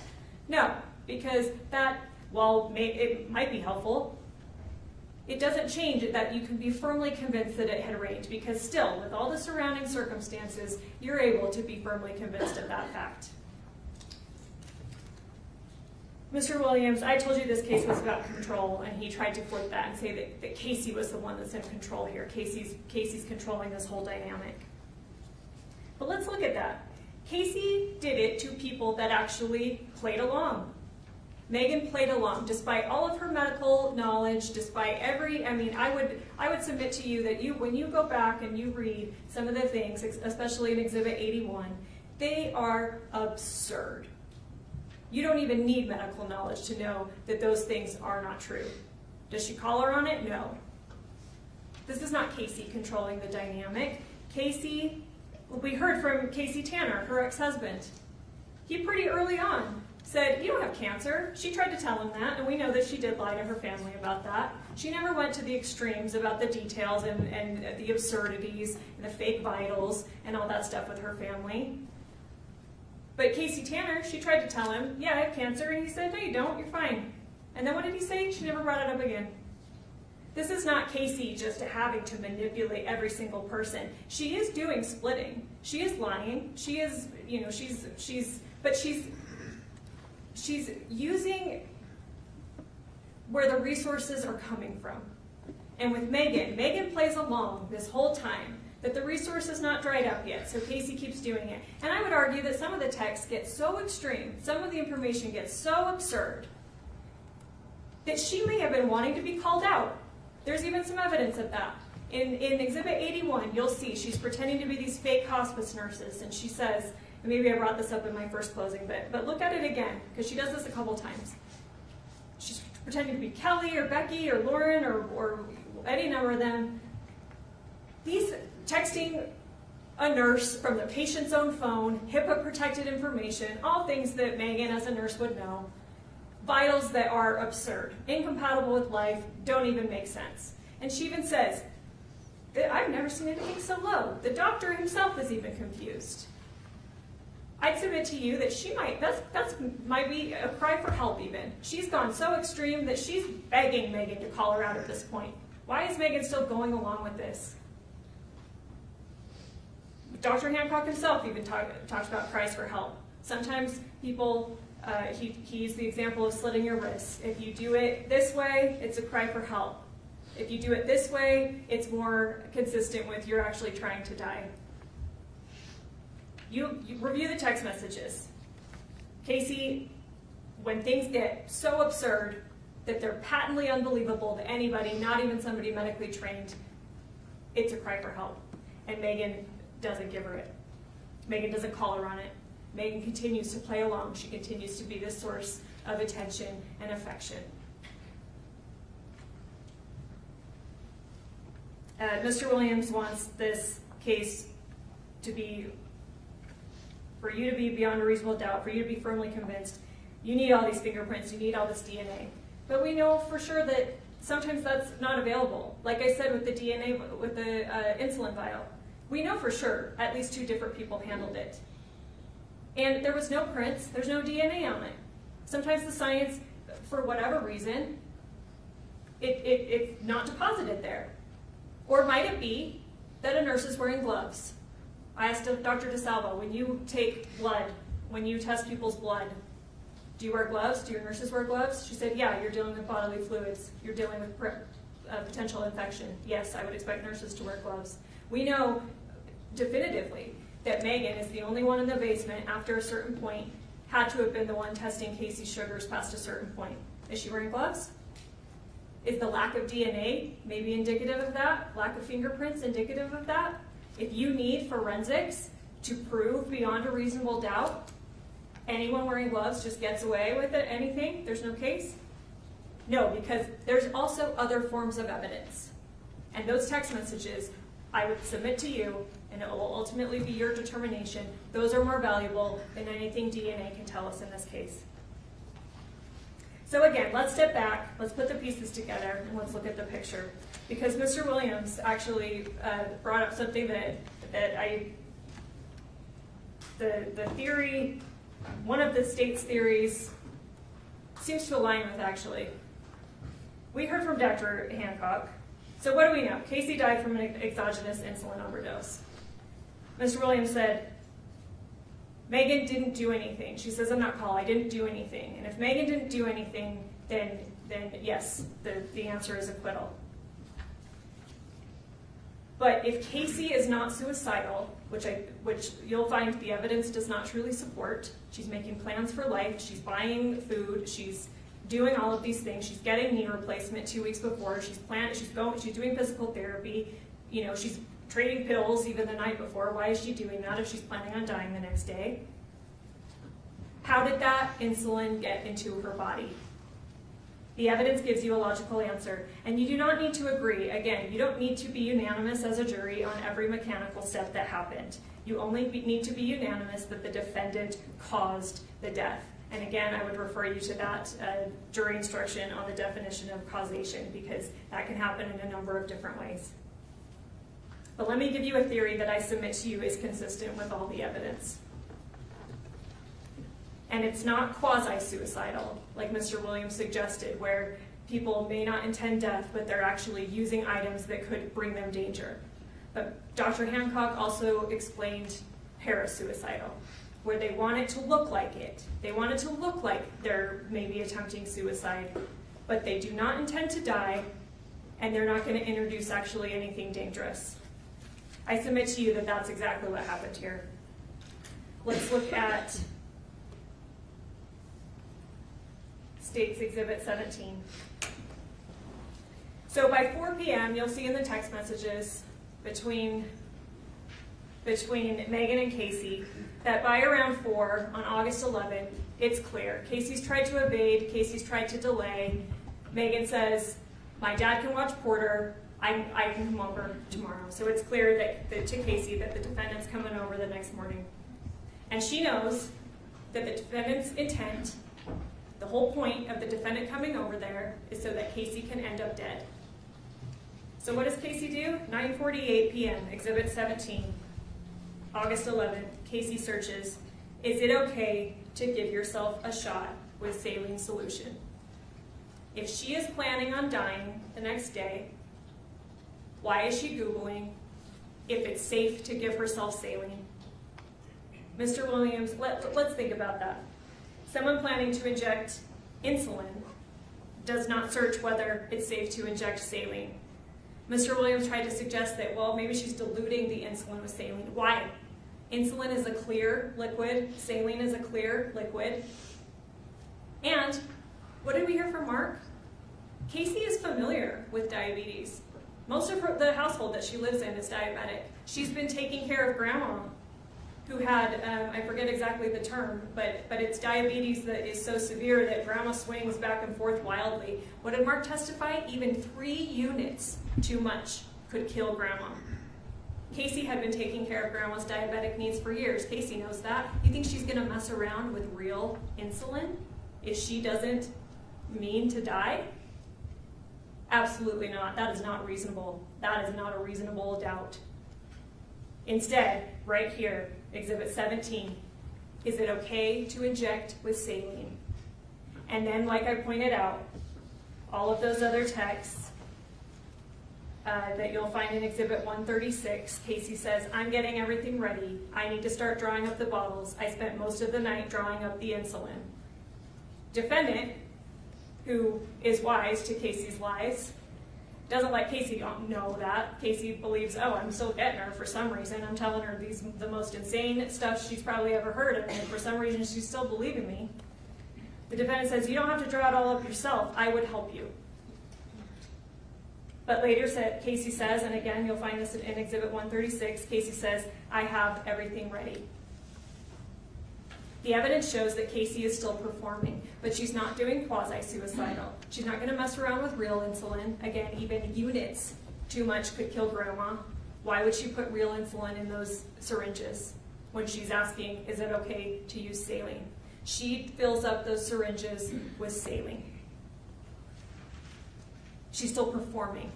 And even still, she's still delaying. You'll find in the text thread, she's saying, oh, it's Kylie's birthday, there's transportation issues, maybe I should come to your house, my grandpa needs the car, but she's still trying to put this off. If she was truly intending suicide, there's no need to stall.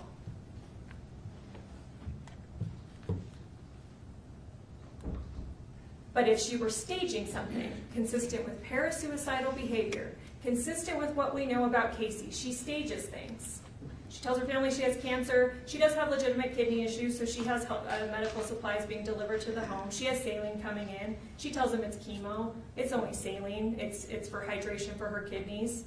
She does go to the hospital at different times, and yeah, sometimes her family thinks that it's for cancer. And yeah, no, it's not. Obviously, it's bad. It's a bad thing she did to lie to her family about cancer. But she's a mentally ill, vulnerable person.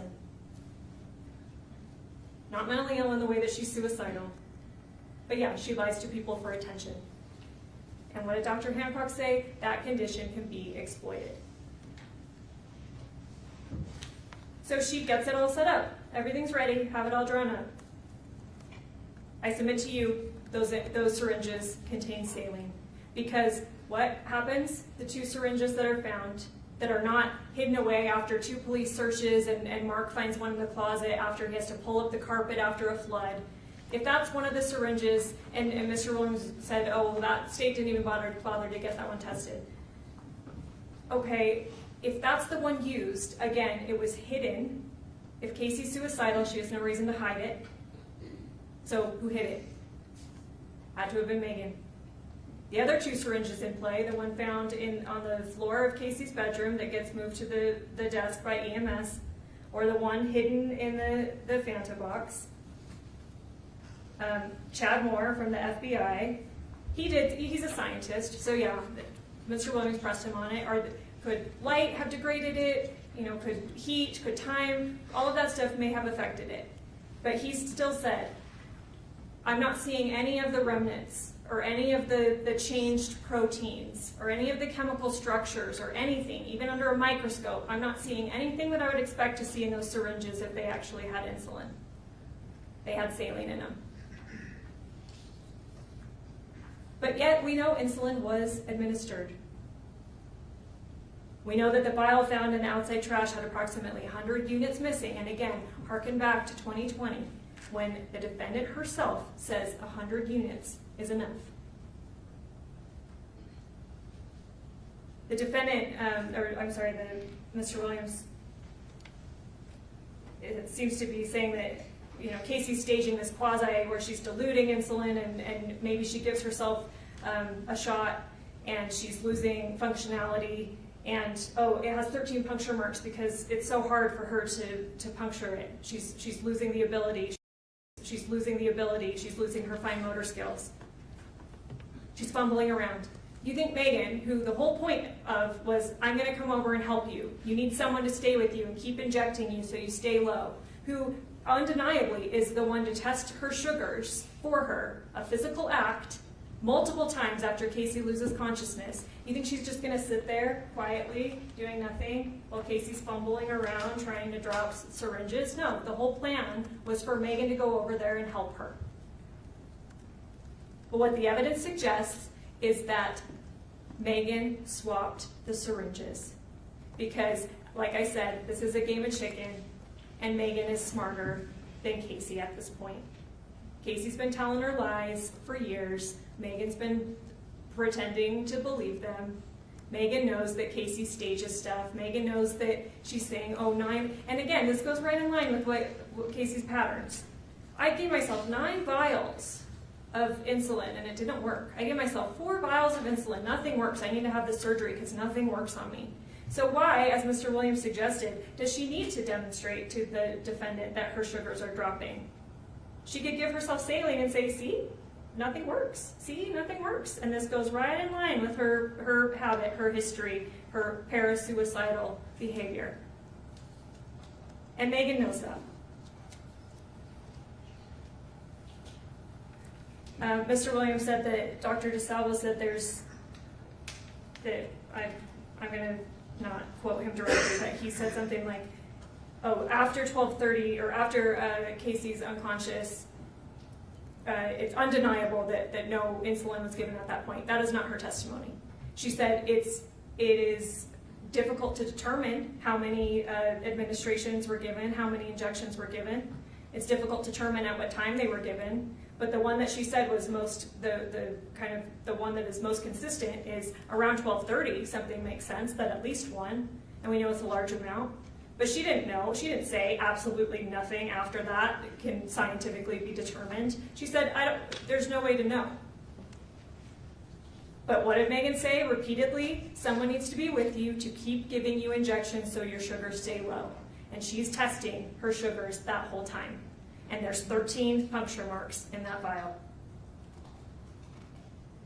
So what the evidence supports. The evidence is consistent with Casey filling those syringes with saline, attempting to stage another crisis, still hoping to delay, still performing, perhaps still hoping that once the defendant actually got there and they're actually at the moment where, hey, I'm going to inject myself with what you believe is insulin, Meggan, maybe you'll stop me. Maybe Meggan actually cares about me.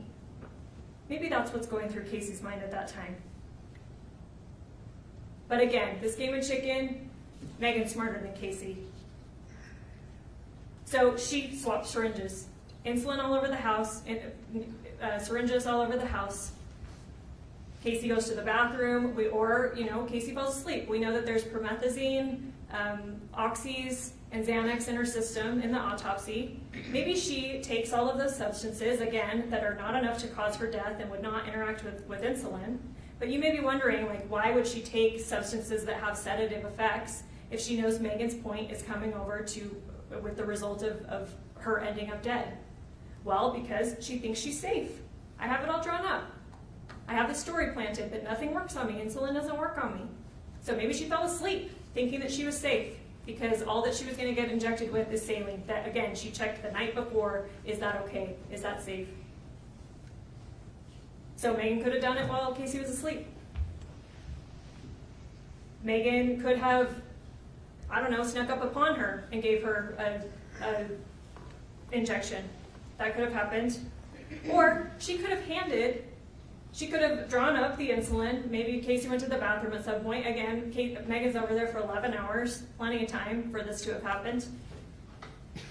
She could have handed Casey what Casey believed to be a syringe containing saline, that Casey believed to be one of the ones that she drew up herself the night before, still staging the scene, but one with no danger in Casey's mind. She could have handed it to her and had Casey herself inject a syringe that now contained insulin. That's still administration. That's still causation. Look at the causation definition. And again, you don't even have to be unanimous about this theory. You can think any of the other theories that I argued, as long as you are unanimous about that Meggan caused the death. But this theory is consistent with the evidence. And then after insulin was given, it still matters what happened next. The defendant affirmatively monitored Casey's blood sugar for hours after she was unconscious. She watched the numbers fall. She continued even after the monitor read too low. Casey's brain and organs were dying. Mark described her thrashing and gasping by 9 p.m. The defendant saw all of it. And still, she took these affirmative steps to block rescue. She discouraged calling 911, invoked this fake DNR, false claims of medical authority to multiple people. She left before EMS arrived. Again, just to drive down the street because she was so concerned. She needed to see if Casey was taken out. So she watched, but she didn't come up to them outside and say, hey, here's any information that can help you save Casey. Bottom line, Casey here is not on trial. We know she talked about suicide for attention. We know she was flawed.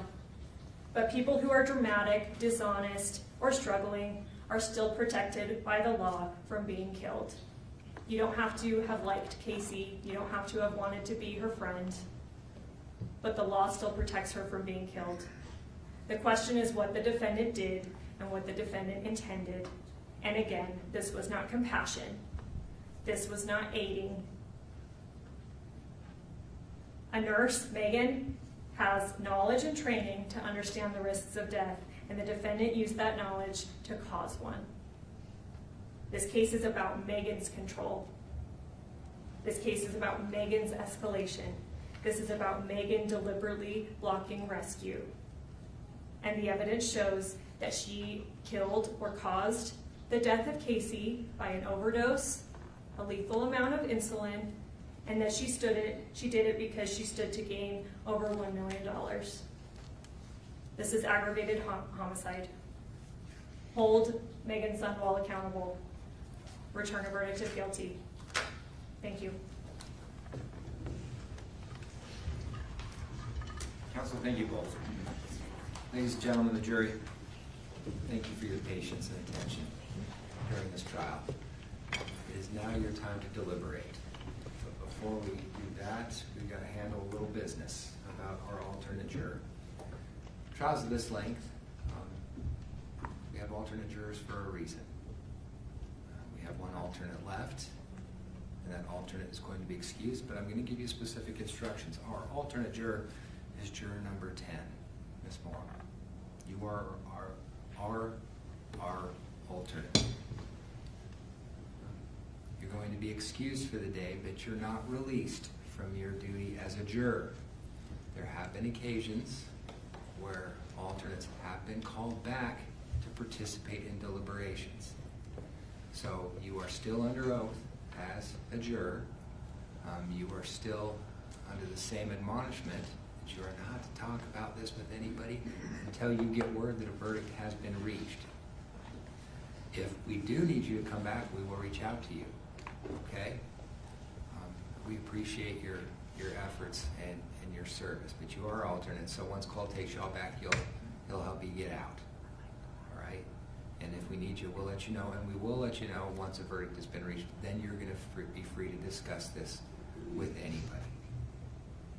I understand the sacrifice, and we thank you. All right. Our clerk will now swear in the bailiff.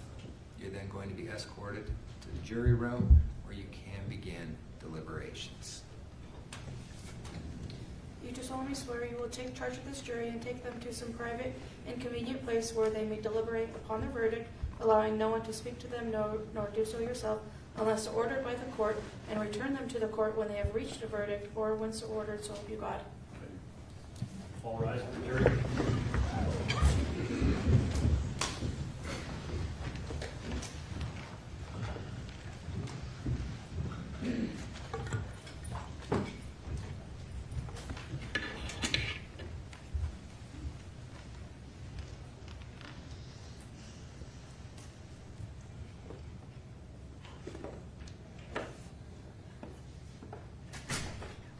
Please be seated. Council, please make sure the clerk has your numbers. It is now 2:42. We're going to let the jury work till around 5 or so. Then they may be excused for the evening, come back in the morning, depending on where they're at. But we'll let you know. Any questions? I believe so. There you are. All right. Thank you. Make sure Brooke has your numbers. Thank you. All rise.